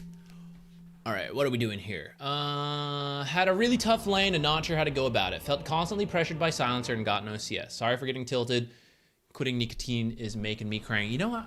I appreciate that. I am proud of you for trying to quit. That is a tall order. Getting a little cranky in the process is pretty understandable. Okay, position 4, usually position 4-5, so not a typical offlane player. Don't worry, you're in good company. We've been seeing this stuff kind of happen a lot. I wonder if we're going to see some... Earlier today, we covered an Underlord game. I think the very first one. And talked through a lot of like laning considerations. And then actually a Razor one as well later on. A lot of offlane like cases of something similar actually, like how do you deal with this ranged hero? So if we see similar stuff, I might direct you to that to like get more examples. But until then, let's see. What are we laning against? I guess we can predict PA carry and then maybe Silencer or Skywrath. But for it being Herald, it could also be like any mix of heroes. Who's on my team? I guess AA or Witch Doctor is in my lane, right? Okay.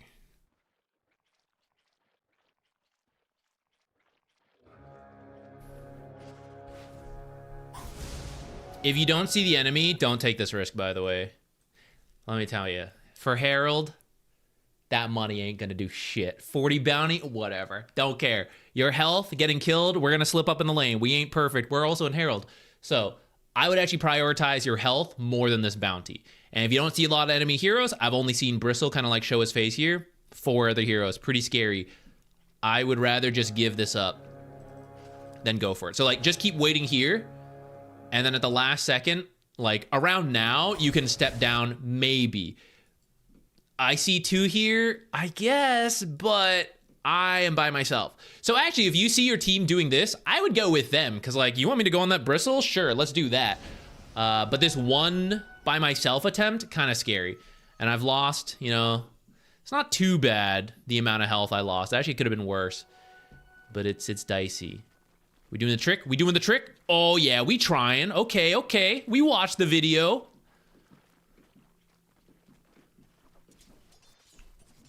Okay, so actually, this is a similar idea to the Underlord video, or the Underlord game we looked earlier.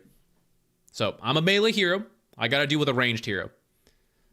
I want them to accidentally draw creep aggro. Now, it looks like he's taking Glaives of Wisdom, so actually, Silencer is a unique case. He should pretty much never draw creep aggro, which is quite unfortunate for me. But still, I want to be in the creep wave, because it will sometimes happen by accident. Even though he is using Glaives of Wisdom, sometimes like the creeps will die at the wrong time and some damage will proc and it'll come over. And either way, I still want it to be hard for him to reach me. At the start of the game, heroes typically come from this direction, right? From the bounty runes, they're going this way. This is typically the side to be scared of as the side lane. So if you are a melee versus ranged heroes, default to this side. Opposite side of where they are going to start. And then once we get information, we will go. You know, Silencer moves over, I move over, whatever. At that point, it's fine. You also don't even need to risk that much. So to complete this, you did a good block. I know I am worried. I don't have my 4 support. That's the other thing. I know this because I look at my map. I know I'm by myself right now. I want to take very little risk. I have more escape paths here. So this block is great. I know the first creep is going to fight 4 creeps on their own. I may want to try to draw aggro further, right? Like walk over here, aggro this way off of the Zeus, because maybe they're late to lane. I don't know yet. I still haven't seen them. But if they are going to show up, it's going to be from over here. So I'm going to start moving this way. Okay, I run into PA. Perfect. I'm going to creep aggro off of her. Why not? I keep walking up to this tree line, like around here. I creep aggro these 3 creeps, and I hope my creep goes under tower. That will guarantee this pushes out even faster. I'm already in a good spot, but I can make it even better with that creep aggro trick, and I creep aggro to the left. Silencer comes in. He's on the right. He can't hit me because I'm on the left. Why? Because I knew he's probably going to come from this side, so I defaulted to the safe path. So you'll avoid a little bit of damage. Looks to be about 100 damage you would have avoided. And you could have already done the creep aggro trick we talked about. Now, even without doing any of this, See how you're curving in and PA is like starting to step up? This is where, okay, I messed up. I was on the right side. He's hitting me. I have to go back now. Look at the creeps. They're pushing in our favor. This pause, quality of life change. I want to be able to remove this. One creep, the one that went forward, is about to die. It's going to be 4 versus 3, like 3.5 versus 3. But it is pushing. So I am good. My support, still a long way off. It's just how Herald is. So I just need to chill and not lose too much. PA, good thing she actually didn't jump me. That could have been even more dangerous for me. Okay, so Silencer went this way, right? I saw him go in thanks to the vision of the creeps. So where do I want to be? On this right side. But look what PA is doing. She was doing a couple extra attacks and hit. Take a check at the wave. 3 versus 2. So these two heroes have been splitting 4 creeps 50-50. She's getting the last hits, but the XP 50-50. I've gotten all the XP from that one creep, and I still have a chance to get 3 last hits, actually. I missed 1. Maybe I got zoned, but because I did those tricks we talked about, it's pushing out. I really haven't lost anything, which is why I don't have to engage with anything, and I wouldn't have lost my health either. Maybe a little. Maybe he gets 1 or 2 auto attacks off. It's okay that the Witch Doctor's not here. I knew he wasn't going to be here. That's why I watched the ZQuixotix video and I blocked 1 creep forward. I've set myself up for success. There, another attack. There we go. Look at that. 3 creeps coming forward. She is going to deny 1. You know what? Fair play. Take a look at her last hits. 4. Okay, yeah. She got all of them. Good for her. Other Heralds, not going to get 4. They're going to miss some. And then you're getting out of Herald, so you're definitely going to get these last 2. So 2 to 4, not even that bad for first wave. I know Silencer's on the right. Default to the left. Yeah, yeah. Could have gotten that last hit. Little bonus trick for you. I know I want this last hit. Creep aggro, draw it back. Rather than have to walk up here, which scares me a little, I intentionally aggro this one back even further. You can do it like right now. It'll move over to you, you whack it. Okay, Witch Doctor's here. He's given Silencer the business. I'm good to go. I'm ready to lane versus the PA. And look at that. I was here by myself. I am 1.5 XP. PA, 1.5 XP. Even though it's been 2v1 and I got some things denied to me, because I am on my own, I get all this XP. And actually, I'm going to be ahead too when this range creep dies. The last hits, she got a little more than me. Has she spent that money? No, it's not even here, even if she wanted to. So really, even footing, and now Witch Doctor's here, but the lane's actually in a better spot for me. This is why we play it patient after doing the trick. Because, like, this is now our better window. There was a chance to, like, hit some of that. You do want to mess with PA now a little. You're stronger than her in a one-on-one. Silencer, I want Witch Doctor to mess with him. So let's go back to that, actually. So, like, right now, while all that's happening, even further back, actually, as soon as, like, this is going on, if we're not helping him, that's okay. So, like, I should get this with Crush and then hit PA potentially, if I need to. We should have gotten that range creep. We do some aggro, that's okay. And then they drop. Let's go hit this creep. Let's tango as well. We need the regen going. PA wants this last hit. I want this range creep. Before this enters deny range, hit this range creep. Maybe it'll get low enough when she goes for this last hit. I crush to make her miss, kill the range creep, and then fight her. You get that one. You can stand a little further forward. Here's where you can, like, fight her. You, like, hit her, or you just crush her. If you don't want to, you want to play it easy. You're like, Zach, I'm trying to do easy mode off lane. Okay, you know what? That's fine. The creeps are pushing in. Here we go. Right? If that's the plan, though, don't chase the Silencer. Stay in the lane. Right? I missed this last hit because I went to go chase that Silencer. Pick one. You know, like, okay, I'm just playing the easy mode. Get the lane here. Not going to go too crazy. I went too crazy. Oh, shit. You got to be careful on the third wave. The third wave is where if you don't have any denies, the enemy heroes will start hitting level 2.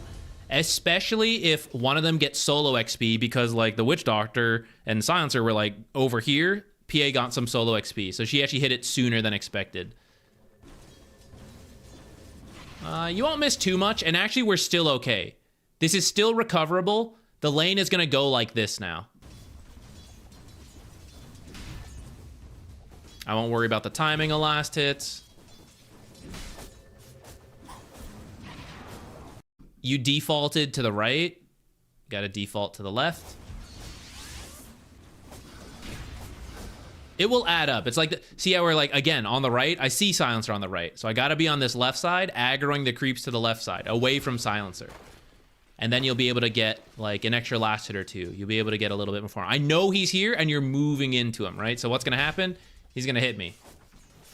Then I walk straight through the middle, so he should just hit me again. But I don't need to do any of this. I'm about to die again. You TP'd here. We have to be extra careful. So on the left side, look at these creeps, what's happening? 4 creeps versus 3 creeps, and this one's doing a weird wrap around because equilibrium is getting weird. But that means I run from the left, I hit this creep if I want. She has to respect it, because if I crush her into Maledict, she'll be scared. So she'll back off, we'll hit the creeps. What's happening? 3 versus 2. So it's still in my favor. I don't need to take this big risk, especially with teleport on cooldown. But I do just walk in the middle, so I think you end up dying here. Amazing. Still alive somehow, actually. Get your safety salve, by the way. Do I need to do anything? Even with this cast going? No, it's pushing into me. I am very low. I don't want to miss this amount of money. This amount of money will, like, what's our net worth right now? 1,000. And this is about, like, 300. 30% increase. Okay, 300 a little high. 200. 20% increase. I get killed by Silencer, though. I walked in too soon, and then even though we didn't do anything to lane, it came in. This is where it's safe. This is where I aggro it further back, and we farm this stuff. I think that was the support default move. Yeah, it's hard to break the old habits, right?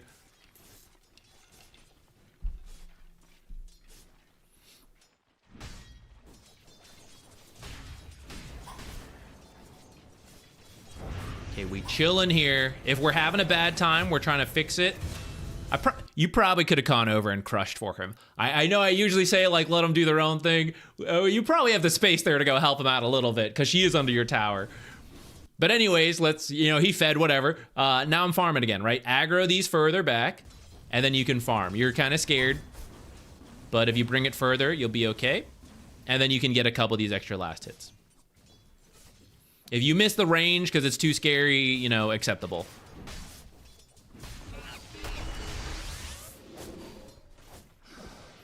I think a little misordering of spells there, but it should work out still. Yeah, get the last hit. Nice. Okay.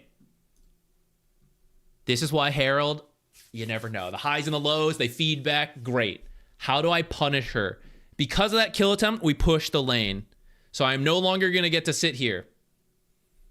Full push. Send it. She's dead. She's not going to get anything. So go push this lane as fast as you can. Oh no, Zach, what if Silencer gets me? He's just a support. Whatever. I don't care. Get in there. Yeah, get in there. Push this. He actually got 1 creep over. Whatever. Kill the range creep right now. Crush it to finish it and damage these. Just ignore Silencer. Shove this lane in. And that will give you the space to do your own pull if Witch Doctor doesn't do it. He's doing the wrong time. He's messing it up. Okay, we could have pushed a little bit faster, and it does make a difference, right? Because PA's getting here. She's not missing anything. If you throw the crush in there as well, you've got the wand charges. You'll be okay. If you throw the crush in there, you'll push it faster. She'll actually miss 1 or 2, and then you'd be here doing this pull right now. Because we didn't do it, she's going to be back. She's going to make it. And then you, if you needed to do your own pull, are not actually going to make it in time. You could. You just have to do like a more aggressive angle that they could maybe stop. And then no one ends up doing it, actually. So, yeah, we pushed. We kind of were there, but the pull didn't happen. The goal is we do it ourselves, though, right? That's why how fast we did it mattered so much, to make sure we can do both. Okay, do I need to do anything right now? No. 3 creeps, no creeps. The catapult, it's going to die. It'll die over time. This is the next wave. They might do a pull. I just have to be worried about the hard camp pull. This is the biggest danger to me. As long as that doesn't happen, I'm good to go.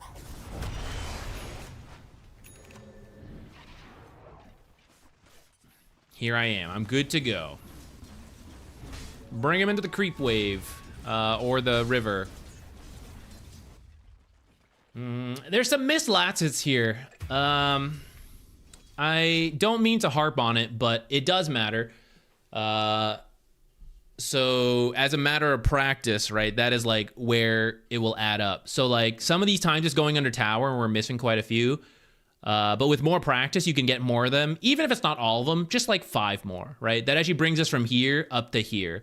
And 5 more with how the lane's gone, you know, 23 to, yeah, about 2,000.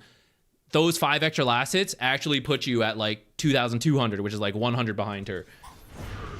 It means you've already got the other bracer, for example, for this fight that's happening. Excuse me. You'd have a second bracer, or you have your power tread component, like whatever it ends up being. I think you're gonna lose your wisdom shrine now.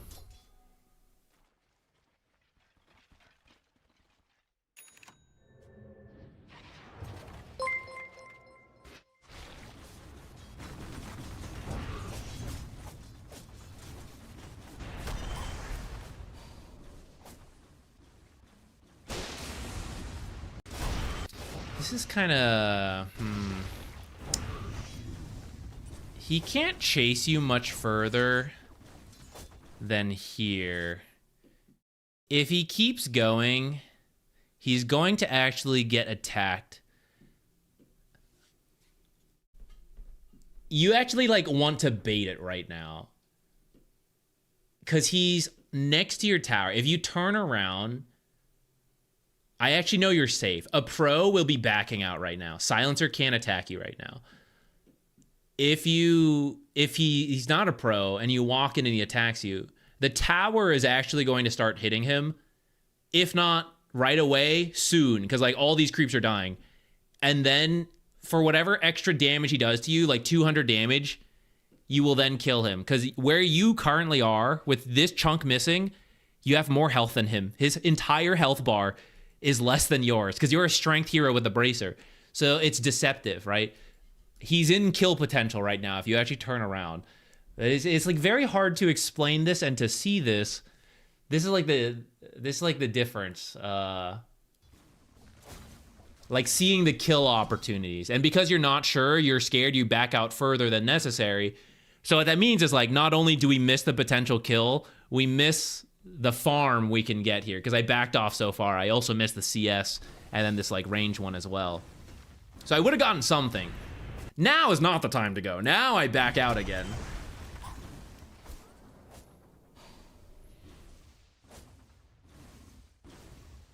See, like that, you know, like he overcommitted and everything he worked for, he just lost. Everything he worked for is gone. He lost his entire health bar, and you can kill him in like one crush, one bash. This is tough to watch. That's okay. That's where the most learning comes from. We'll stop soon anyways. Get to our next and maybe last one. Yeah, get her, get her, get her. Good job. Pro tip, when you're chasing through these trees, when you're chasing kills through trees, just go ahead and cut things in front of you so you keep sight. You ended up like doing a weird path around because you like lost sight of her, pathing got weird. If you cut the tree, it'll make it a little bit more consistent. Even though we did end up killing her, so it was like good. But yeah, okay. We can balance here, or we can shove it in and then do our own pull again. It's like we're back to that square. She's dead. Shove it in, make her miss, or drag this and then drag this out to your own wave that will spawn at 9 minutes coming up. Or it's 2 to 4 and then the next 4 coming in. So actually, if you want to like trim it down and keep pushing here, you could do that. Less farm that way. Less farm, less risk. Pushing is more farm, medium risk. Do a little backpack efficiency there. I guess it doesn't matter. You're actually pretty full anyways.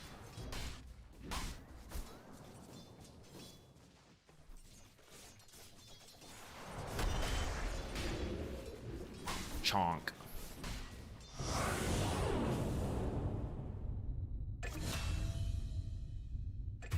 It's pretty hard for you to kill a PAS Slardar.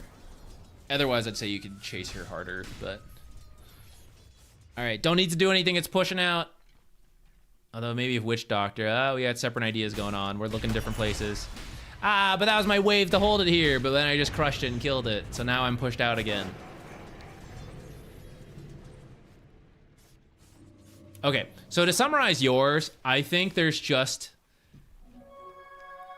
One, there's like last hit practice. With a little better last hitting. So close. Little better last hitting, your life would just be easier. You just have more gold right now. And that's just a matter of practice. You'll get there. Support player switching to offlane, I know it'll take some time. And then the defaulting to like, here's where Silencer's gonna be, where I think he's gonna be, so let me default to the opposite side. We'll save you some extra health.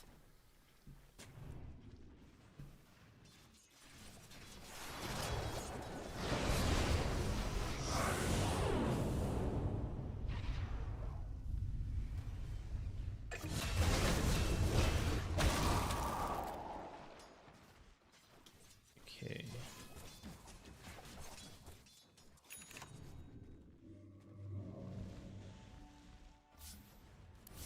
Grab the next one.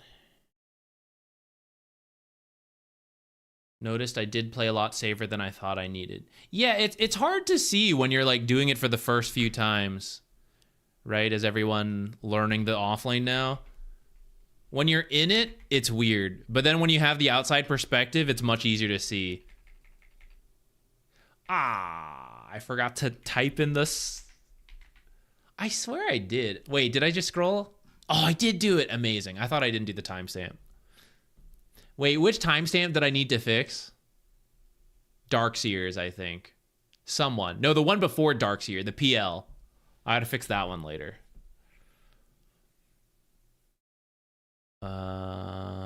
This is Lich. Grandmaster Lich. Lich is gonna have my mana.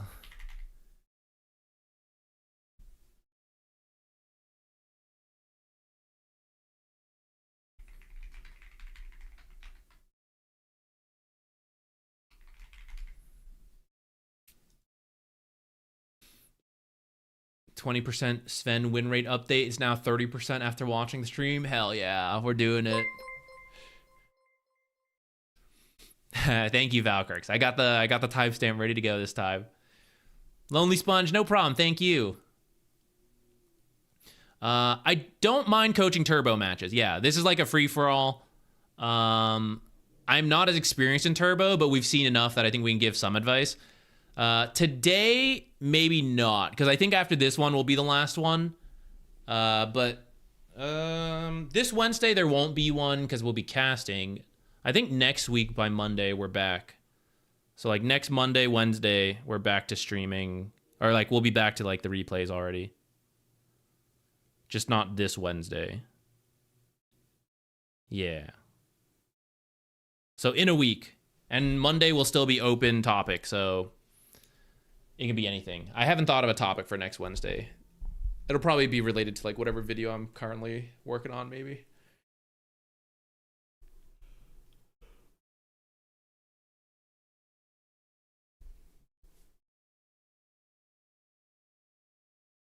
This is None Hustler's game. Where will you be casting? Ricky and I will be on the B stream of the Blast Slam tournament going on. Should be fun. I'm ready to see some Largo. I'm gonna nerd out on Largo. I'm gonna be so hype about Largo picks in our games. I better be. I better get a Largo game. I'll be pissed. Pissed if there's no Largo on our stream. Yeah, Lax, I just downloaded it. We're about to get into it. I'm about to scroll back up to see what they had typed for it. Okay, about Ancient Game, Lich spamming. I've gotten some coaching from high MMR friends, but then I bleed MMR on stream like it's my job. How can I get better at it? Okay. We are going to start with the lane, because Lich is a very lane-based hero, because you have to be, because they changed his mana regen to just not exist. So the less you lane, the less mana you get. So I think that's a really good place to start. I think the item build's pretty good. I don't mind the Fairy Fire. Otherwise, I would just do the Iron Branches, because I think getting a little bit of extra stats does help out. I would probably trade like 1 mango for 2 Iron Branches, because there's really no way. Let's say you start with Frost Blast, right? Frost Blast is 110 mana. So we get 4 uses just about, and then 1 mango, 5th use. There's no way we're using 5 Frost Blasts before the 30-second mark, which is how soon it would take for like the courier. We buy the next mango off of bounties and have it ship out immediately. 30 seconds is about when it would get there. There's no way we've used 5 Frost Blasts unless it's the craziest level 1 fight ever. Otherwise, you know, we have mana to spare. We have time.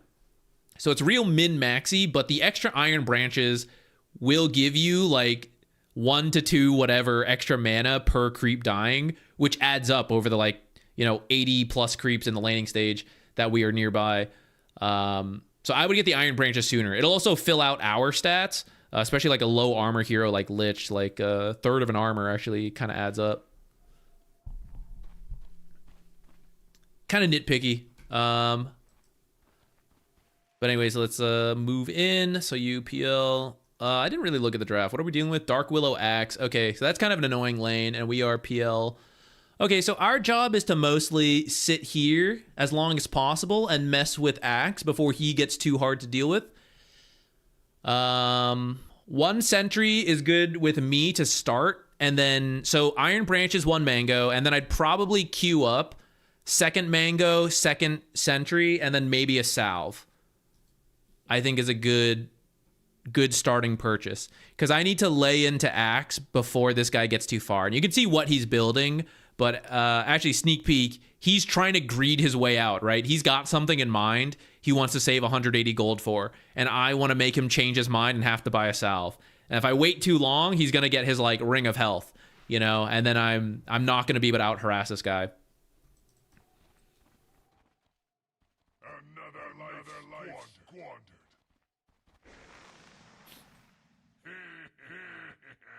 Where's that sound? I hear the brambles.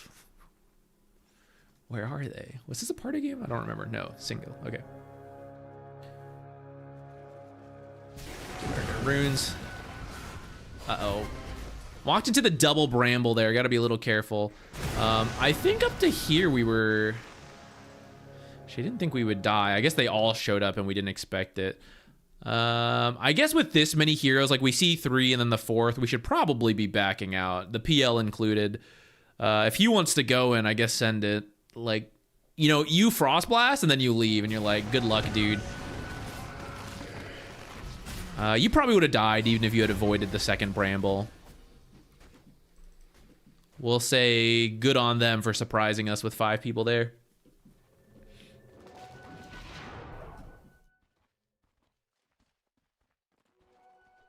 We do have this observer, though. I never used it. Okay.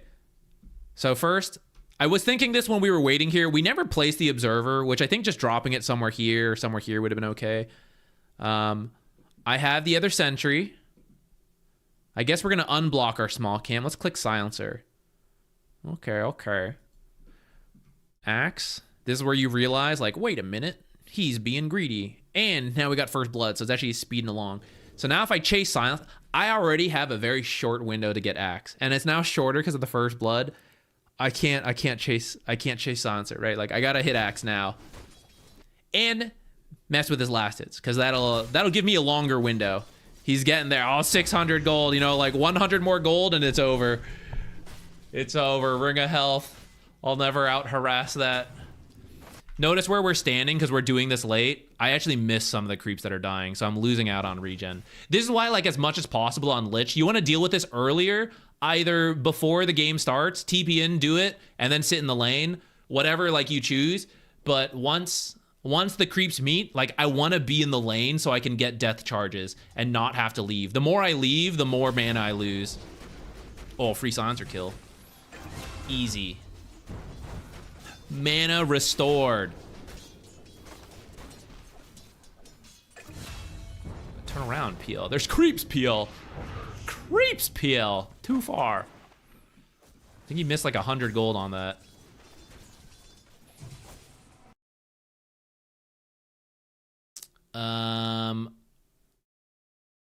You can probably buy another like mango salve.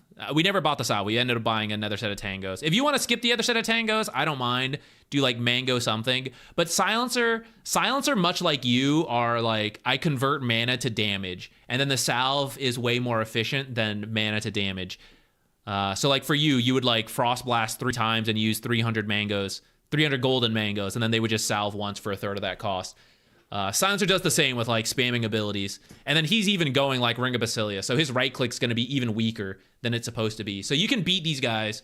If this guy didn't get first blood and he's being this greedy, he didn't even buy a stick versus a Lich, like you could kind of like crushed him with the spells for being that greedy. And then Silencer's doing the same thing with like Ring of Basi. So if you click them, you're like, these guys are being assholes. They're disrespecting me. This is where you up front on consumables and then just like blast them in the face. And then they regret not having consumables as well.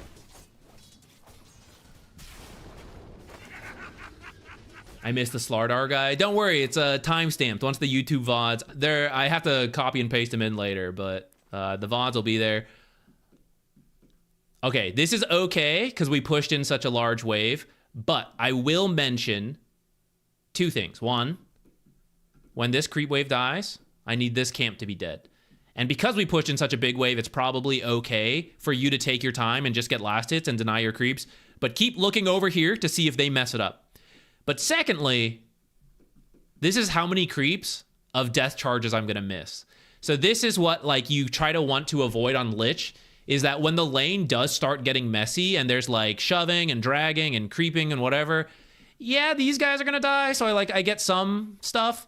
But the easiest is like, I'm in the lane, I get the lane creeps, I blast people. That's like the most straightforward, most guaranteed, easiest way to be like a lane punisher and get death charges. As soon as we have to like do all this sort of moving, I'm starting to miss death charges.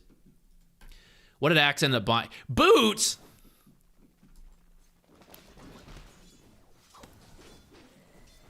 Why do you get boots? Who hoards money for boots? What a psycho.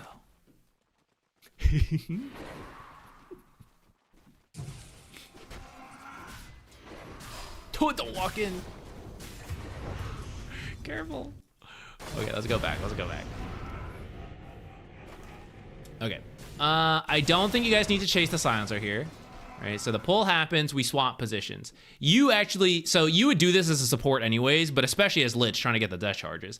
So PL messes with this. All right, he does whatever. You come over here, you get the XP safely, and then you also get the death charges. We're sitting far back. Axe is here. So if Silencer comes into contest, he should not be allowed to get close for last hits and denies, right? We should zone him off of that. Because we sit so far back, we actually let him walk in closer, which is actually a bait. He actually should not have done that, but I guess we were like just short of cast range. So that's fine. We didn't end up getting him. And then these are the ones we're going to kill now. And then here, we're okay. Because, like, Axe is messing with these creeps. So he's actually about to build up 2 range creeps on his half of the map. And we actually have one here and another one here. But there's a chance this one dies just because of the format. So you guys actually don't have to do very much coming up here. We're good to go. PL just needs to run, and so then we don't get too close, especially with like battle hunger on us. We get a little too close here, which is why we end up dying. And I think you actually just have to like run straight in with your fairy fire. I think taking that extra detour allowed Silencer to get closer. And now things are like a little weird. But we can imagine, like, let's say this fight didn't happen and you look at this like creepy equilibrium setup, like it's pushing towards us. which is where we want to be. We want to be like in this area so we can just focus on creeps, get our death charges, and that's easiest to do when the enemy is like pushing into us a little.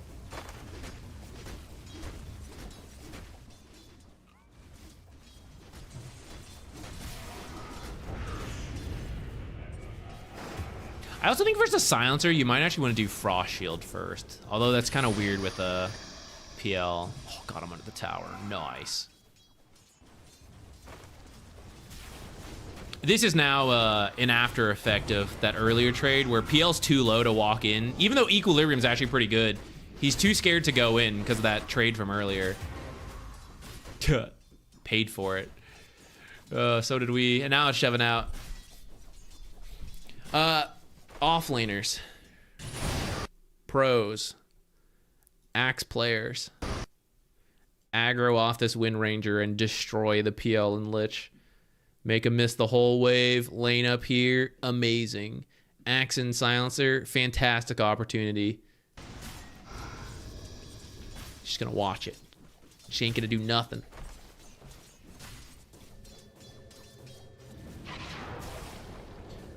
What do you think about the other facet for Phylactery PL into the Dire lineup? Oh, you mean the Lich? I was like, does PL still have a facet?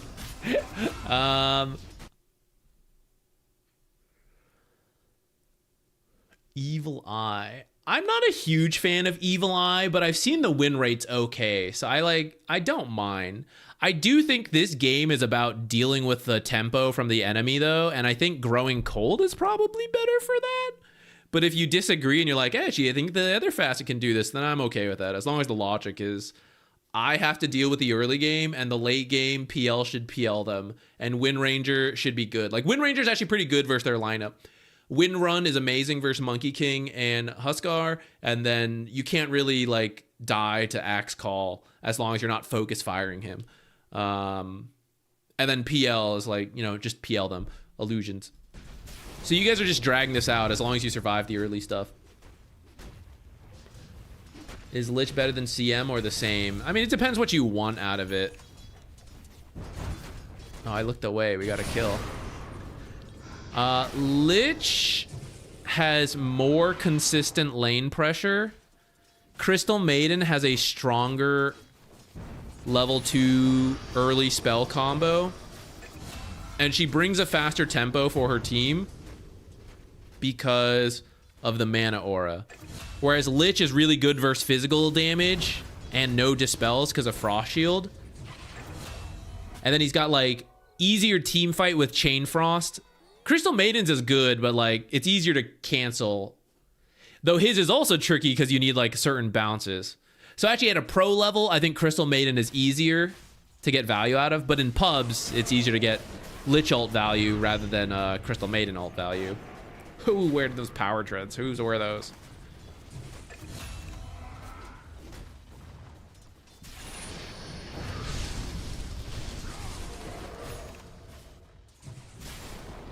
I think you just stay back here after that. It's PL buying his own power treads. Wind Rangers here. This is getting to a very messy laning stage.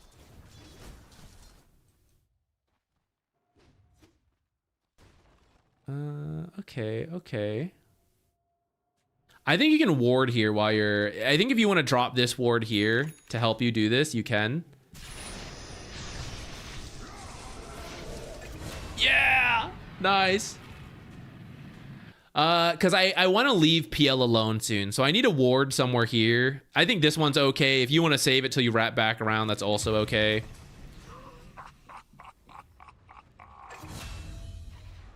Where are we going to do it? I think now's a good time to go with her to the 8-minute rune, though. Okay, we're going to go there and then keep going this way. Yeah. You can even smoke for this rune if you want. The rune! The rune! Oh, the rune!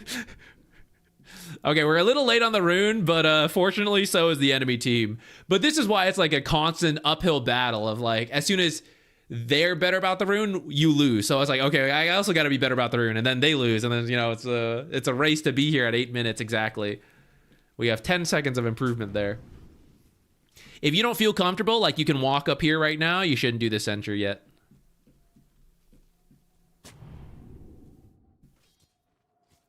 This is a little overlappy. Especially because I dare say I don't really know you're looking for Huskar. Maybe you are. Did she take kill shot? Maybe we could be. But actually, where she would look for him is over here and over here, not back here. So your ward would want to be in the triangle for the kill shot, or for like this area of him jungling. I don't really understand why he would be moving through this area with such low health. So then this won't help me as much. And then I'm not going to tower dive because it's a Huskar and Silencer and Monkey King. Did we TP here? But now I can't help my PL. Could be okay. Why did we come up here? We're trying to make the play happen. Okay. If you're trying to make the play happen, though, you should probably stay behind these trees a little longer.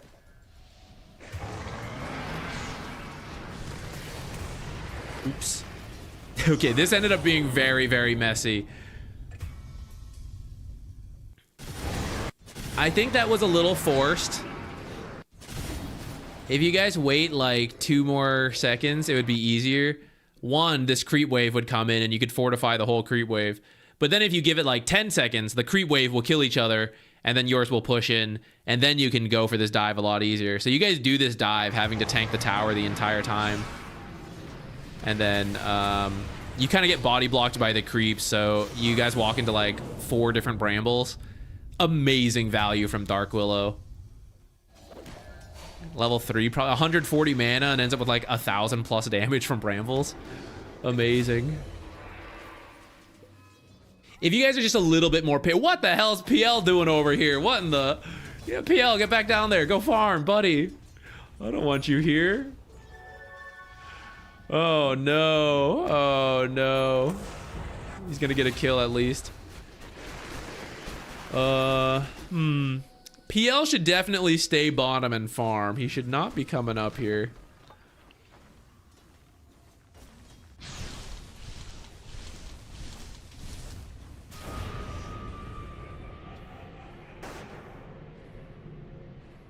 Okay, bottom is very hard for your team now.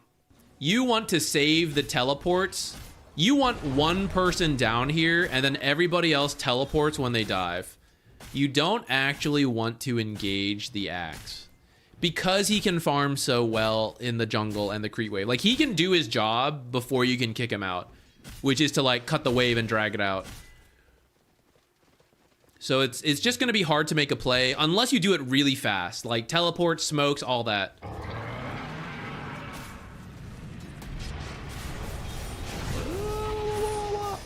Okay. Ah! Okay, we'll take that. We'll take that. I don't know if that should have worked, but it worked. Thank you, Centaur. Tank for me. All right, we'll take this tower and we'll move... we'll swap again. PL go back bottom. Let's get a smoke. Let's get some of the sentries.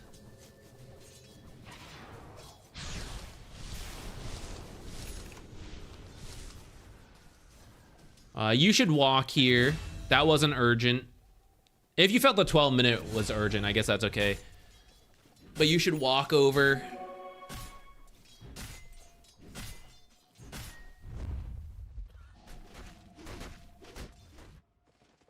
Invis hero near us. Must have been Monkey.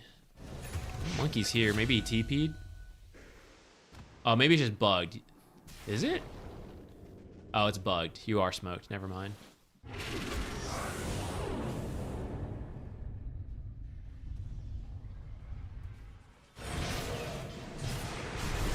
Oh, amazing Lich ult.